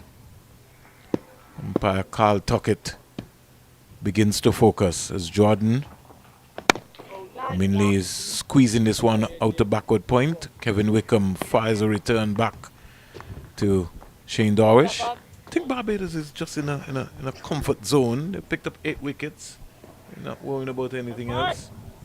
Certainly not many worries out there, but I am probably going to worry just a bit about the workload for Akeem Jordan here at the moment. Like I said, I know he's in a good rhythm. I know that he personally said that he's feeling good, but I just wonder how long will Shane Dorish allow him to continue. Another wide delivery there. I think it's time to think about someone else, maybe a Shamar Springer from that end. Certainly dying in pace here, Akeem Jordan, and I think he's searching to get 5 wickets. With 8 wickets down, he just opened up his hands to say it's maybe not working, maybe it's just not his day today. Well, you can obviously understand a bowler wanting to take 5. Every bowler coming into any match, whether or not it's T10, T20, ODI, or Test cricket 4-day here in this particular encounter, wants to take 5, but still must manage your bowlers.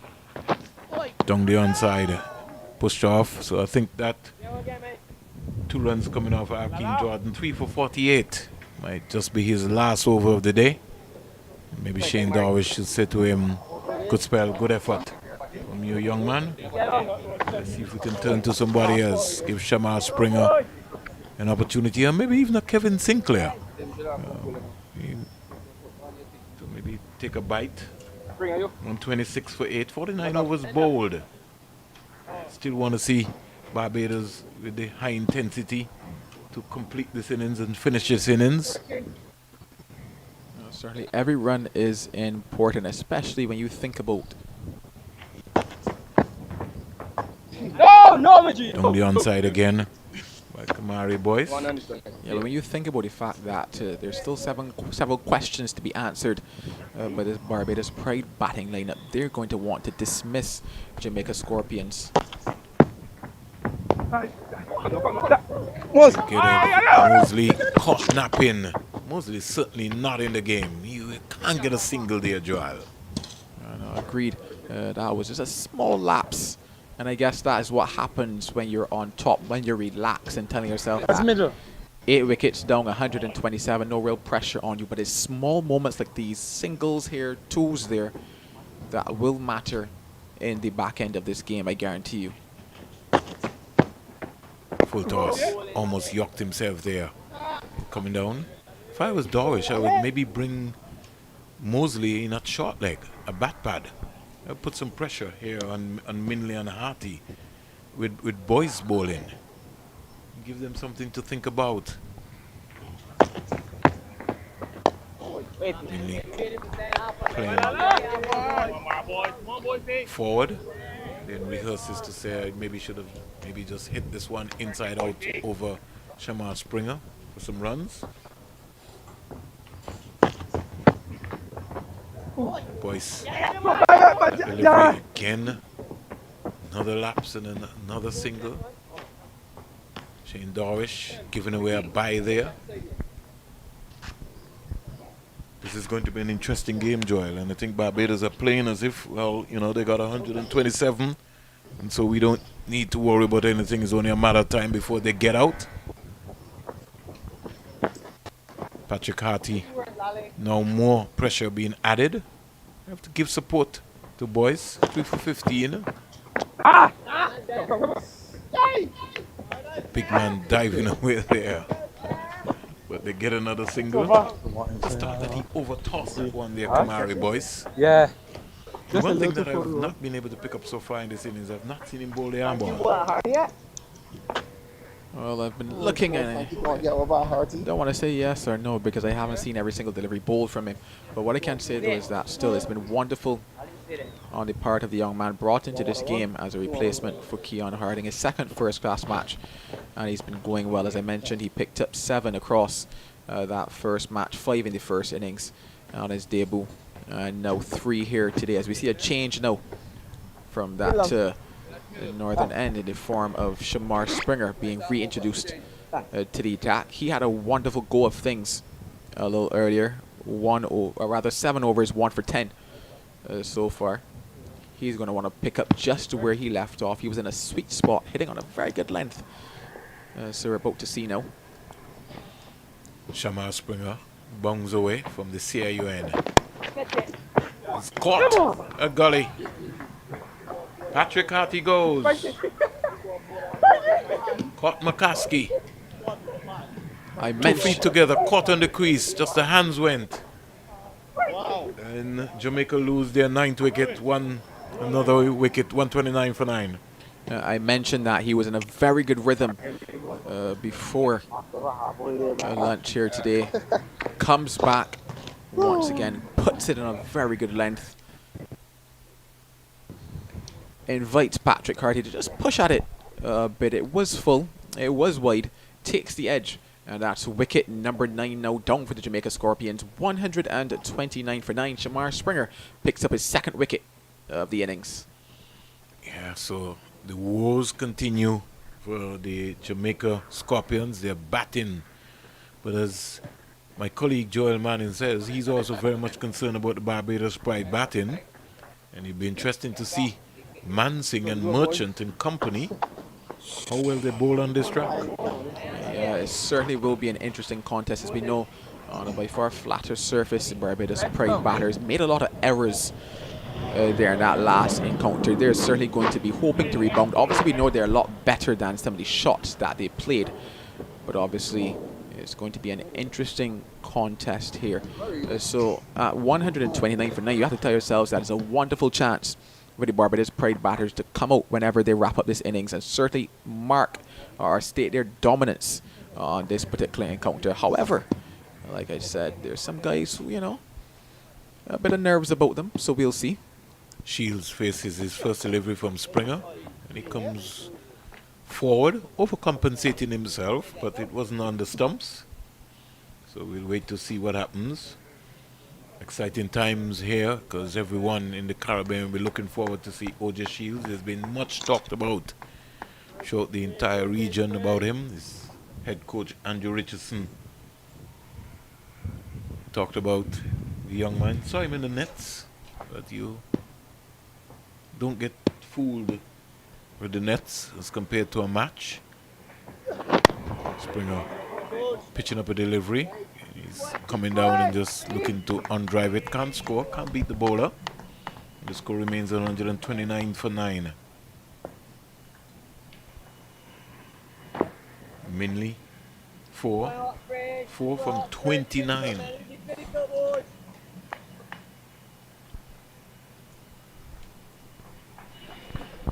$129 for 9. We know over number 51.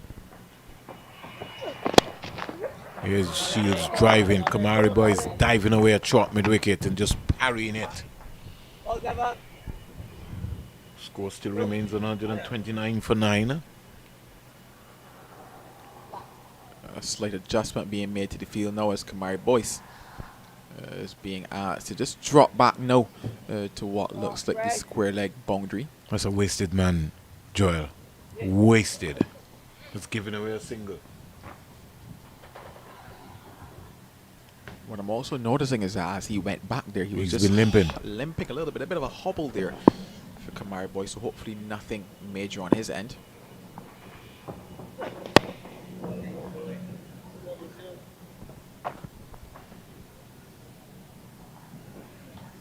29 for 9.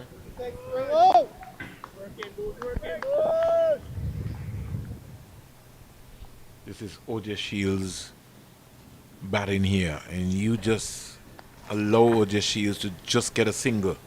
Really would be a cardinal sin if he does get a single.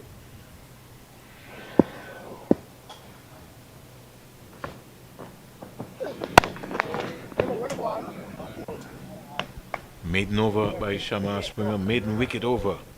I think maybe this might be 4. Shamari Boys had 3. He's limping coming up to bowl. I hope that he's okay.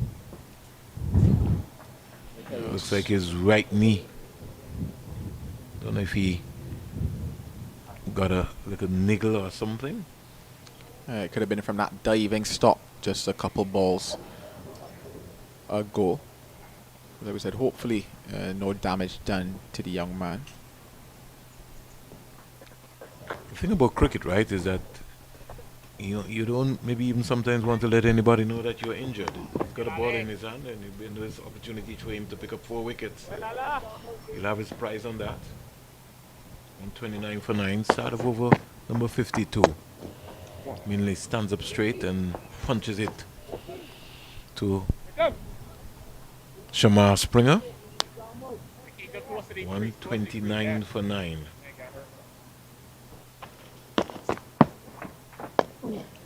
Flatter faster. Minley comes forward. Almost like carbon copy. Good afternoon, Adrian Donovan. Flighted. One peeling off of the outside edge. Past the first slip and going into the third man area.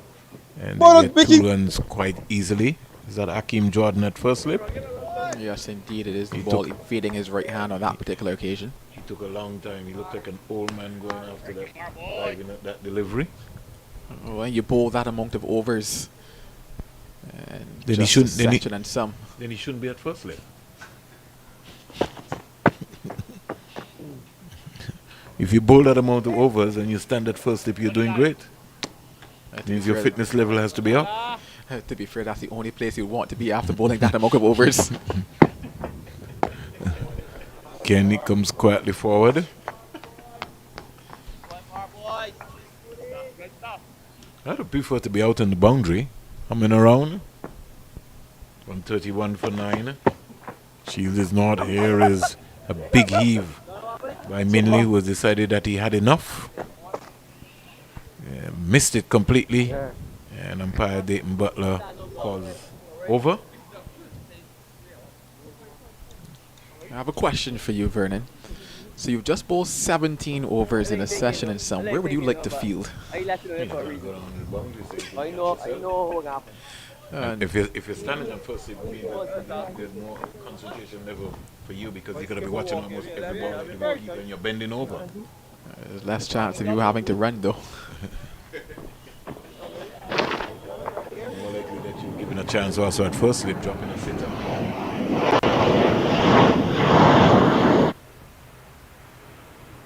We hear one of the jets touching down here at the back of us at the Visi Bird International Airport.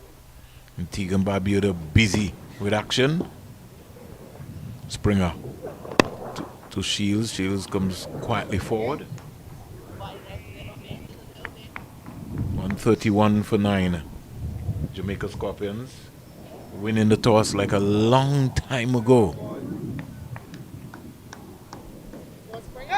Into the afternoon session. It's now 2:19 in Antigua and Barbuda and 1:19 in Jamaica.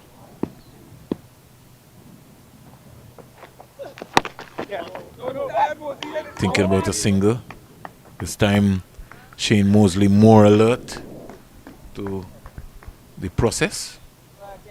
I think at the end of this over I'll get Marley Richards and you to take it through until tea. 131 for 9. Maybe things might be wrapped up before that. You never know. I'm not a betting man today, Joel, so I'm not even thinking about betting an orange. Well, had I bet an orange, I'd have won that and some more. Yeah. Had you, but you didn't. You come off like my colleague, Taylor Raji. Only Mali bets me. Sylvester tried the other day and he lost out. 131 for 9. You want to predict something?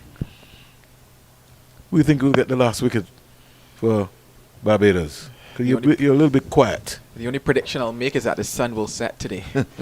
See, here we go. Coward. Here comes Springer.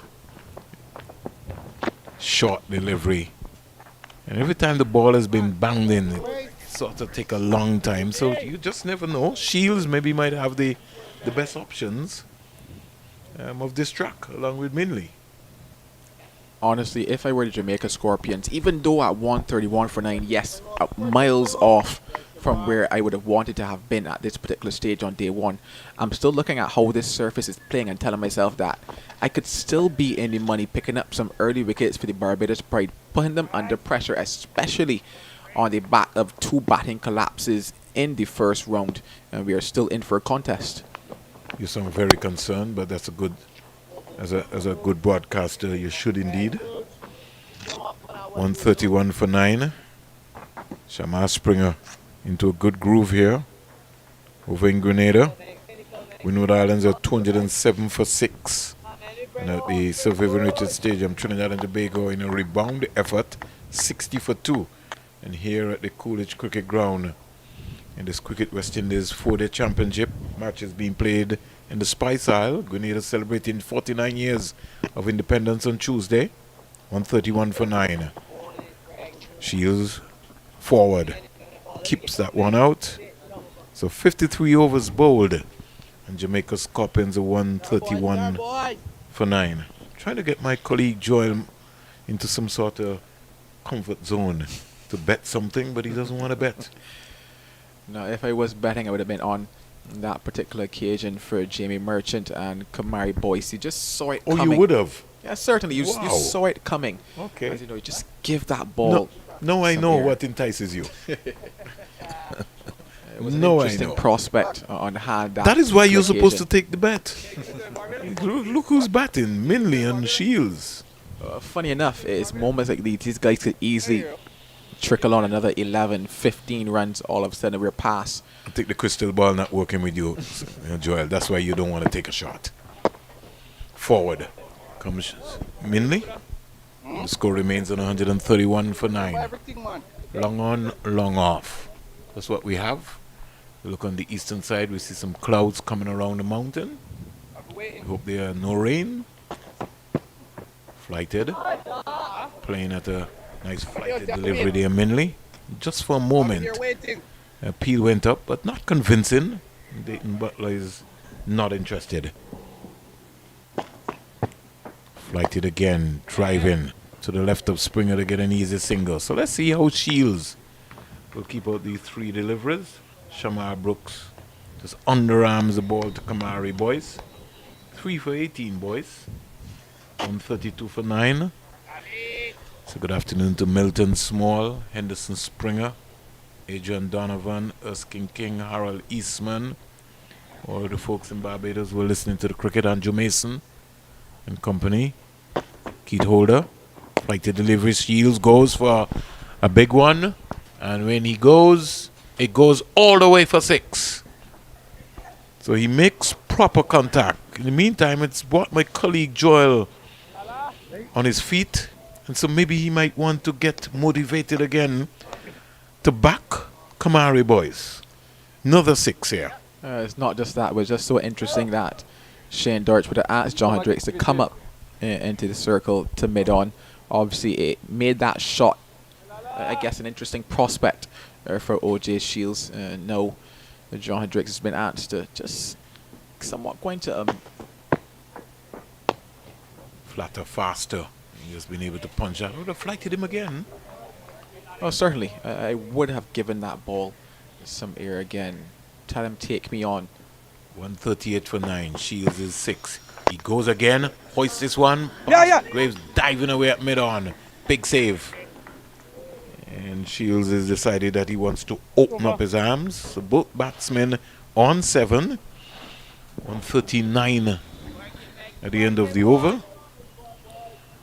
Shields goes up to 7, so 139. They've lost wickets at 1 for 0, 2 for 6, 3 for 35, 4 for 44. And somebody took that off the screen very quickly. I don't know why. So I wasn't able to go to that. More comments from you, Joel, and then it will be the voice of Mally Richards.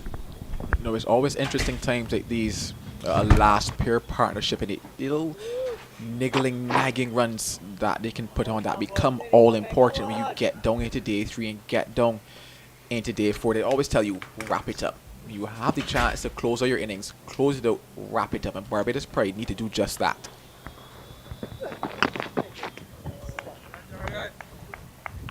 Shamar Springer to continue from that CIU end. As I know, welcome back the legend himself in Mally Richards. Oh, you're far too kind, Joe. Good afternoon to everyone, listeners in the region and internationally. Barbados on top here, looking to wrap up this innings. 139 for 9. Is it going to be Shamar Springer?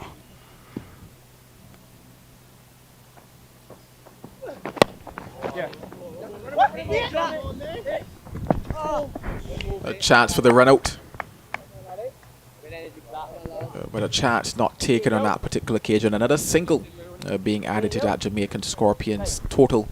As I mentioned, these back end runs, all of a sudden you're looking at 150, all of a sudden maybe 162, and you're looking back and questioning, okay, could I have closed it out a bit earlier? Who should I have gone to that would have been that ultimate wicket taker to close out the innings? All these runs are certainly important when you think about the fact that this contest is being played over 4 days and it's not just simply a one-day encounter.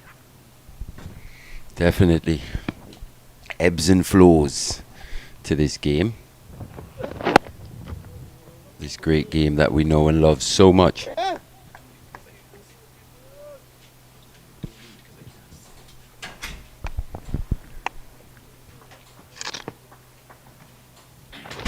Into his 10th over now, Shamar Springer. I thought he's really put in a good performance. He started a bit spotty, but boy, has he come back well. He's certainly come back well indeed. I think his first 2 balls were 2 boundaries. Yes. And since then, he's really been on the money.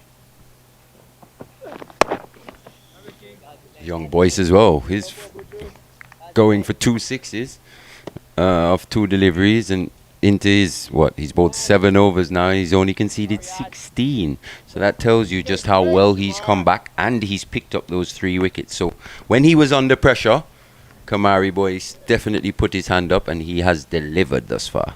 Oh, he certainly has. And like I say, it's really about that pace and that control from him. He was willing to give that ball some air, and I like that from the young man. And that's going to be it. It's wrapped up now. Shamar Springer picks up his 3rd. Jamaica Scorpions are bowled out for 140. So they've justified bowling first, actually. Jamaica won the toss and actually decided to bat, and it has gone against them here.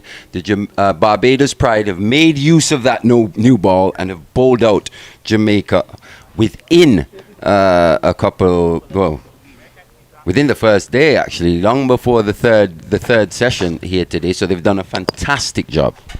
An absolutely fantastic job indeed. Losing the toss, being asked to bowl first, and when you look at 140 all out, you'd have to say that this is certainly a prize and a Christmas ham for the Barbados Pride. You would have to say that the Jamaica Scorpions were a little guilty of not assessing the conditions out there this morning early on up, playing a couple ill-advised strokes on a surface that was too paced, the ball not coming on very early, a couple batters paying the ultimate price.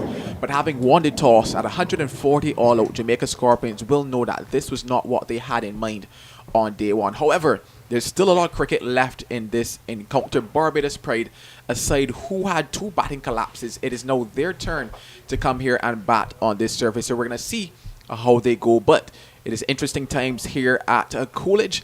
So we're going to take a quick break. And when we come back, it will be the answers of the Barbados Pride.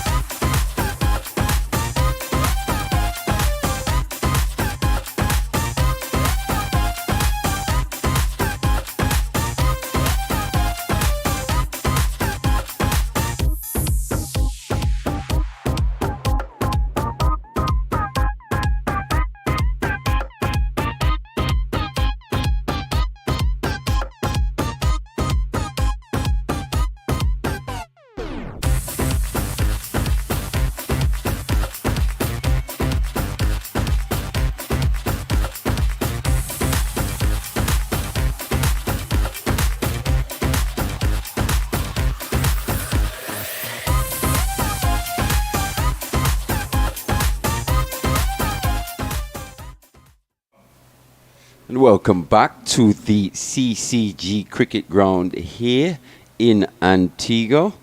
The Jamaican Scorpions were bowled out for 140 in 54.5 overs. Barbados Pride doing a fantastic job to dismiss this Jamaican Scorpions team within 2 sessions here.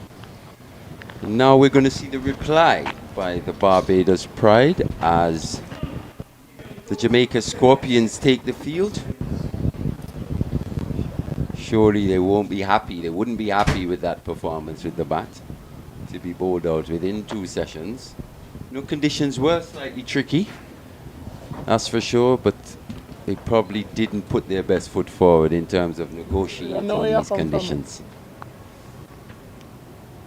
Looks like it's gonna be Shane Mosley and Zachary McCaskey. We've got a left-hand, right-hand combination here. I'm joined by Joel Manning. How are you, sir? I'm doing pretty good here, Mali. You'd be pretty happy with what you've seen thus far from the Barbados Pride. If we're going based on my passport, then yes. Based on your passport. Not saying you have any allegiances, but based on your passport. Based on that, I'd have to say that, you know, I am definitely happy with what I saw out there from the Barbados Pride bowlers. They were anxious to bowl first. They wanted to bat first, as Shane Dorich would have mentioned, but they went about their work meticulously. They put the ball in good areas. As I mentioned before, the conditions favored them this morning. You know, the wind was there, the surface, there was a bit of moisture in it. It was a bit of up and down, you know, to pace as well. And the bowlers really stuck to their marks and bowl what they need to bowl, because it's one thing to have the conditions in your favor, but it's another thing to actually use them, and the Barbados Pride bowlers actually did that. No, it's the turn of the batters. Their bowlers have done the job. What will the batters do? As I mentioned before, questions need to be answered here from this Barbados Pride batting lineup. Zachary McCaskey, Shane Mosley, and the ball in the hand of Marquino Mindley. Yes, look forward to this encounter. Solid start from McCaskey though. Looking quite solid indeed. Marquino Mindley is quite a crafty young man with ball in hand. Just had the one test so far, but he's in and around that setup, and that speaks probably to, you know, how good he's been with the ball across first class cricket. Yeah, he's been a stalwart for Jamaica over the years. Into his 45th match now. Marquino Mindley. Maybe similar in pace to an Akeem Jordan, not express, but tends to put the ball in good areas more often than not. And definitely at this level, troubles batters consistently. Certainly he had a good outing, you'd have to say, in that first round against the Leeward Islands. Picked up 3 wickets there in the first innings. Oh, beautiful delivery there from Mindley. Just back of a length, you'd have to say. Zachary McCaskey unsure, but we have to really get out to that one. It was a very good length from Mindley. Just a bit of a wave movement, you'd have to say. This is good starts here. Good starts and good signs for the Jamaica Scorpions. Still favourable bowling conditions here as well, especially with the new ball. So it's imperative that Mindley makes use of it, similar to what Akeem Jordan did.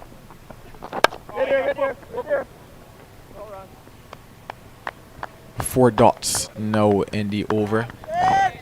The real question is, what would that team talk have been, Mali? Obviously, 140 is not what Jamaica Scorpions wanted. What does Paul Palmer say? What does Coach Richardson say to get them coming again now? Well, basically they saw what Barbados did with the ball, and they'd be hoping to replicate that. Just putting the ball in the good areas on a fuller length more often than not.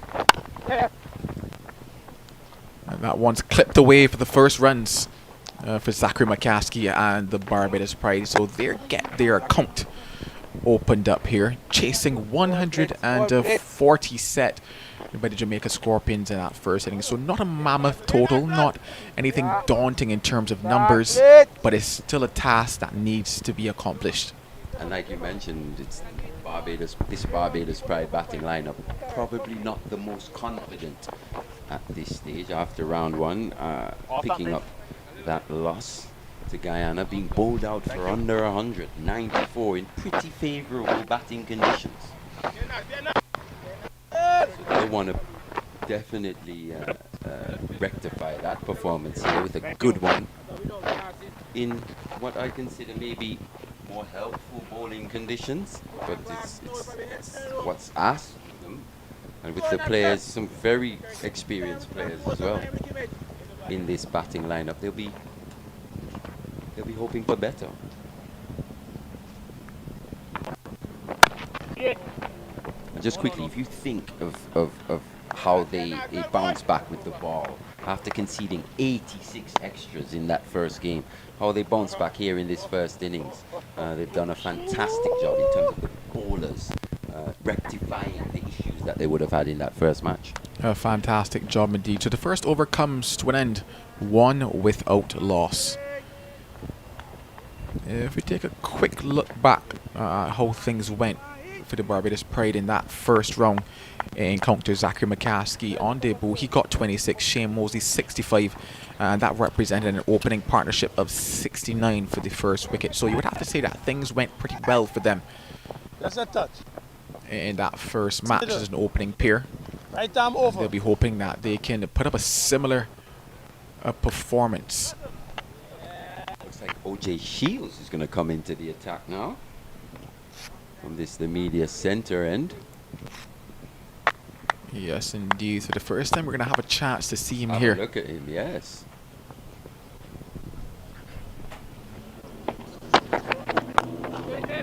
It's like a bit of outswing shape early. O.J. Shields into his 9th. Actually, he's played 8 list day matches on first class debut here today, though. So quite a few new players being exposed to the first class level here in the Caribbean, Joe.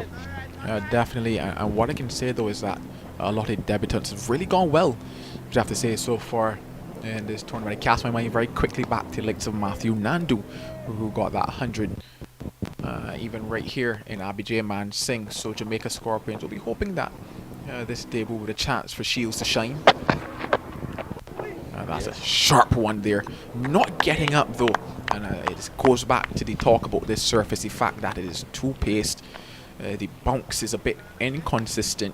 Things to watch out for as we get deeper into this match is just day one, and hence why I say that when we look at that target of 140, Jamaica Scorpions will say, sure, we are under par, but with a batting lineup that is a bit of pressure on, if we get the balls in the right areas, something can happen. Definitely, they can get the ball in the right areas. They'd stay in this game, not allow. And that's a beauty, though. Through the covers, Zach McCaskey just lent on that one. Bit of a loosener almost there from Shields, but boy did McCaskey pounce. A bit of shape on offer. It was quite full. Zachary McCaskey got in a good strike, got that left foot to the ball, and a wonderful cover drive that by Zachary McCaskey. His first boundary, the first boundary as well for the Barbados Pride. The score now 5 without loss. Didn't really look to overhit that one. McCaskey just stroked it, like you said, got that good stride in. Short again. Opts to duck under that one, but in ducking, I noticed that he left that bat hanging in the air. I don't know if we could get that quick replay there, but when he went under, his bat was still hanging in the air on that particular occasion. I just want to see if I'm correct on that one. Yeah, that bat's still up, bringing it down quite late, and that could actually pose a small challenge. Especially on a wicket where the bounce is just a little inconsistent.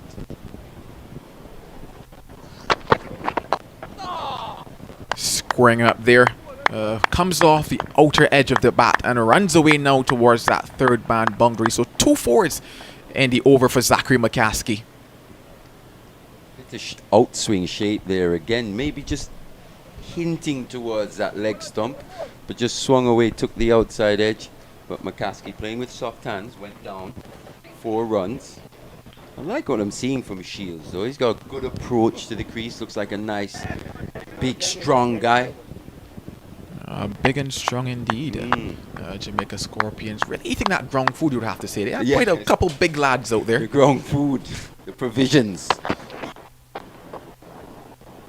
Probably looking for that magic delivery to close out the over. So the end of 2, 9 without loss. I just want to reference very quickly, Mali, that ball that squared up Zachary McCaskey. I think that those are encouraging signs for OJ Seals. Seeing the movement on offer and seeing how Zachary McCaskey actually faced up to that particular late movement as we get that delivery again. Oh, I love our producer here. Thank you very much for that. But yeah, so that late swing on offer, Zachary McCaskey just squaring up, getting that right hip to come around there, opening up the body, and those are certainly good signs for OJ Shields and the Barbados Pride.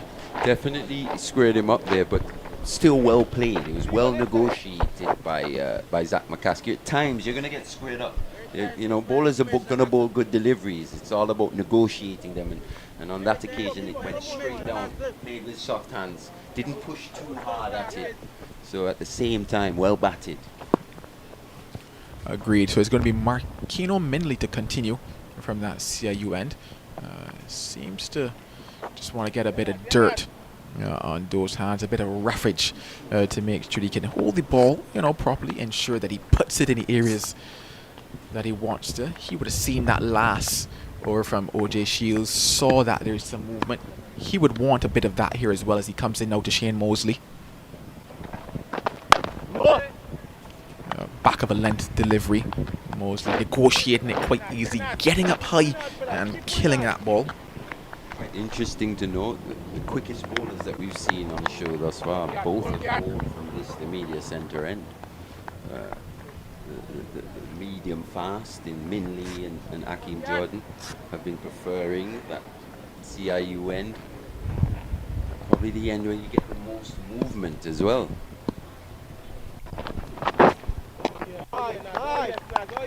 Bowled by Minley. Consistency is his key. He's not going to blast you out. Pretty similar to Akeem Jordan. He's a genuine wicket taker, though, that's for sure. Marquino, you mentioned just played the one test. You'd have been disappointed with how that test went. Going off injured, not being able to bowl in the second innings.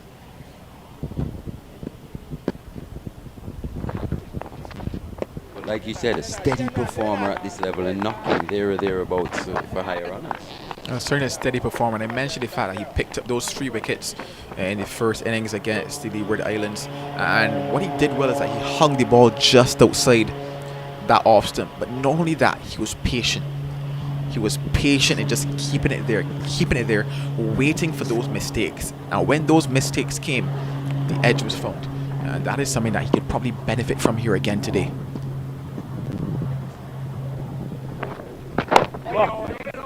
Yes, that's the key to Marquino Minley's bowling. It's just applying pressure, that consistency in a line and length. Doesn't bowl too many bad deliveries, so all the time he's asking the batters to manufacture strokes, and that's where they get into trouble. Looking to drive at one, not quite there. So he started pretty well here again into his second over. He's just gone for the 1 run. Definitely the leader of this bowling attack. Oh, but that one's been stroked nicely right into the arc of Shane Mosley. Showed good balance as well. Good head position. Stroked down past mid-on for 4 runs. Definitely glorious from Shane Mosley. Any batter would love to see that. No bowler though likes to see that. Played straight back past him, and that will certainly bring him some confidence there. His first runs in the first boundary for him. He would have gotten a half century in that first game as well, so he would probably be one of the more confident of these Barbados batters. So a dot ball to close out over number 3, 13 without loss. It's good stuff there from marking mainly, and good batting by Shane Mosley, and that's the key. One has to be ready to pounce when presented with the opportunities, especially against a bowler as Minley, who's so frugal and very consistent in lines and lengths, doesn't give away too many bad balls. Minley certainly was just guilty of being a little too full, yes, on that occasion. What I liked about that shot as well is that Shane Mosley allowed the ball to come to him. So it's all about that timing back down the ground. So it was perfectly executed on drive as OJ Shields now bustles in for his second over. That's the thing about the on-drive, Joe, is almost the lack of footwork. One has to allow the ball to come into that area as opposed to getting that foot in the way. And Mosley there didn't get the foot in the way, which tells me that he's pretty balanced at the crease, pretty still. He's just waiting and reacting to what comes on. Well, this has certainly been a good start to proceedings for the Barbados Pride. Zachary McCassie just seeing something there, and his vision and asking his Shields to just hold a minute.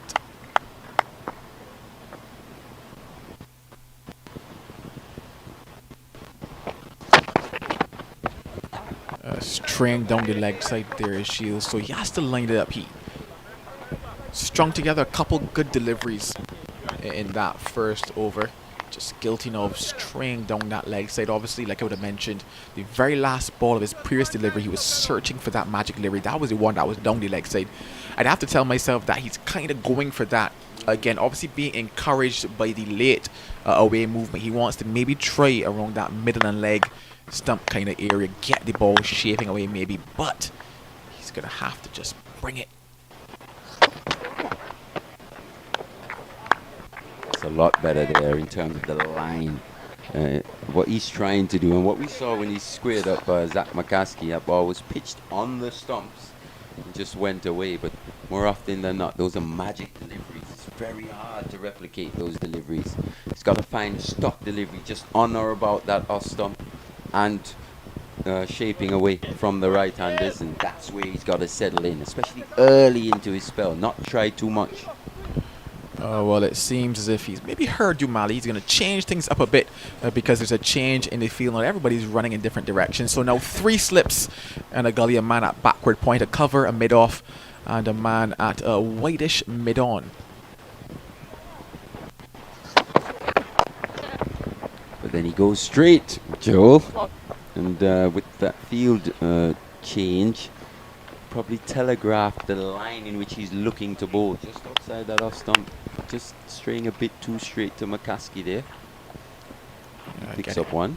Yeah, getting a bit too straight and comfortably worked into that open leg side area, bringing Shane Mosley now into strike. As we mentioned before, yes, indeed, he had that half century in the first innings of the first round. It's always good to get runs under your belt quite early in a tournament. You just never know what could happen at the back end.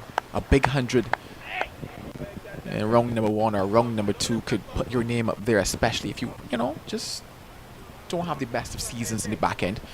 Not to say that's what's going to happen to Shane Mosley though, but like I said, it's always good to get those runs under your belt. Shields now makes his way into Mosley once again.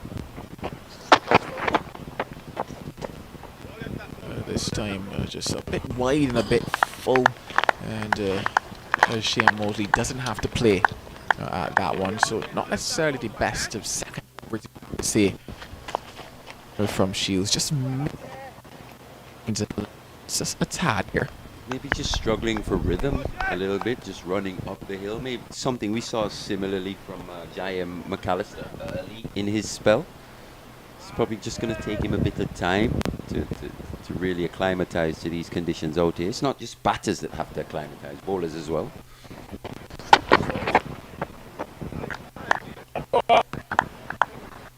A dot ball to end it, 14 without loss. And if we cast our minds back to the not too distant past, Shane Mosley would have played Test cricket in Bangladesh. So he's a guy with international experience, and It probably hasn't gone as well for him since that. And you get the impression that maybe he's a man under a bit of pressure. So he would have been happy with that half century in the first game, especially with players to return from West Indies duty as well.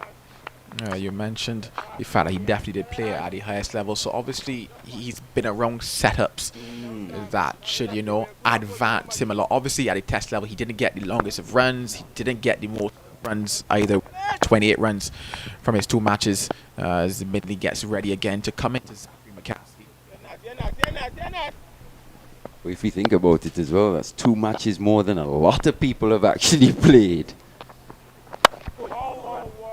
But he'll definitely want, he got a taste, he'll want a bit more of it. You get to that level, you get a taste of the international game, you want a bit more. You'd probably say he's come back since then and not really scored the amount of runs that he would like. Spent periods out of the Barbados team as well since then, so an opportunity for him as well to almost resurrect what looked like a promising career. Just hanging it outside of that all-stop again. We did mention that is the Marquino Mindley way. Just being patient, hanging it outside the off-stop and waiting for something to happen from these batters. What I can say though is that the Jamaica Scorpions are just looking a bit flat out there. Obviously on the back of them, they know that they didn't have the best of starts with the bat. But just maybe looking a bit flat so far these 4.2 overs. And if I'm being honest, I'm a bit disappointed to see just how flat they are this early in the match, considering still a long way to go. They should have come out here bouncing. A Barbados batting lineup definitely under pressure, underperforming. You probably want to see a bit more competitive fire out there early, especially with the new ball, with these in these helpful bowling conditions.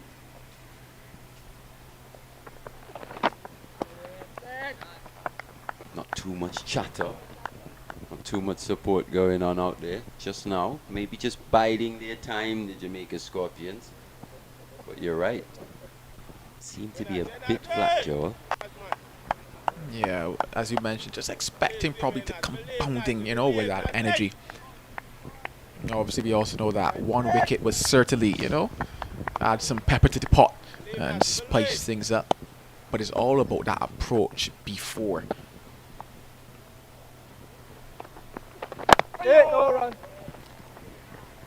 Looking quite solid here is Zachary McCaskey. As I would have mentioned, this pair had a wonderful, let me not say the word wonderful, let's say good. They had a good opening partnership there in the first innings of that game against the Guyana Harpy Eagles, and like I said, this looks somewhat similar to that particular start that they had. Maybe a shot or two more at the Vivian Richards Stadium, but that's expected because of the time that they batted, because of the type of surface as well that they were batting on.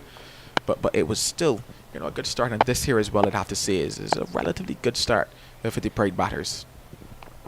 I think what's been encouraging from a Barbados Pride is just how few alarms they've had really in at the start of their innings so far. Haven't been too many plays and misses. The bowlers haven't been beating the bat. It just seems easy almost at this stage, but we know how things can change, especially young Shields. If he can just find his rhythm, at times he looks like he can be quite threatening, similar to Jaya McAllister as well. If they can just get the ball in the right areas, and that's a fuller length on this pitch, with the pace and bounce that they can get, they can prove to be a handful. But Shields just at this point in time just struggling for that consistency. Yeah, it certainly only takes one delivery. He will want to pick up his first class wicket, Shields. 2 slips in the gully waiting, a man at backward point, a cover and mid-off.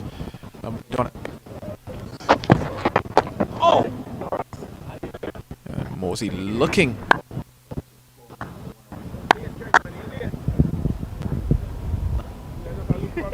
for that type of shot. The length, yes, but this is already line on this occasion.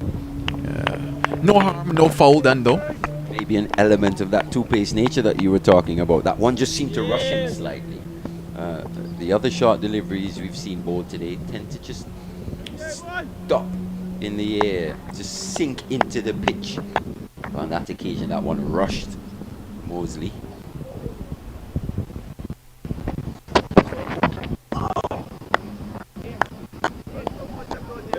Just inconsistent bounce as well there again. Not quite flying through. The odd one flies through and the odd one scoots through. So, especially when a pitch is behaving in this manner, it's important to bowl in between wicket and wicket as well.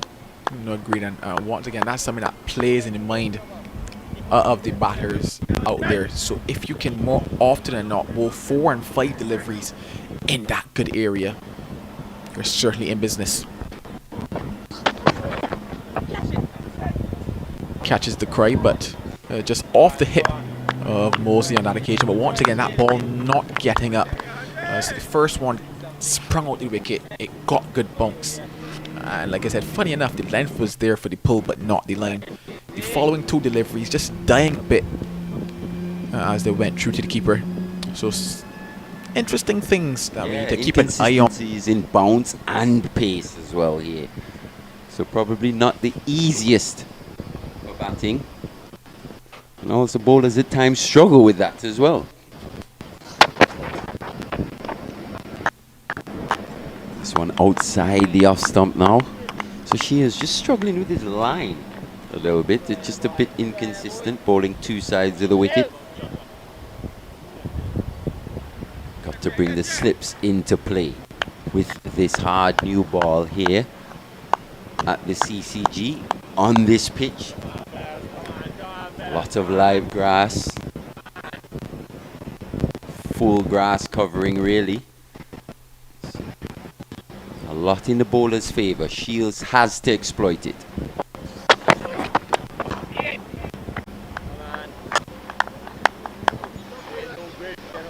Opting to play at that one. Did Shane Mosley, not getting it past the cover field of that one, just squirting off the toe end of the bat. But the Jamaica Scorpions could maybe be served by taking an example from how Barbados Pride went about their workload this morning, how they picked up those wickets.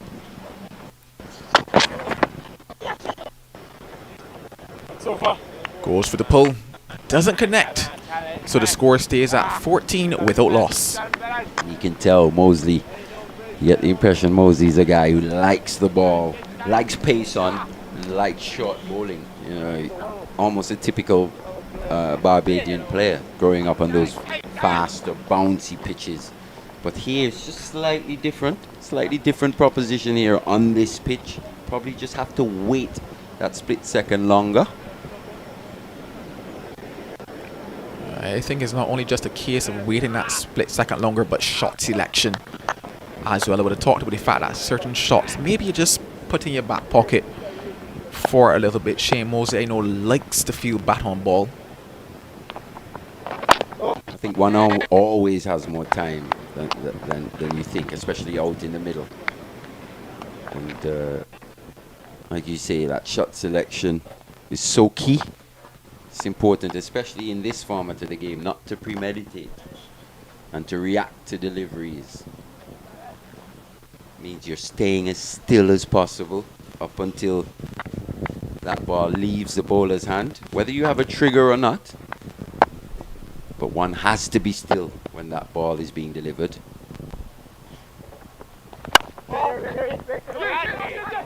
Pushed down the wrong, but cannot get past the man running around to his left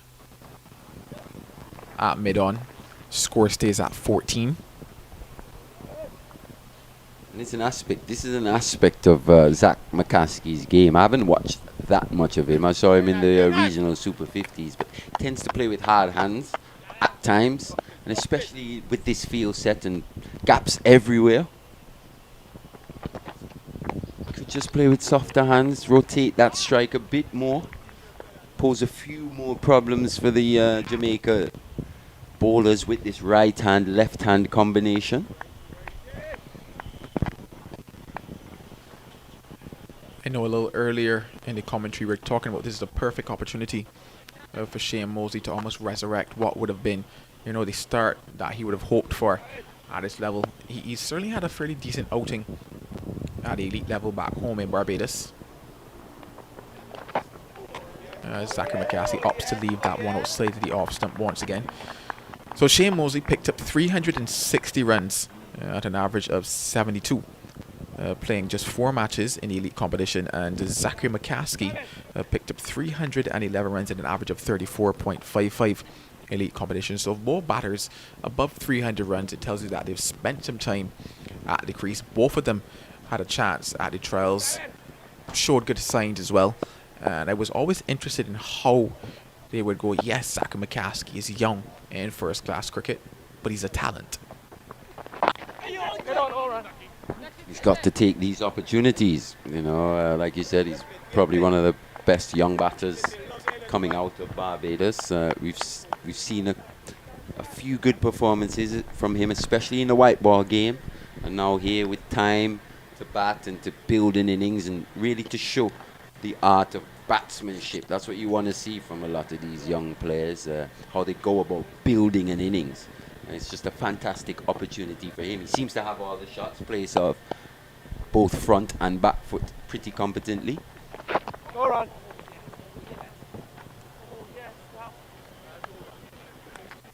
It's definitely one to look out for, Zach McCaskey, that's for sure. I'm keeping an eye on him. I like what I see from him, and with some improvement, who knows where he can go.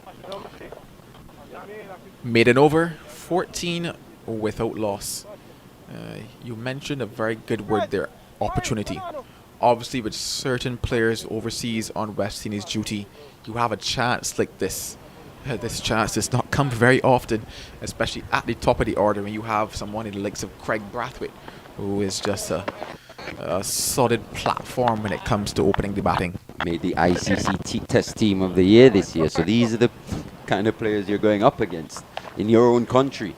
Vying for places. So when presented with these opportunities here, one has to take them. If you think, you said Craig will come back, you still got Shane Mosley and Zach McCaskey. Who's going to sit out if Craig comes back and plays in their 11? So you've got to put your hand up and make sure it's not you. That's the one that's going to be out of the 11. And the only way you can do that is to put in good performances and score runs. Got to bat long, score runs. Well, someone who will want to put in a good performance is Gordon Bryan. So a change now from this media center end.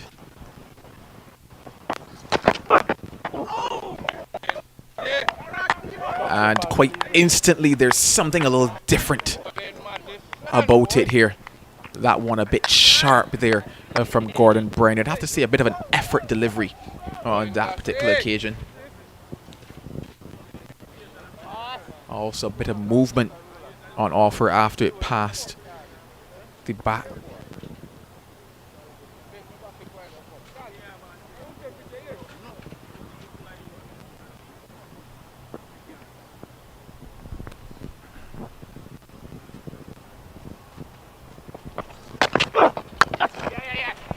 Oh, that's elegant by Shane Mosley. Will it have the legs to make it into the boundary? Yes, it does.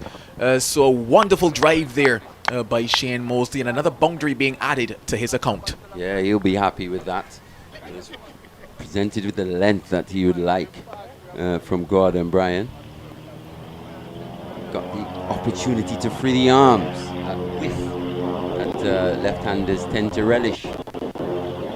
Mosley just caressed that into the extra cover boundary, so that would do his confidence the world of good here, moving him up to 18 now. 8, sorry, from 17 deliveries. The score 18 without loss. Wrapped on the pad and not out, says the umpire. That one keeping extremely low on that occasion. That inconsistent bounce. pitched just outside the leg stump, you would have to say, but had it pitched in line, that was dead for all his money, I promise you that. Yes, and that's what we were talking about earlier in terms of the inconsistent bounce. And when you have these kind of conditions, especially as a bowler, one has to bowl a bit straighter. It brings the bold, it brings LBW into play. So Brian there will be best served to try and replicate that more often than not. That one tucking up there for Shane Mosley, but the conversation, I believe, for the remainder of this match will surround how does the ball behave out of this service. This is day one. We're into the final session of the day, and this is where we're at right now. It's the nature of the game. It's the nature of cricket, you know. Not only as a player you go up against other players, you're also up against conditions. And here, conditions just slightly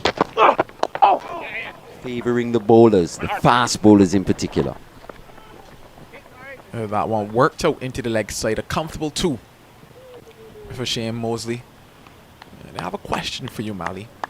How much is a batter do you factor in those conditions in terms of the fact that that ball kept extremely low? How much do you allow that to limit your shot play, your stroke selection almost? It's something that when a batter absolutely loves having consistent bounce in a pitch. Pace, that comes and goes, but the bounce, batters love consistent bounce. Whether it's consistently bouncing low or going through high. But here, when it's inconsistent, like you say, it causes pause for thought by the batters. They're not quite as sure what to play, what to leave. You can't leave on bounce. So it just poses a myriad of problems, really. So a boundary in that over.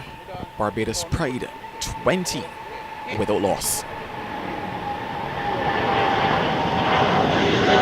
Especially when you have bowlers whacking it in halfway down and it's not quite getting up, those deliveries can be quite dangerous for a batter to face as well. We've seen that a couple of times. So you can expect as this game wears on as well, that can be a tactic used by the bowlers in terms of to bowl back of a length, short, but get it to skid through as well.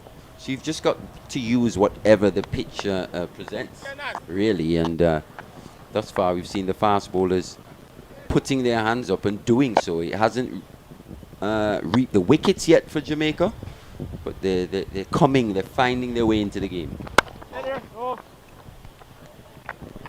Minley to continue.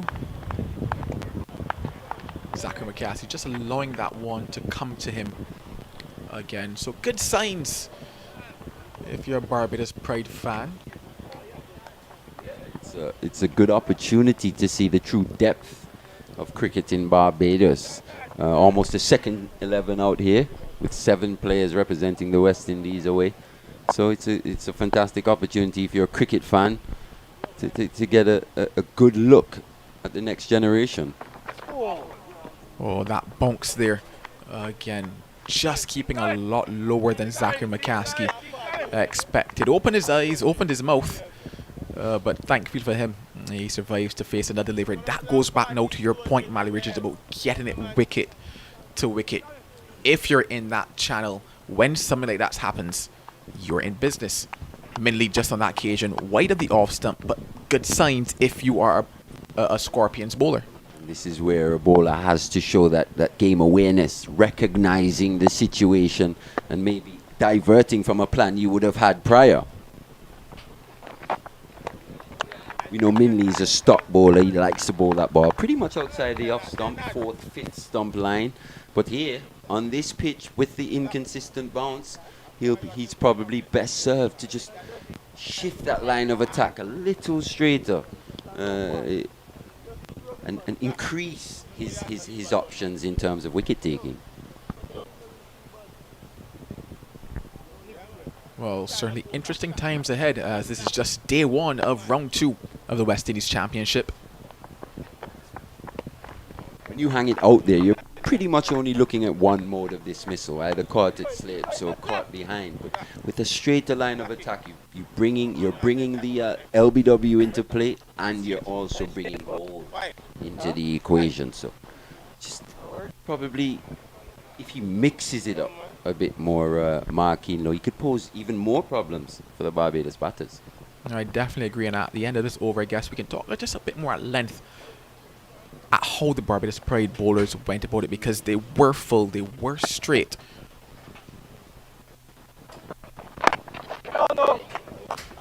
And it made it a lot more difficult over the Jamaica Scorpions batters. Obviously, there were deliveries on this two-pace pitch that a lot of them thought that they could straight out and drive also, and in fact a couple of them were guilty of falling over while playing these strokes as well. And because of the two-pace nature of the surface, offering chances because of it. No chances yet here for the Barbados Pride batters, but it's because I don't believe that they've really been challenged as yet by the Scorpions bowlers. A couple sharp deliveries, yes, but in terms of consistently challenging them, consistently making them think about what is going to happen, not just yet. I have to agree 100% with you there, Joel. And in terms of shot selection, you probably see that the Barbados Pride haven't been quite as haven't played the amount of rash shots that we saw early from the Jamaica Scorpions batters. You think of was it Tevin who came in? He played a few good shots, but he also looked to manufacture shots, play at deliveries that weren't quite there, wide outside the off stump. He played and missed quite a few times outside the off stump. So we haven't necessarily seen the Barbados Pride playing those loose shots. So maybe that gives us a sense of maybe why at this stage it seems like it's a bit easier for Barbados, but Jamaica probably contributed more to their downfall than we're giving them credit for, in terms of the shots that they played when they were looking to maneuver, to manufacture cricket strokes and get bat on ball. So Gordon Bryan will continue now. And Shane Mosley solid in defense there. Quick look around at the other matches over in St. George's Grenada. Well, there's rain there right now in that contest between the Windward Islands and the Ghana Harpy Eagles. Windward Islands, they are 231 for 6 in that encounter, and T at the Sir Vivian Richards Stadium. Trinidad and Tobago Red Force, they are 108 for 3. Like there might be a little bit of rain around here as well, Joel. The groundsmen position themselves up there to the east. It certainly looks that way as the wind is now picked up here at Coolidge. The flags are fluttering, the Jamaica flag, the Barbados flag, the flag of Antigua and Barbuda. Actually, the rain is actually broken here now and sweeping across the ground. So we might be in for a break anytime soon. Good thing that the wind's picked up though. It will probably just blow this shower across the ground. Solid for Mosley. Yeah, allowing that ball to come to him, playing it right underneath his eyes. And this, for any coach, you know, he would say this is good cricket. This is what you want to see. This is what you coach from the time that you're 8, 9 and 10 up until this level. They're wondering if they're going off for rain. It's getting a lot harder, and the umpires finally signal. So yes, we're going to have that break here at Coolidge. They've signaled for the covers, but the covers haven't come. Okay, no, they've received that. No, they see it. They come sprinting on with those covers. So we're going to have a rain break here at Coolidge. They scored 20 without loss. Barbados Pride 9.3 overs in. So we're going to take a quick break. Hopefully, you know, this rain just blows away. And when we come back, it'll be more cricket action in round 2 of the West Indies Championship.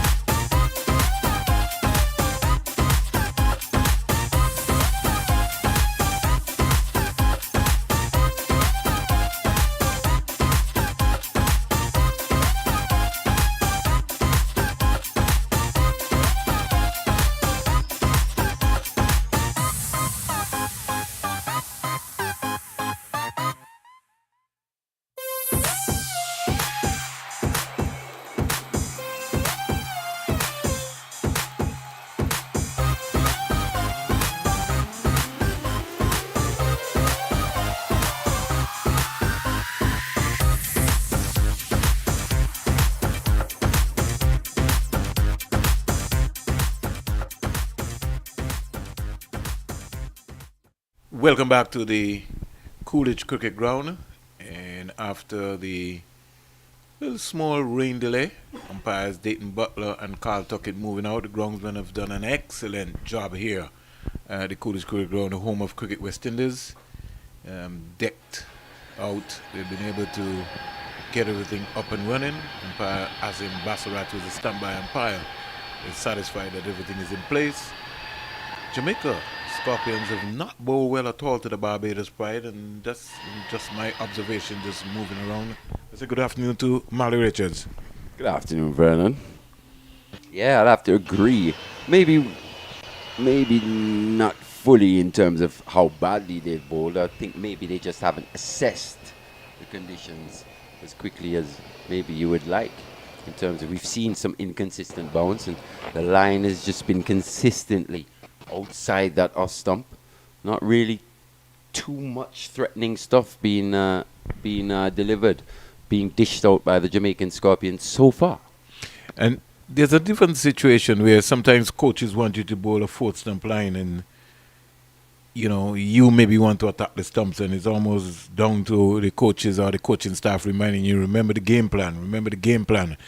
But I think on this track here, where it's almost slow pace, and I have to start thinking, how are we going to develop our West Indian batsmen if we don't prepare bouncier tracks so that they can be able to learn how to play proper fast bowling? Because we can get fooled with these flat tracks around the Caribbean.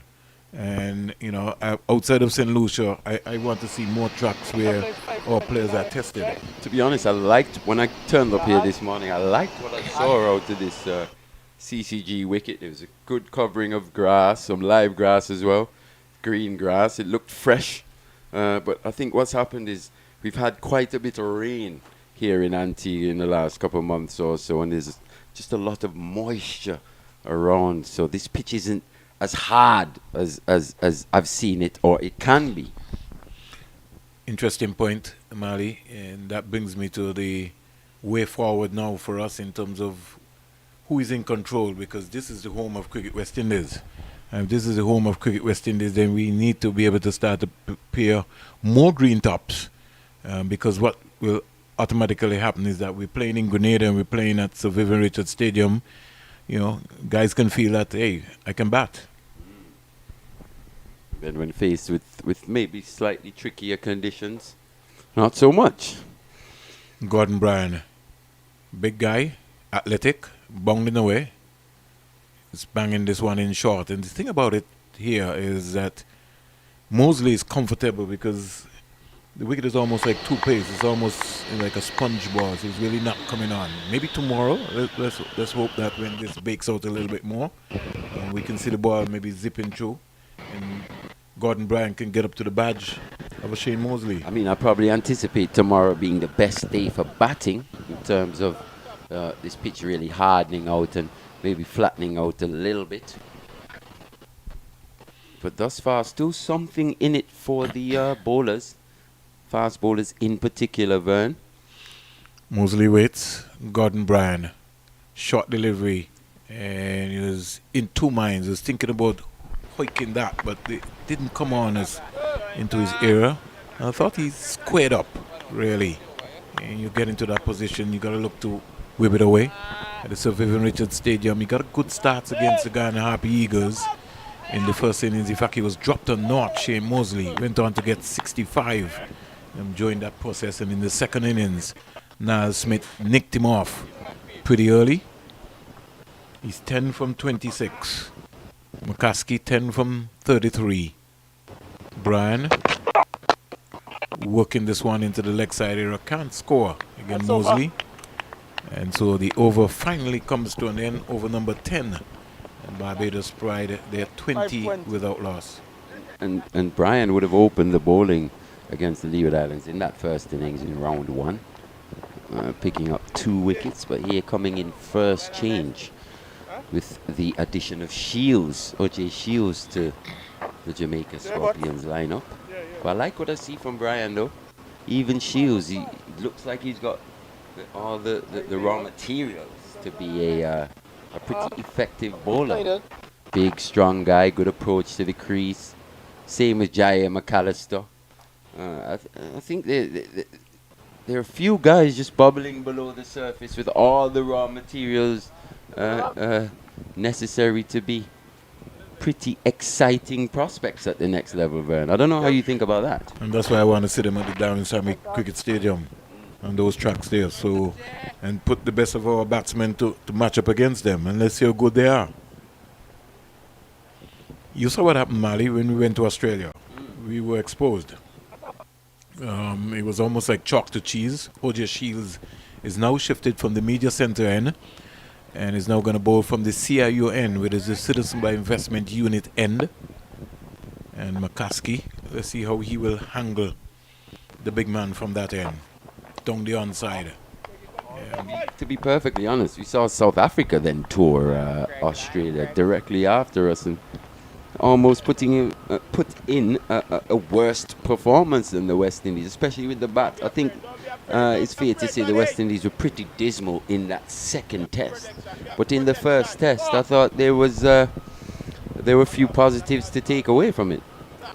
Interesting comment, Mali. I think we'll also have to take into consideration that the internal politics in South Africa's cricket is also hampering also their progress itself. So much insularity, maybe more so than in the West Indies.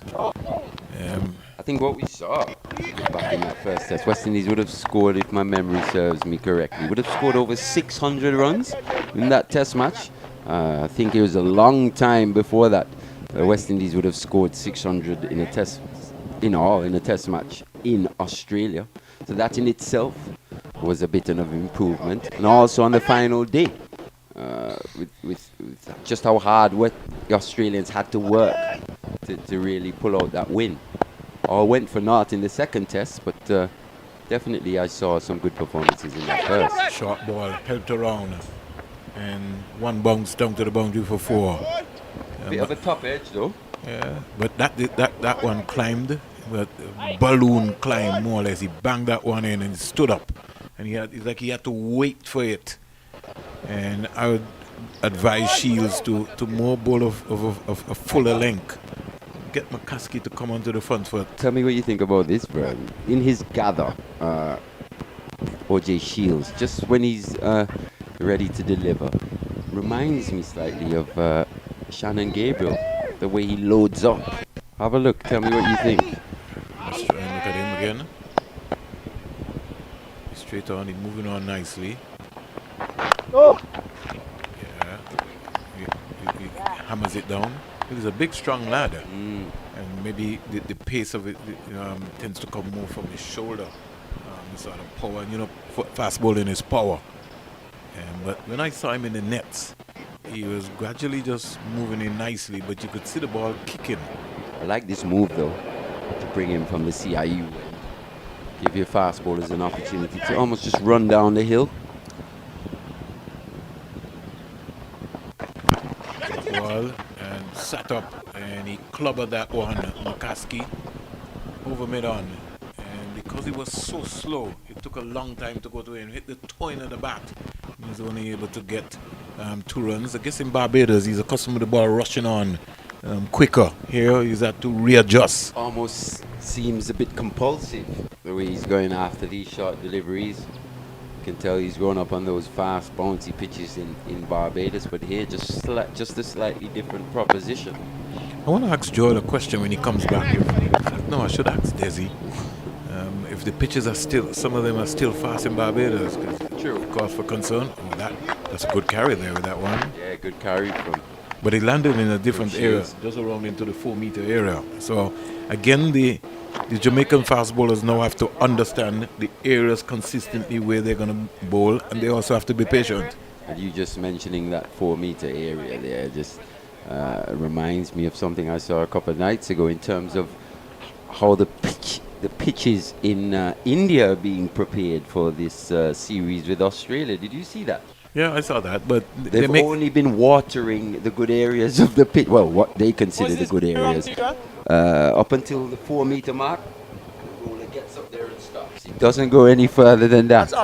I've never seen that before, to be honest. I've never seen it either, but everybody's got their method to their madness in terms of preparation.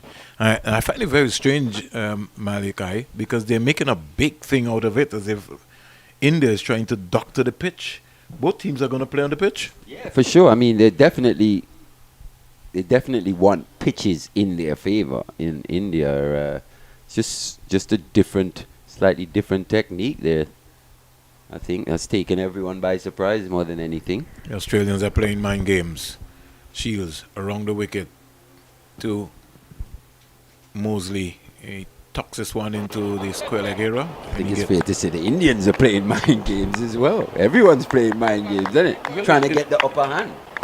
Find that edge. Well, the thing about it is because you have the Australian media that is coming over to India, they're the ones that are leading this big major conversation. And if you also think about it, India beat Australia the last time they toured Australia. So Australia definitely would want to get one back in terms of winning on Indian soil. That's something that they don't tend to do very often. Serious. 28 without loss. Mosley and McCaskey opening for Barbados Pride. McCaskey 16. Mosley on strike for 12, the left-hander. He gets a delivery, which is more or less keeping low. It's going to have to be as tight as possible, Mosley, because this guy, Gordon Bryan, has got some pace. Yeah, he's quite skiddy, Gordon Bryan. Doesn't look like the quickest, but at times just rushes the batters.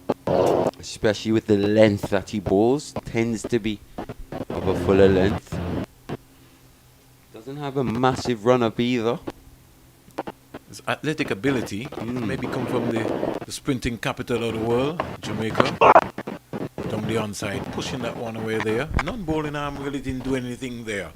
And because of that, I want to ask you a little something also, Mali, where he started over. What has made him change to go around? I was just going to say, especially to Shane Mosley, who we know at times just has a bit of an issue outside that off stump. The ball just going away from him. So he'll be best served to get back over the wicket. Look to take that outside edge. Almost like a carbon copy. Everybody just follows something. You have to understand, it's like, I have this big debate with Rakim coming around the wicket to the left-handers, and he's telling me, look at Nathan Lyon, and saying, Nathan Lyon is a different bowler to you. You're a big, tall guy. Bowl the left-hander over the wicket, and you're coming on his blind side all the time. They're always going to be a worry for you. You just have to be patient. I think it very much comes down to what you feel comfortable doing, Vern. And like you said, it's a bit of a copycat game, this. Maybe I'm coming from and the old school, also the Mali. skills that you possess. Yeah, you're right. Yeah. Down the onside again. For instance, a Kamaru, he goes instantly around the wicket to the left-handers, but that's because he's got the ability to angle the ball in from around the wicket and take it away very late from the left-hander. So that poses a different challenge for left-handed batters. But if one doesn't possess that ability, you're probably best served staying over the wicket and using that natural angle, especially to a batter with a perceived little weakness just outside that off stump. I always feel, Mali, that if you're coming around the wicket to a left-hander, you yourself being a left-hander around the wicket, is easy sailing for you, because you're going to see everything within your own pathway. Because when you come over the wicket, you're looking out of the corner of your weakest eye, which makes it so difficult for you, and you put yourself maybe under more immense pressure. But I mean, if you're Shivnarine Chandapur, which eye is your weakest eye? Because he's making sure he's getting both eyes on that one. So batters just adjust and make adjustments as they go along.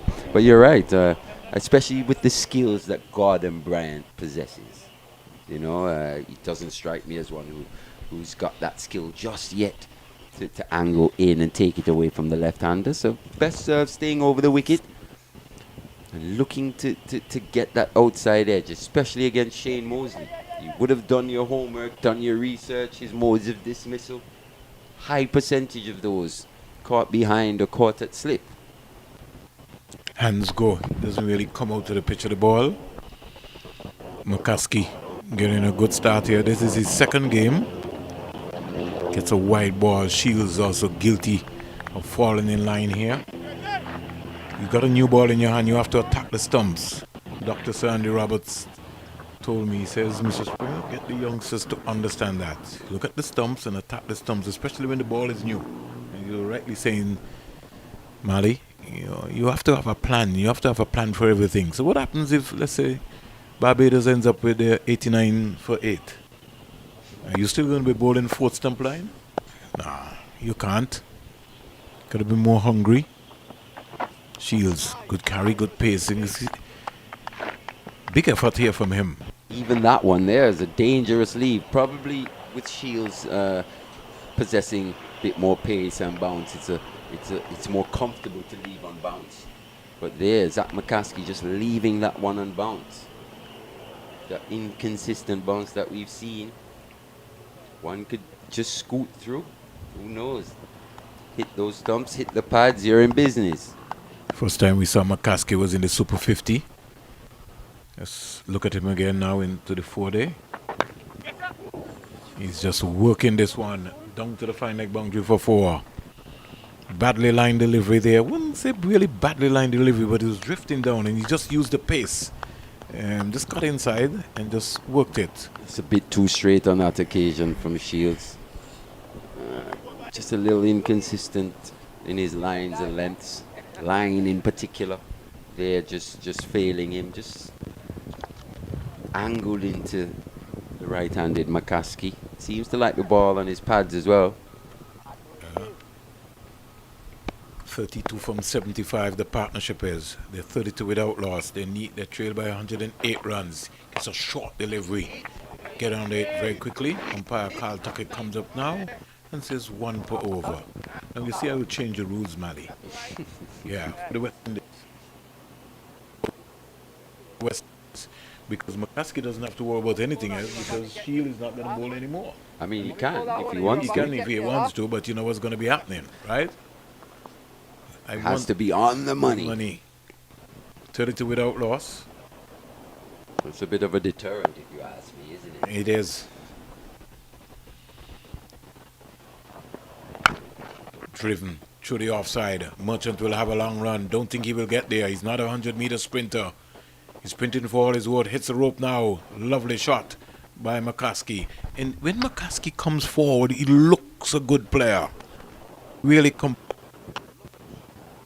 and the score goes to 36 without loss. Yeah, just a couple of times here today where we've seen batters almost just play through the line. You think of that Jamie Merchant 6 off, was it McAllister over long on that occasion.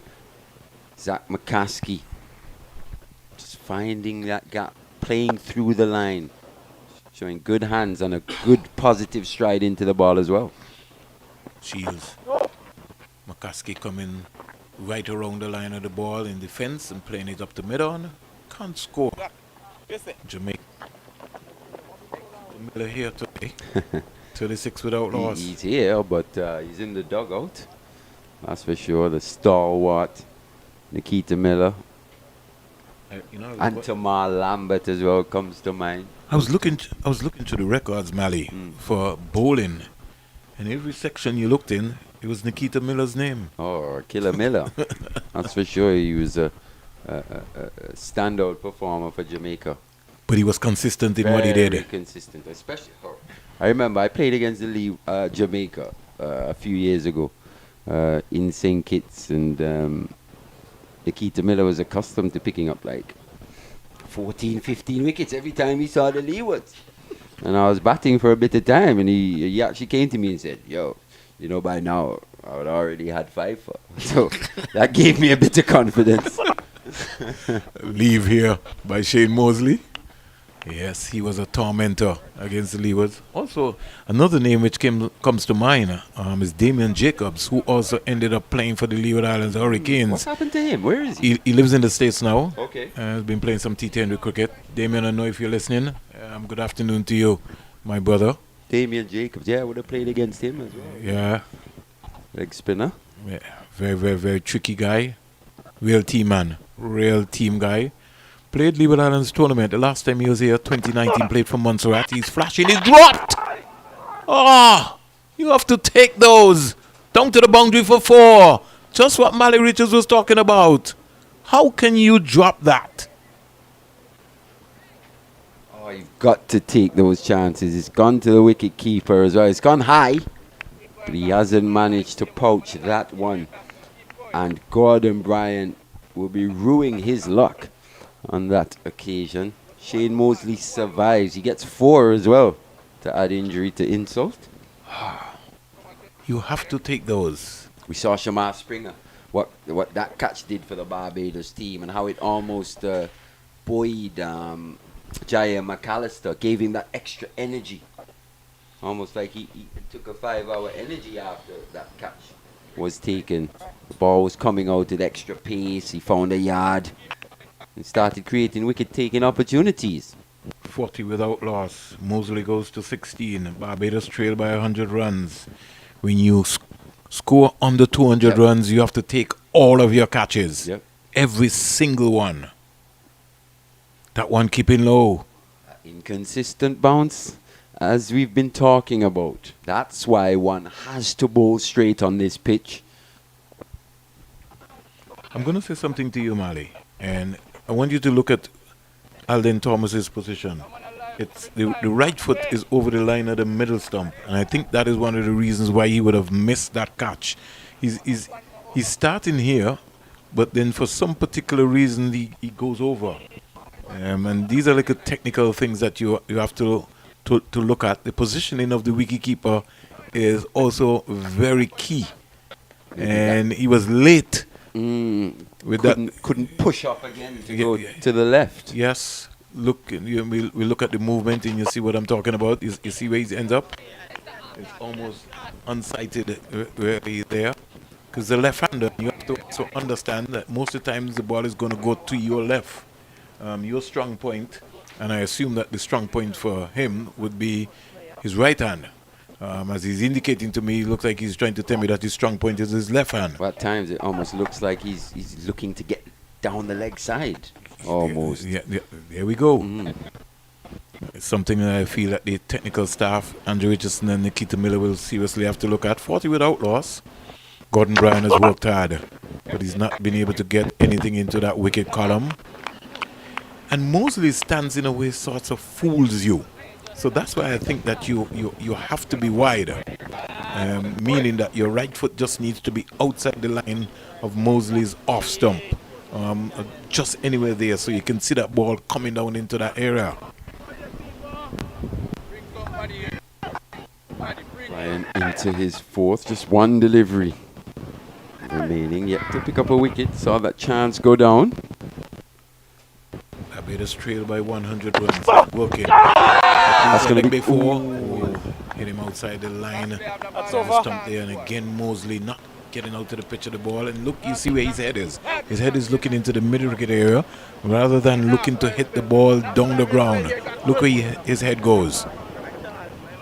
Probably just fell over a little bit, just planted that front foot, then couldn't get it out the way to access the delivery. It's a good bowling there from Gordon Bryant. I like him. I like his approach. Sort of reminds me of a Cameron Coffey. Got good height, good natural athlete. What are we going to do with all these seamers?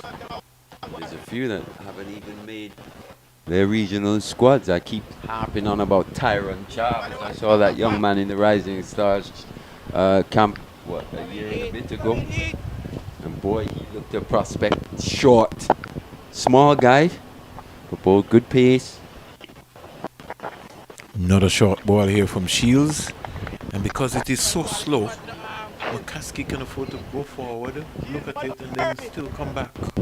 Tyron Charles, a young Windward Islands bowler.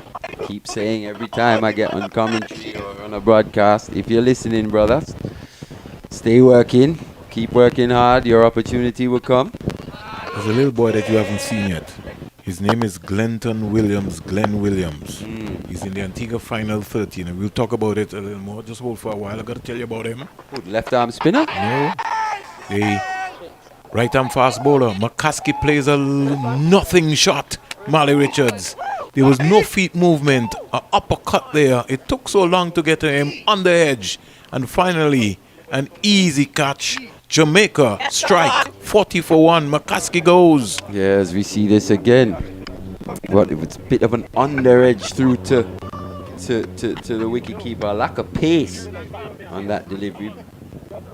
Almost played a bit too early. Oh, it's wide as well from Zach McCaskey. He had to reach to get there. He won't be happy with that. Poor shot. Shot selection again coming into play there. He'll know that he's contributed 90% to his own downfall there, that's for sure. What you've been told by your coach, that if the ball is bouncing above your stump, you do what? Okay. McCaskey is an open batsman, not a tail ender. He should know better about that. That's he'll have to pay a fine later to Vasbert Drakes and Ryan Hines. Because that was a nothing ball, really. Nothing delivery, really. He looked in good form as well, looked quite compact up until that moment. And it's the nature of the game. One loose stroke, especially as a batter, one loose stroke can lead to your downfall, especially if the luck isn't with you. He managed to somehow get an edge on that one. Had to reach to get there, but yeah, got an edge on it and went through to wicketkeeper Thomas. The first wicket goes down for the Barbados Pride. Jamaica Scorpions on the board. Pride are 40 for 1. Well, how come Jonathan Drakes, who's only now playing in his second game, Mali, had the chance of seeing him play against the Ghana Harper Eagles, scored a busy little 40-yard in the second innings, got knocked. He was outfoxed by Vasami Pomal, played a slug sweep, or tried to play the slug sweep, hit across the line of the ball, the pressure. He's got an opportunity here now where he's got a promotion because he's come out at number 3 for Barbados. In the last game, he batted at 4. So Shamar Brooks has held himself back. I can't wait to see Kevin Wickham, Mali, and we've seen Wickham. And Wickham is a little busy player. I don't want to pump him up too much and put the dreaded commentator's curse on him. So I'll let you go with that one. No problem. 40 for 1. Drakes will face his first delivery. Very relaxed. And waits for Shields. Down the onside. She's pushing that one. So I was talking to you about this youngster. Glenn Williams. Played for the under-15 Leeward Islands. He's from Antigua and Barbuda. Had a stint in England last year. He's about 18 years old now, Mali. But trust me, he's got some pace. He's been forcing himself into the Antigua and Barbuda first 13, not the reserve. He bowled impressively fast in the Antigua and Barbuda Cricket Association Dream 11 10-10. Yeah, it's something that we've, especially with Antigua, we've got a rich tradition of producing fast bowlers. If you think back through the years, the latest being Alzari Joseph, but maybe we've just struggled in the last 10-15 years to really produce bowlers of express pace. Here is Drakes just getting down on an in-swinger here from Shields. He's off the mark with his second delivery. I like Pittman, but I just feel that there needs to be more work done with Kelvin Pittman. I don't think that his non-bowling arm, in fact, it's not getting up at all. And his strike pattern is not consistent enough. And so sometimes he stutters to the crease. But I think that when he gets it right, he is our next emerging fast bowler. Yeah, and if you think about his almost rapid rise to this level, it's a guy who wouldn't have played that much cricket in his career, to be honest. So he's still learning. He's in the best place, I think, to learn, a member of that West Indies Academy squad as well. Disappointing that he didn't even play one game for the St. Kitts Nevis Patriots. And this is something I feel that we seriously have to think about. Is the Caribbean Premier League good for our Caribbean players? Because we have to understand this franchise cricket. Is that good for West Indies cricket? We have to begin to start to ask ourselves, and maybe we need our own T20 tournament, 41 for 1. In addition, I think so. In addition to before the CPL, yeah. So that if you have the 6 territories teamed up in a T20 tournament, the franchise owners can now look at the West Indian cricketers playing in their own T20 tournament. Well, I still think still a good opportunity for young guys to really be exposed. If you think of a Jaden Carmichael, where was he a year or two ago, and then burst onto the scene in the CPL? So Well, there are- he came out of the West Indies under 19 ranks. yeah, so but he had in terms of exposure. exposure to first class and high level cricket. Rain threatening here. That one hitting him. Good pace there by OJ Shields, and he had to fend that one, Shane Mosley. I think the umpires are going to call on the covers. Umpire Carl Tuckett, they have to call this one. It's getting dark over there. And yes, here we go. So we'll have a rain break. Here comes the men at work at the Coolidge Cricket Ground. The stumps go down. Somebody's going to take up, I think, the monitor, the 360 television team. They also have an outside microphone there. And look at the execution of these men here at the Coolidge Cricket Ground. It's almost like a drill rehearsal. Everybody sinking in. Rain break. 41 for 1 or 15 overs. Barbados Pride. Alongside me is Molly Richards and Joel Manning. We just want to salute the 360 television crew. We'll take a break and we'll come back after the rains.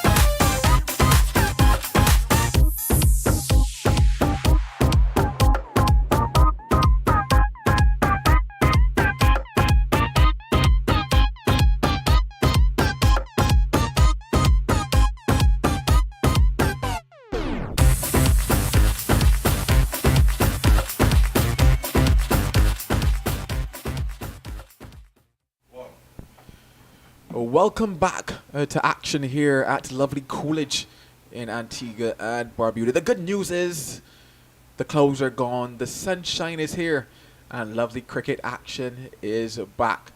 We're going to have some extended play here today. Light permitting, we're heading all the way down to 6 p.m. Barbados Pride just before that little interval with a loss. Zachary McCaskey playing at a wide one. Ill-advised, you'd have to say, especially given that the Jamaica Scorpions certainly have not looked threatening. So he gave them that wicket. The score now 41 for 1 as I welcome Vernon back into the commentary position with me. Yes, we back here. Some 21 overs remaining, and the umpires have decided that they're going to work with the Jamaica Scorpions team and also the Barbados Pride. So they have extended the day's play.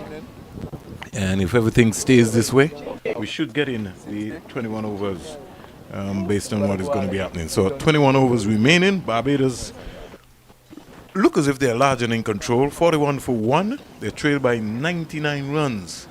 And the Jamaica Scorpions will be pretty disappointed in terms of how they went about their innings. But it's now the turn of Shane Mosley and Jonathan Drakes, who's on 1. And let's see what the business end of the day will bring for the Barbados Pride. Jamaica Scorpions will certainly be happy that they picked up that 1 wicket before the rain break. Obviously, like I said before, wasn't necessarily looking threatening from them here today. Based on what I've seen, Gordon Bryan probably the only bowler that has really made something happen. Obviously, he had that drop chance off of Shane Mosley. Quite a sharp chance that to Aldane Thomas, going quite high up to his left. Still a chance nonetheless. And then given that wicket, you'd have to say, by Zachary McCaskey. So it's going to be Gordon Bryan now to start things after the break. Good leave there by young Jonathan Drakes. Jonathan Drakes had a fairly decent time in that second innings versus the Guyana Harpy Eagles. He would have made 36 off of 99. Go ahead. He spent some time at the crease, and that is what you want to see from him. So he's going to want to spend a lot more time here again at Coolidge. Zip there after the break. And it's just squaring up Jonathan Drakes, but he would say that he left that. Earlier, Jamaica Scorpions won the toss and batted first. They were dismissed in 54.5 overs for 140. Top score. And it was the man himself, Jamie Merchant, with a blistering 35. Towing away 1 boundary and 4 sixes.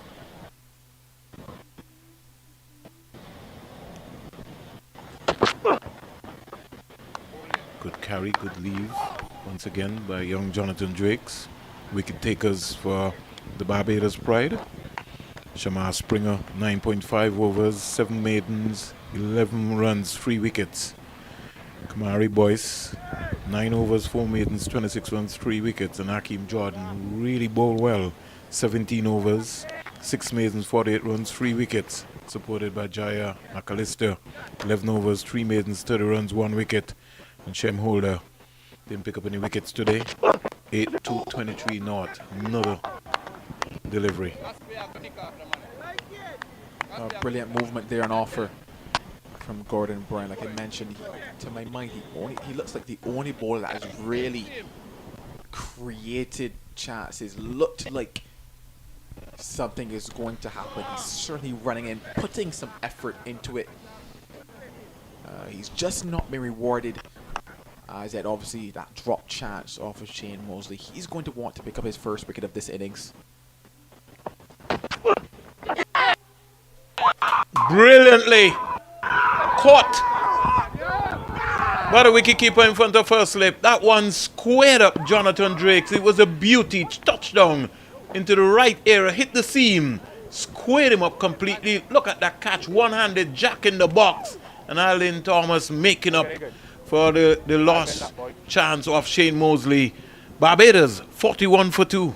I said he looked like it. I said that he was going to be searching for that wicket. He looked like the only one that could create a genuine opportunity. That delivery, just shaping away from Jonathan Drake's, taking the edge, and another gem of a catch in this innings. 2 wickets down now for the Barbados Pride. 41 for 2. 41 for 2. And out comes the experience. The man who will have to take this team on his back in terms of the batting. Shamar Brooks will be looking to really cement and put Barbados on top. With a score of half century in the first innings there.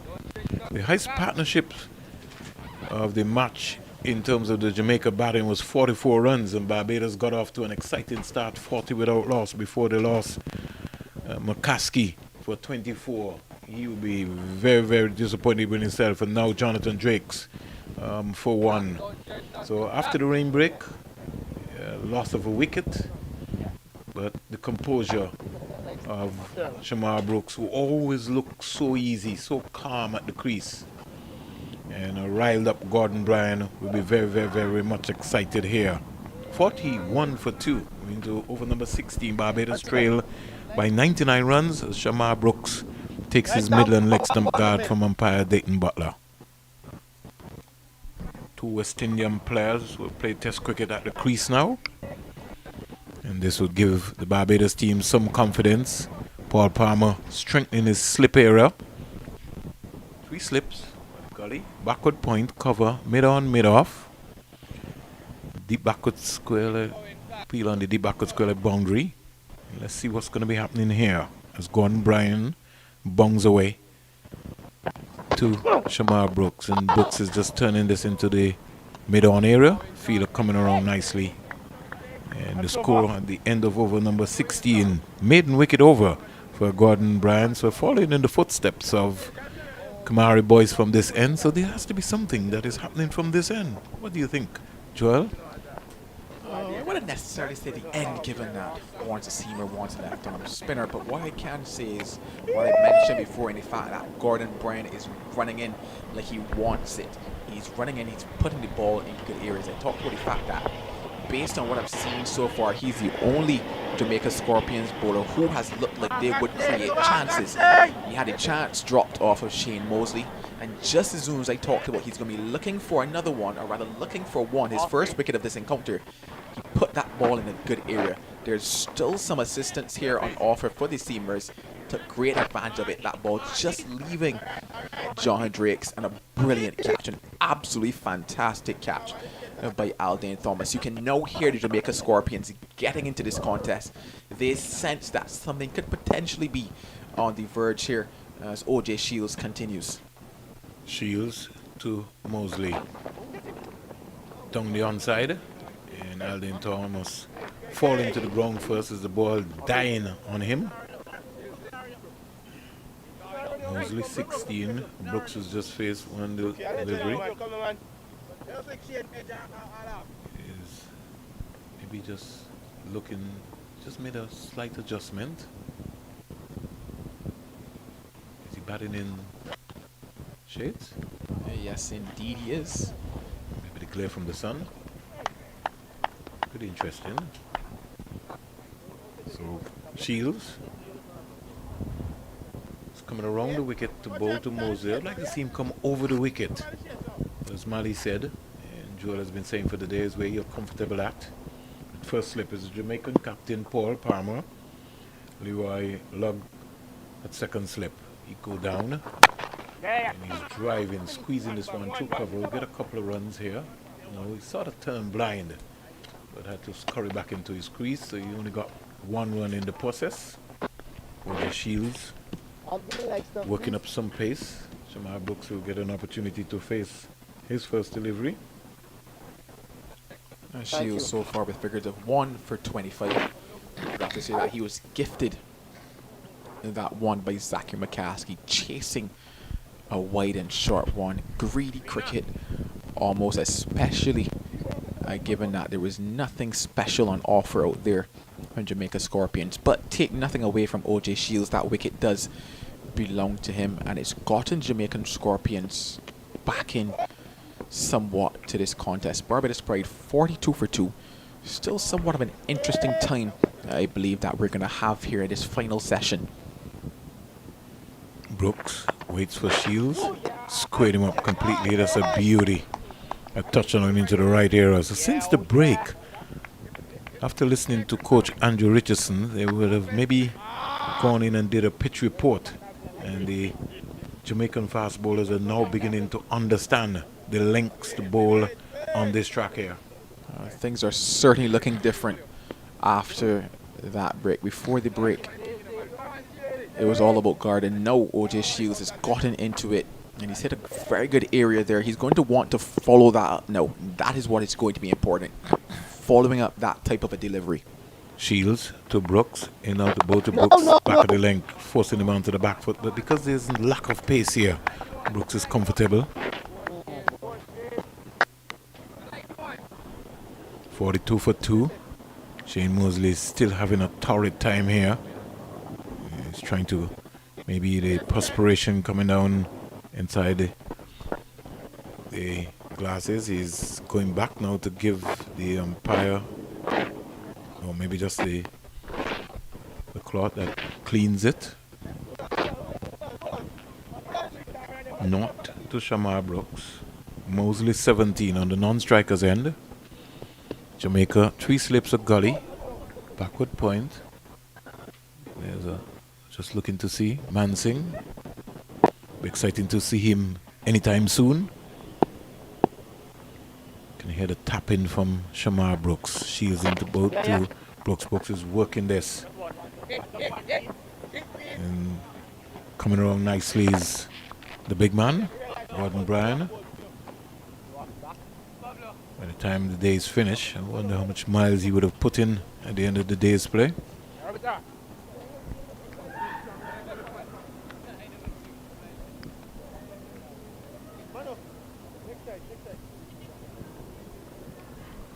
.43 for 2.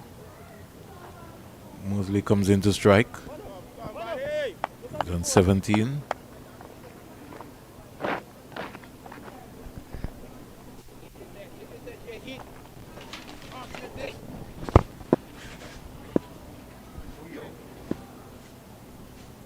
Here comes stop from OJ Shields.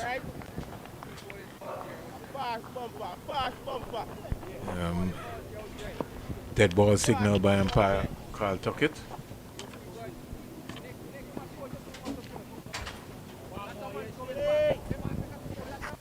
Game on here. Barbados trailing by some 97 runs. And so far we've seen 12 wickets fall for the day. Round the wicket.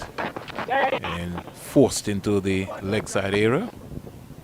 And Jamie Merchant coming around. Yes. Brian got the wicket. So both Shields and Brian have picked up a wicket apiece. Mosley goes to 18. Brooks comes in to strike.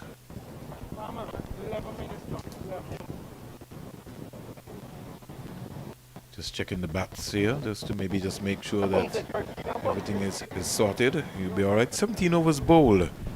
And what will be your take now? I think it's time for spin from one end and seam from one end, or you'll be continuing with seam all afternoon? For the moment, I would continue with the seam, and just because of what I've seen in the last 2 overs in terms of that away movement, in terms of good shape, good seam movement as well.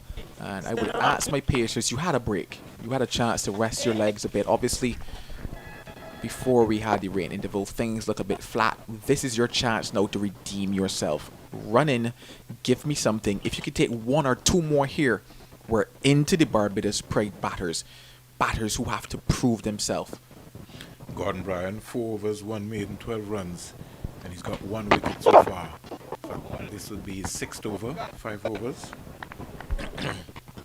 Markino Minley, 5 overs, 3 maidens, 5 runs, no wicket. And OJ Shields, the wicket taker. Jamaica Scorpions. Seemed like a long time ago Paul Palmer called right and decided that he was going to bat. And I heard from Joel that Shane Dowie said that if he had won the toss that he would have batted also. Yes, indeed, that's exactly what he said. But I know for sure he's happy that they did not, given what they saw happen out there today, and given the result of that first innings. Brian around the wicket to bowl to Mosley. Mosley is on driving in the air. And they'll get a couple of runs quite easily. Sort of went hard at that ball. He tugged it.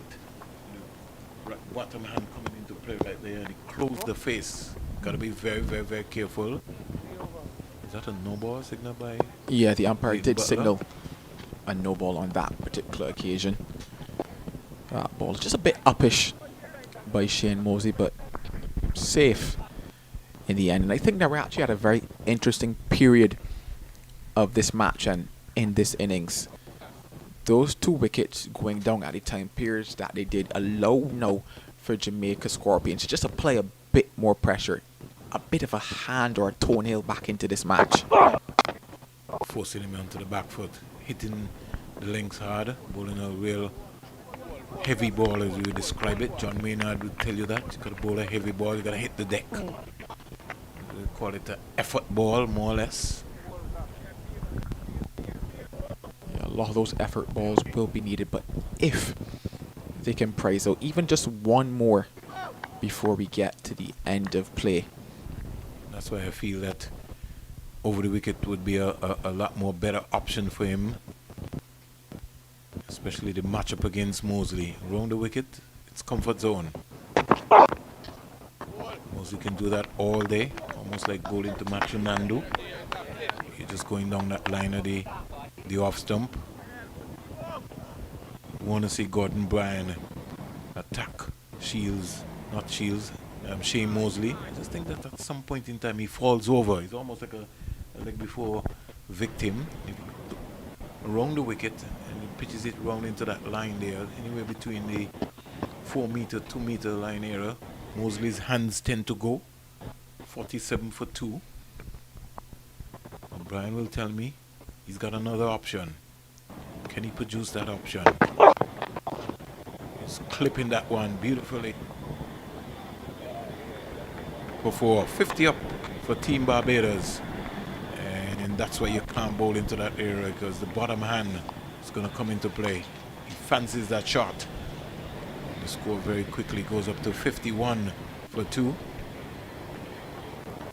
Mosley goes to 24. Shamar Brooks is 1. Barbados trail by 89 runs. A very handsome shot indeed there by Shane Mosley, allowing that ball to come to him. And obviously with the time that he's spent at the crease, it gets a lot easier to play. So on that particular occasion, just working it away to that man at mid-wicket and collecting another boundary. Still is persisting to go around the wicket. Maybe this is where he's comfortable. Goes down the onside again, pushing the delivery. And Thomas just skips across. Not really skipping across, but enough to collect. Mansingh is clapping away. He's licking his fingers because he maybe can't wait to bowl on this track. He looked at the purchase produced by Kamari Boys. Jamie Merchant himself, he'll be also fancying a bite before the close of play. Mosley 24. Brian around the wicket. And he's clipping that one again. 4 more. Hits the rope now, will it? Yes. Just trickled downhill. And Gordon Bryan will have to learn the hard way. Get up and get over the wicket and bowl the people's ball. Yeah, that ball coming back in on the angle there from Gordon Bryan. Getting more than 2 straight on that particular occasion. And with a massive gap in that mid-wicket area. All Shane Mosley had to do was just get it wide of that man. And he collects another boundary in this over. 56 for 2.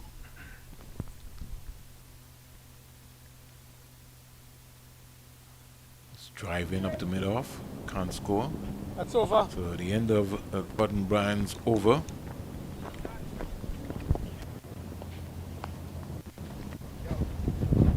More comments from you, Joel? So at the end of the over, 56 for 2. I think that Gordon Bryan is better served. Obviously, just pulling back that length a bit.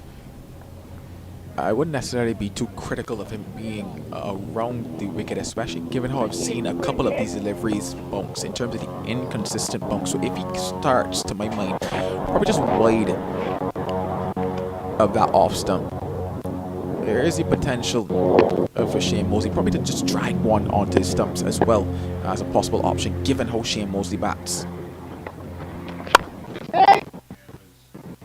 Drive by Brooksy. Looking at the bottom of his bat.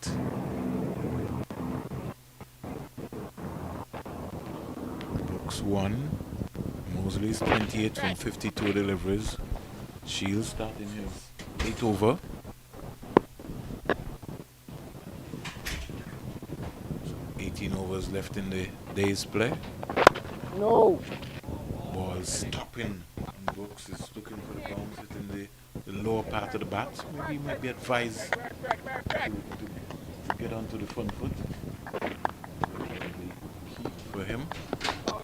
Once again, that inconsistent bunk. Shamar Brooks getting up high on those toes, and the ball hitting the bottom of the bat, and it always plays to my mind in the mind of the batters when you have situations like that. As Mally Richards would have mentioned earlier, you want consistent bunks as a batter. Again, ball cutting back into Brooks, who's coming back on a cross. That's why you need some real bouncier pitches, Joel, so you can test your technique with some of these West Indian players.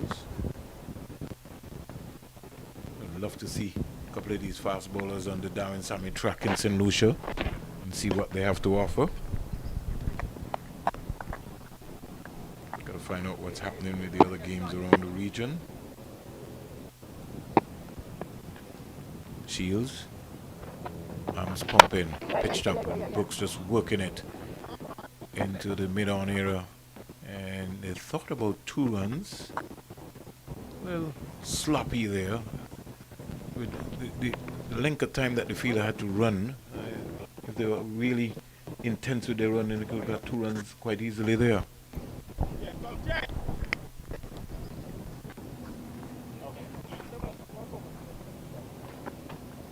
It's interesting that as another partnership, even though quite young, starts to develop, how quickly Jamaica Scorpions have gone back just a bit flat. They got that energy from the wicket of Johan Drakes. The momentum was there for the taking for them, but they've just gone back a bit flat into probably a mode of waiting for something to happen. But I think that they need to make it happen, because if not, this pair could bat all the way to the end of the day. Good observation, Joel. No. Good short ball, aiming for the midsection area. Mosley played it a little uncomfortable, but in the end, because of the lack of bounce, get away with that.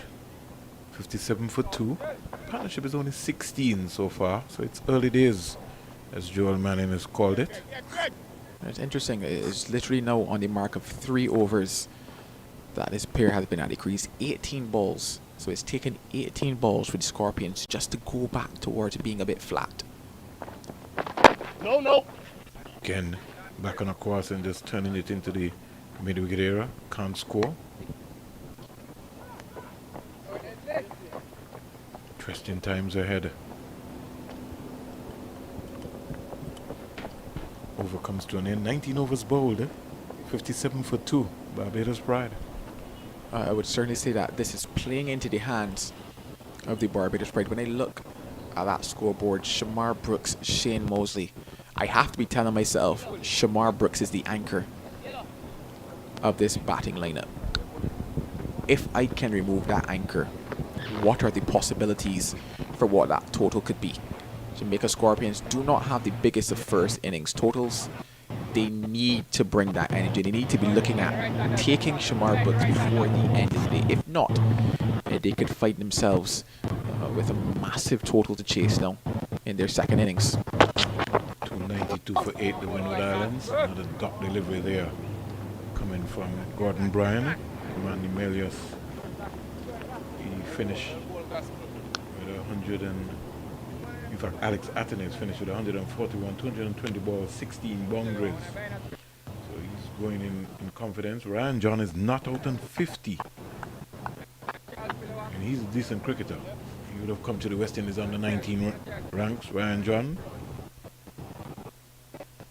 113 balls faced there. So that's a good contest in Grenada. Pitched up. Driven down the ground. Wicket taker so far for Team Guyana. Kevin Sinclair 2 for 64 for Sammy Pomal 2 for 70 among the wickets again. Ransford beaten 2 for 50. Niall Smith, something has to be wrong with him because he's only bowled 7 overs, 1 for 51. And Shamar Joseph 12 overs, 1 for 47. Nando has bowled a couple of overs. A good friend, Nando. He must be itching to get to the crease. 292 for 8. Here, 57 for 2. Brooks. Just a little casual drive. I like to see him. He just stops there when he can punch it. Especially with the min on and the min off so close. He can get over and find the gap. Sometimes I think he gets into more or less a nonchalant sort of attitude where he just stays there, doesn't really push himself all the way, especially early in his innings. But once the perspiration starts running and the juices, he moves, looks like a real accomplished player, Shamar Brooks.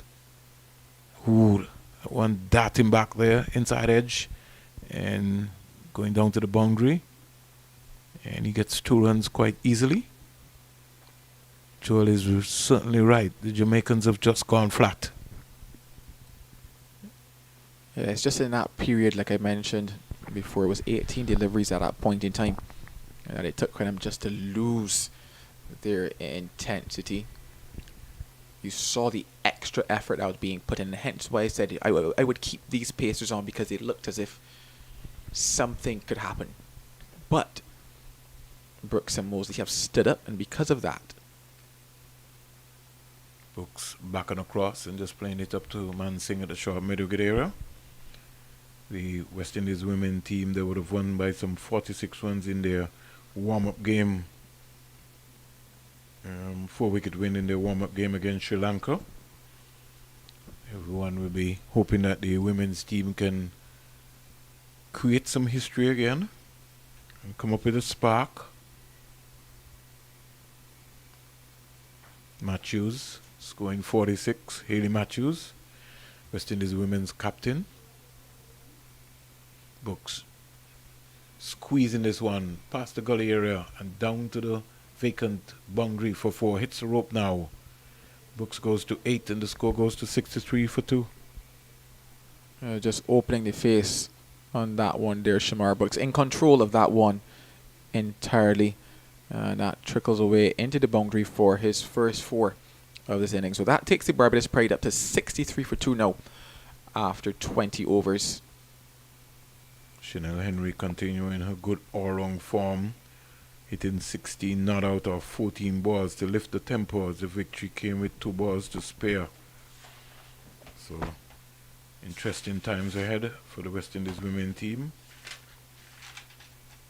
Sri Lanka a bowler for 107.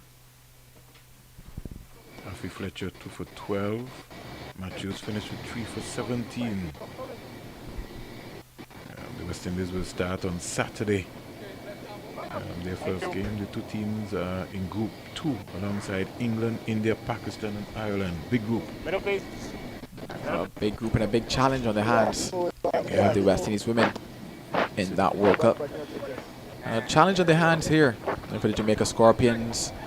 They're hoping that one man who can navigate the rough waters is Patrick Harty. So left arm over into the attack now. The first signs of spin for the Jamaica Scorpions. The ball still looks brand new from this end, so it means that they have really taken care of this cherry. Here is Mosley cramping himself for room. It's going to be a lot more tighter. This is going to be an interesting contest. I'd like to see Mansing from the next end.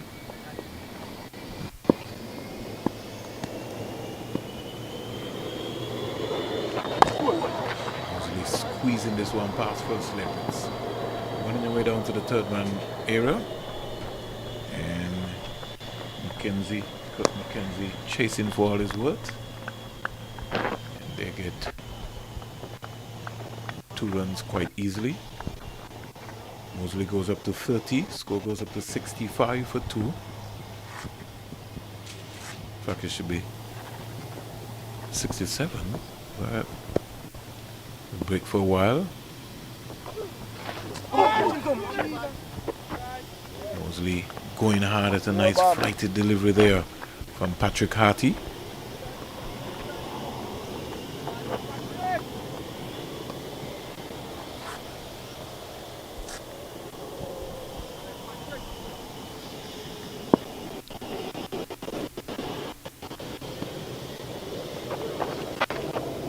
Mosley undriving. Score remains on 65. I thought the manual scoreboard has gone 2 runs ahead, so they'll have to pedal back. If somebody can maybe just reach the folks at the manual scoreboard.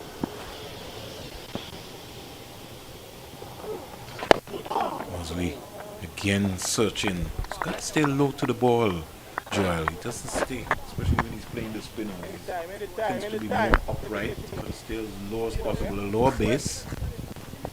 You've got to be able to use your wrists. Harty looking to pull him out of the crease. He did. He's comfortable with that length. So 2 runs coming off of Harty's first over. Score at the end of 21, 65 for 2.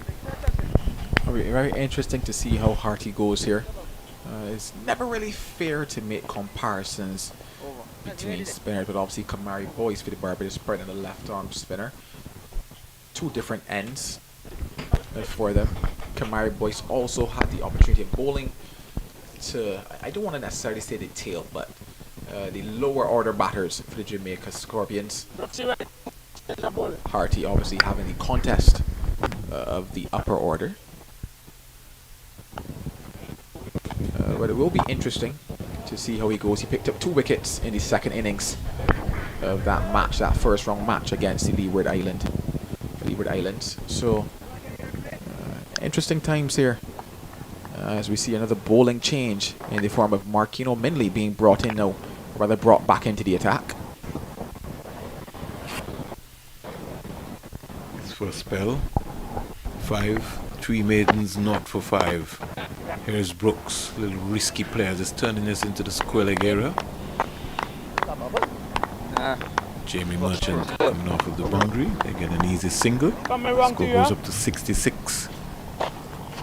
Brooks 9, Mosley 30 comes into strike. West Indies starts their campaign in the 8th edition of the Women's World Cup on the 11th of February against England. 9 a.m. Eastern Caribbean time, 8 a.m. Jamaican time, and then on the 15th versus India, 17th Ireland, and 19th Pakistan. Women's cricket taking place in South Africa. Here is a delivery which is just squeezed past the gully area. Merchant had to come around nicely. They only get 1 run in the end. No ball again. So this end is cause for concern. This is the second no ball from this end. The first by Brian and now the second by Minley. Minley would have made his test debut for the West Indies in Australia. Last time they toured.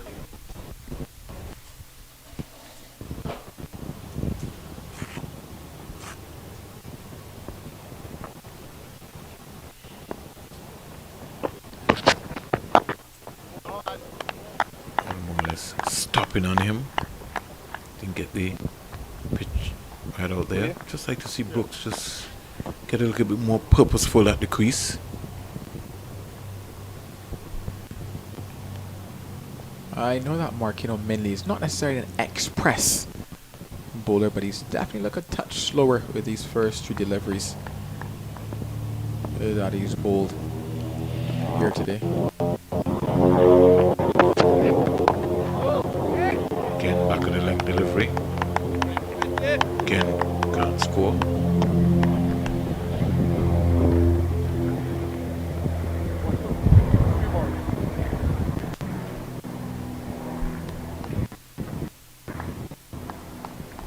At 5:24 p.m. now, as some shadows start to creep across the ground here at Coolidge. We actually have an extended play going down to 6 p.m. light permitting. Again, picking up the line right there. I'm going to feel that play maybe might have been ceased also at the Sir Richard Stadium. Check out the scorecard and see in terms of what's happening. No, they're playing. Bravo is 63, Darren Bravo, and Accra is 26. So the Leewards bowlers, they've made to toil so far. No wicket yet for Cornwall.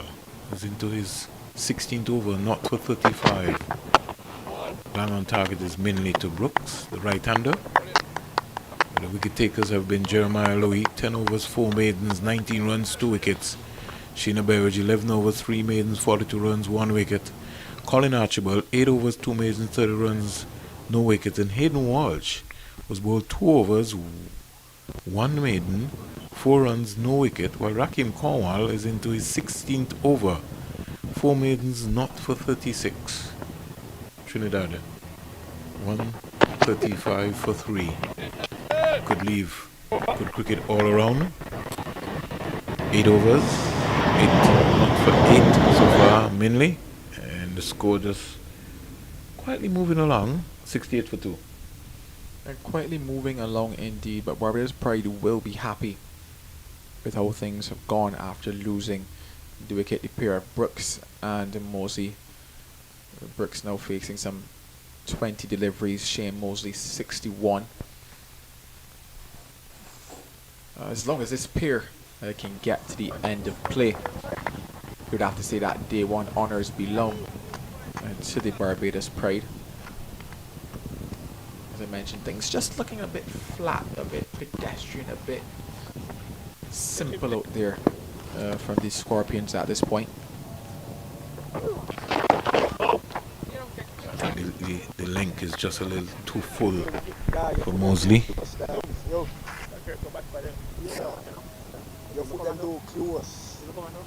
Just need to give it a little flight. Make him come. Make him dance.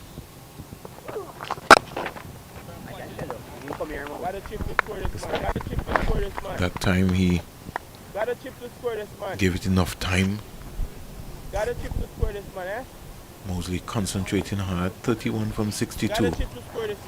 Barbados 68 for 2. Patrick Harty. Again, quicker, faster. And Mosley is comfortable to be on his back foot. Let's see him be on his front foot. Bring him forward. And come forward.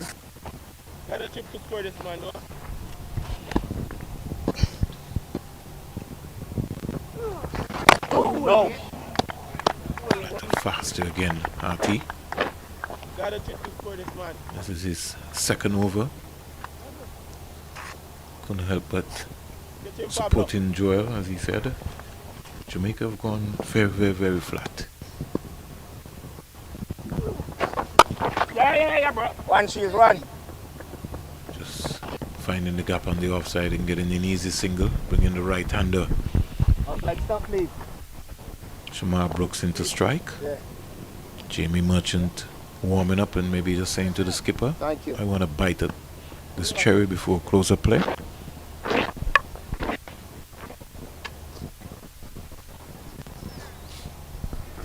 .69 for 2. That's Harty into bowl to Brooks down the onside. Don't move. Thinking about a single, the bat paddock hustle at the delivery. He's calling for another bat at the end of over number 23. Barbados. They're trailed by 71 runs. They're 69 for 2. More comments from you, Joel, and then you take it over ball by ball and Mally Richards. will close out the day's play. The question that I believe that the Scorpions will have to be asking themselves is, who do we turn to get this wicket? We picked up one with a gift with Zachary McCaskey. We picked up two with a gem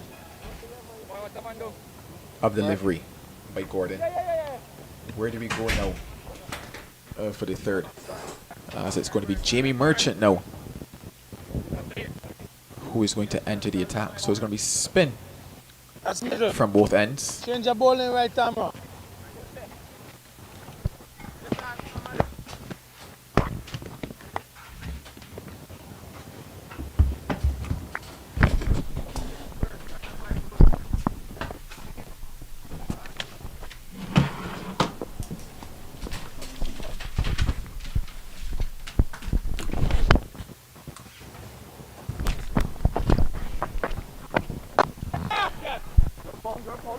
Given a bit of air and just whipped out onto that leg side. Thought about two.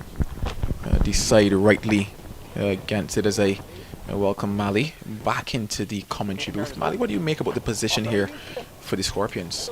Well, like you said, almost just meandering through here towards the back end of this first day's play here.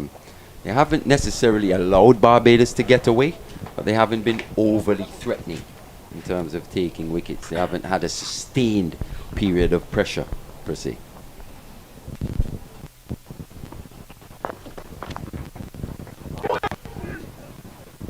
Driving and missing that one there was Shamar Brooks.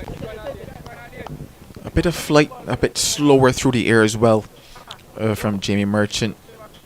Shamar Brooks just thinking that he could drive that one through the covers. Wasn't quite there.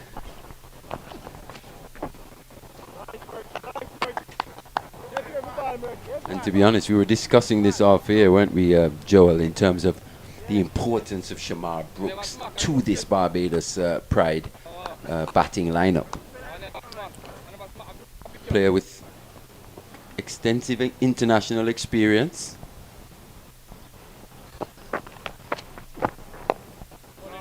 And on his day, a very, very classy performer indeed. And you have to agree there. And I mentioned, yes, on air again too, that he is the anchor for this Barbados Pride batting setup. They need him to come good. Swept away and swept well. That one heading out towards the fine leg boundary. Almost a brilliant stop. Flicks it over the rope. And that's going to be 4 runs to Shamar Brooks. Yeah, a bit unlucky there. Good effort down on the boundary. But that knee just seemed to stick in the turf. Didn't allow him to really get a good grip of the ball, and it trickled over the line for 4. But good effort though. That takes Shamar Brooks up to 13. Now to score 74 for 2. We're into over number 24.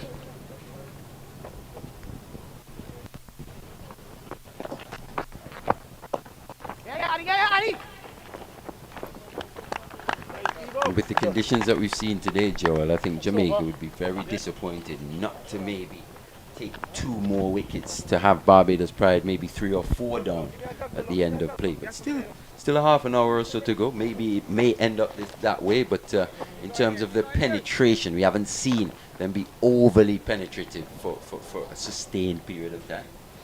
Well, 24 overs gone, 75 for 2. They certainly haven't strung together balls consistently. There have been signs.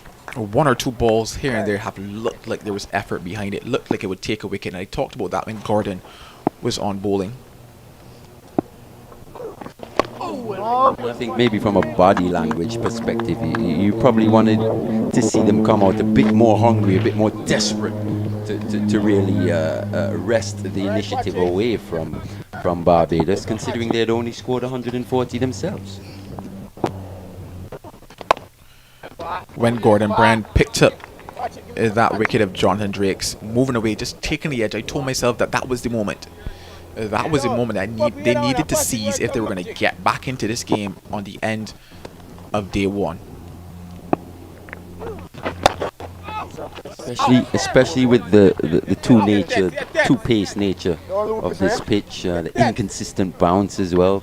Just that line of attack, you probably thought they missed a trick in terms of being consistent within the stumps, bowling a straighter line.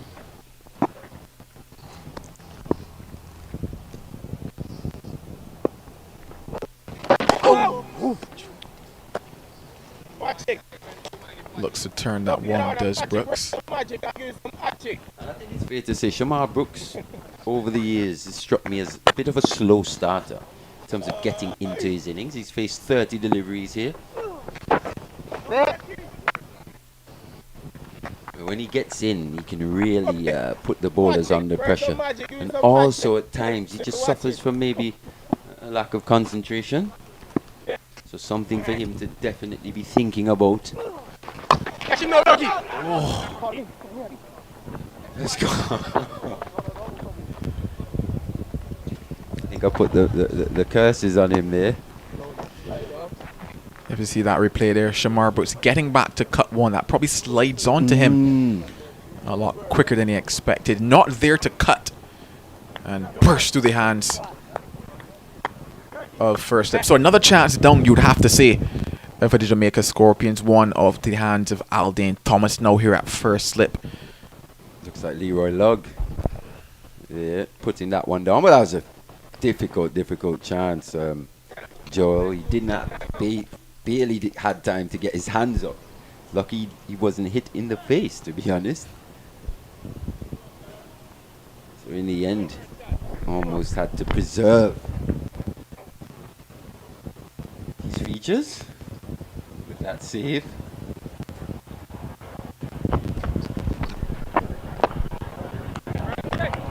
That's something I've known a lot about. Oh, you know, being hit in the mouth with a cricket ball, actually losing some teeth. It's definitely not a pleasant feeling at all.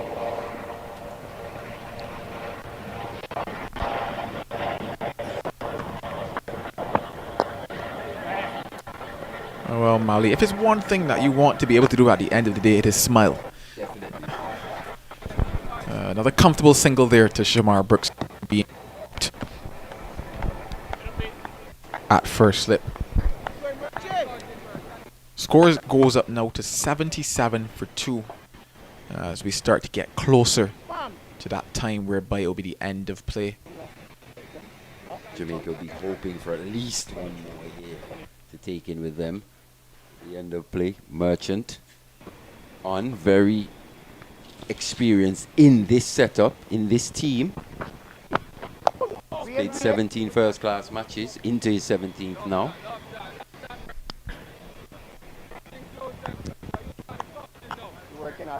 Merchant will definitely know that he is capable of picking up one before the end of play. It's very steady as well, a steady performer. Maybe not spectacular, but someone they can definitely count on, the Scorpions. As that ball just sliding down the leg side. No chance of an LBW decision on that particular occasion. Into his second over here, Jamie Merchant has been decent thus far. Not threatening, but decent.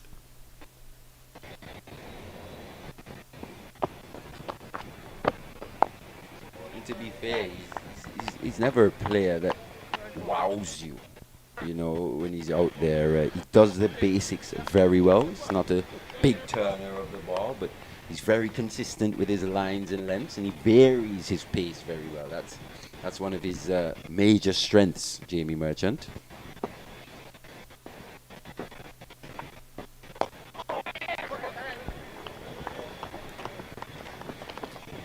An easy single to end things here.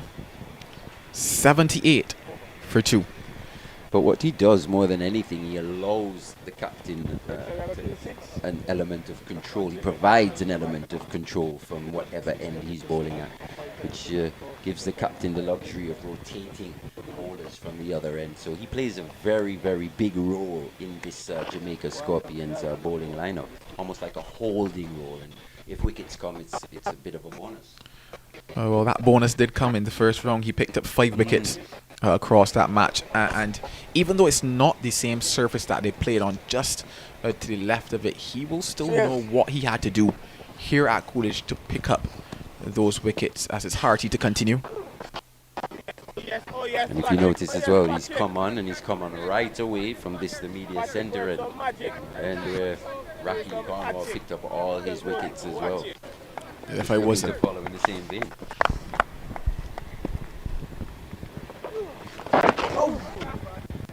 If I wasn't off spinner, I would definitely come to this end as well. Even if I had a 10% of the skill of Raheem Cornwall, I needed to bowl from the same end as him just to give myself a chance. 100%. You're always looking to emulate what the successful people do, and Raheem's been pretty successful here at this ground and in that last match, particularly from the media centre end.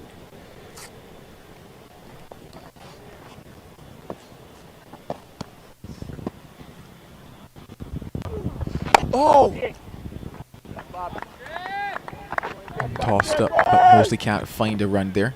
He's asking for some gloves now. He's been out there for some time. 74 deliveries he has faced for his 34. It's been nice to see him occupy the crease. It's been nice to see him bat time. Important innings for the young man. You know, looking to back up creditable performance in the first game. Even though the team would have lost, didn't get many in the second innings, he would have scored that half century in the first, 65, I think.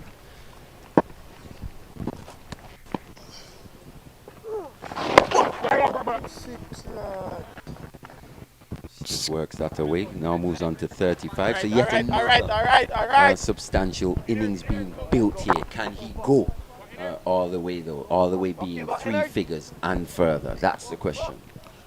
Oh, well, the base is certainly set here. 79 for 2. Barbados Pride in response to 140 all out by the Jamaica Scorpions. Jamaica Scorpions won the toss this morning, elected to bat, and never got going, never navigated the conditions. And well, it's been a challenging day for them, a day in which rain has also interrupted a few times. But play must go on here at Coolidge. Extended play, to be fair, an extra hour because of the rain delays. So light permitting, we'll go up to 6 o'clock here. That gives us roughly another 20 minutes or so of play. It's been a good day's play thus far. Hasn't been overly stunning or exciting, but just good steady cricket being played.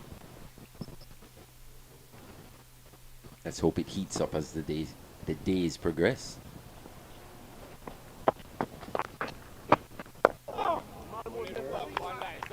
Solid in defense is Shane Mosley. I have to say he's put away a lot of his stroke play in this innings. He's somebody that likes to hit the ball, get after it on occasion, but he's really played with it himself, allowed a lot of these balls to come to him. There used to be a saying, it's actually Dad used to say that to me quite a lot, in terms of being able to score ugly runs. Scoring runs when you're not particularly in the best of form. You know, finding a way. The art of batsmanship.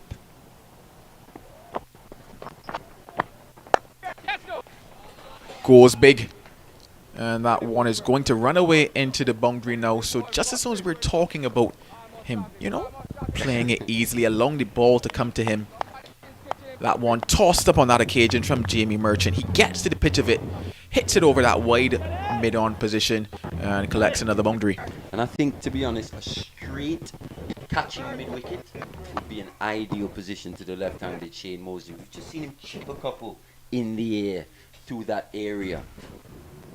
Just missing a trick, the Jamaicans. If we actually think back to the Barbados innings, it was actually to the when Jamaica was batting, it was Tevin and another batsman just chipping to short mid-wicket, just telling you the ball isn't coming on as nicely.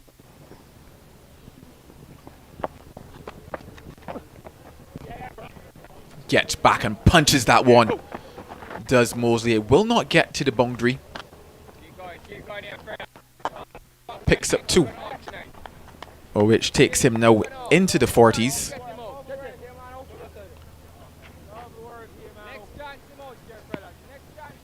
Just a bit shorter on that occasion from Jamie Merchant. Also wide, and that's what allowed Mosley to get back, open the face of the bat, and get it to the right of that man at cover. So he moves on to 41 to score 85 for 2.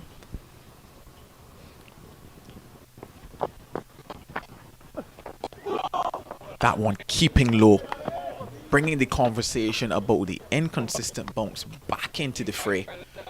The end of another over, 85 for 2. Now we're hearing a bit of chatter in the stump mics from the Jamaicans. Probably just sensing the end of play here. And the energy is just picked up slightly towards the back end. You probably want to see that at the start of the innings, to be honest. Barbados Pride still trail by some 55 runs. Scored at a rate of 3.04. So run scoring hasn't been overly difficult for the for the Barbados Pride. Jamaica not quite being able to apply the same pressure that we saw from the Barbadians in the first innings. Let's have it, Bobby. It certainly looked at different type of bowling innings from the Scorpions.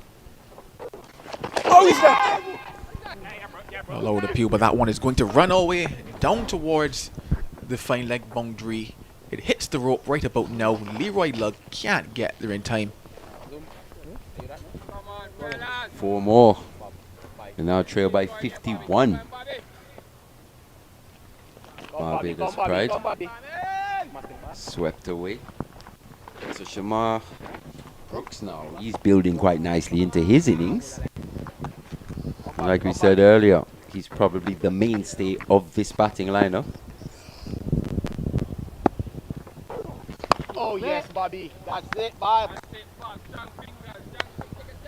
And he'll also think he needs a big score in order to keep his name there or thereabouts with the West Indies team.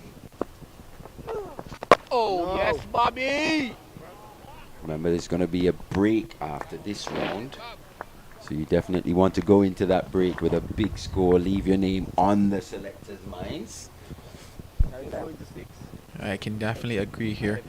We're entering a period, Mali, where in the first match over at the Sir Vivian Richards Stadium, the Barbados Pride were guilty of letting the opposition back into the game. You're getting to the end of a session. And there were instances where batters just played one rash shot, played an ill-advised shot, and all of a sudden they just allowed the opposition back into the game. I'm really hoping that this pair out there, the experience of this pair out there, understands the job at hand and makes it to the end of play. And to be honest, from a West Indian cricket perspective, you want to see that from all the teams, you know, in terms of just recognizing opportunities, when to pounce, when to be a bit more defensive, when to be a bit more attacking. You guys want to see thinking cricket out there. Another over completed, 89 for 2. So to be fair, Barbados will be pretty happy with where they're at this stage. To bowl out Jamaica for 140. We see Hakeem Jordan 3 for 48 being the main destroyer in terms of setting the tone early with that new ball. He's ably supported by Kamari Boyce and Shamar Springer. But it just seems a little darker out there now. We see the umpires having a little discussion. And it looks as if they've called play here. Yes, they're going to go off, Joe. So the light just fading a bit here at Coolidge. And that brings us to the end of day 1 of this round 2 encounter between the Barbados Pride and the Jamaica Scorpions. If we take a look back So when things started here at the Coolidge Cricket Ground, Jamaica Scorpions, they won the toss and they elected to bat first, a decision which somewhat backfired on them as they were bowled out for 140. The chief destroyers, Akeem Jordan, 3 for 48, Shamar Springer, 3 for 11, and Kamari Boyce, 3 for 26. So a mixture there between the pace and spin picking up the wickets today. In replay, Barbados Pride set wonderfully at 89 for 2. So if we're talking about day one honours, they certainly go to Barbados Pride. And well, it's going to be an interesting discussion, I have to say, for the Scorpions when they head back in. A long team talk, probably 3 days still left in this encounter. A lot of cricket left to play. Mally Richards, how do you sum up today? Yeah, you summed it up pretty well. I think Jamaica, like you said, didn't make use of the batting conditions out there. It wasn't the best, but at the same time, they contributed quite a bit to their own downfall, being bowled out for 140. I thought Akeem Jordan was absolutely the top man today, especially with the new ball. Set the tone, ably supported by McAllister, Springer, Holder and Boyce. Boyce in particular coming back well after being put under pressure in that first over of his. But if I'm Barbados, I'll be happy with what I've done today. But I also know that this game of cricket is all about glorious uncertainties, and tomorrow could be very different. So yes, they won to Barbados, but still a long way to go in this game. Well, still a long way to go. Hopefully not a long way to go home for a lot of you. I hope you get there safely. But that brings us to the end of day one here. Barbados Pride bowling out Jamaica Scorpions for 140. In replay, 89 for 2. I'm Joel Manning. Alongside me, Mally Richards and Vernon Springer signing off for today. We'll be back tomorrow morning bright and early. Hopefully lovely skies and sunshine for cricket action here in the West Indies Championship.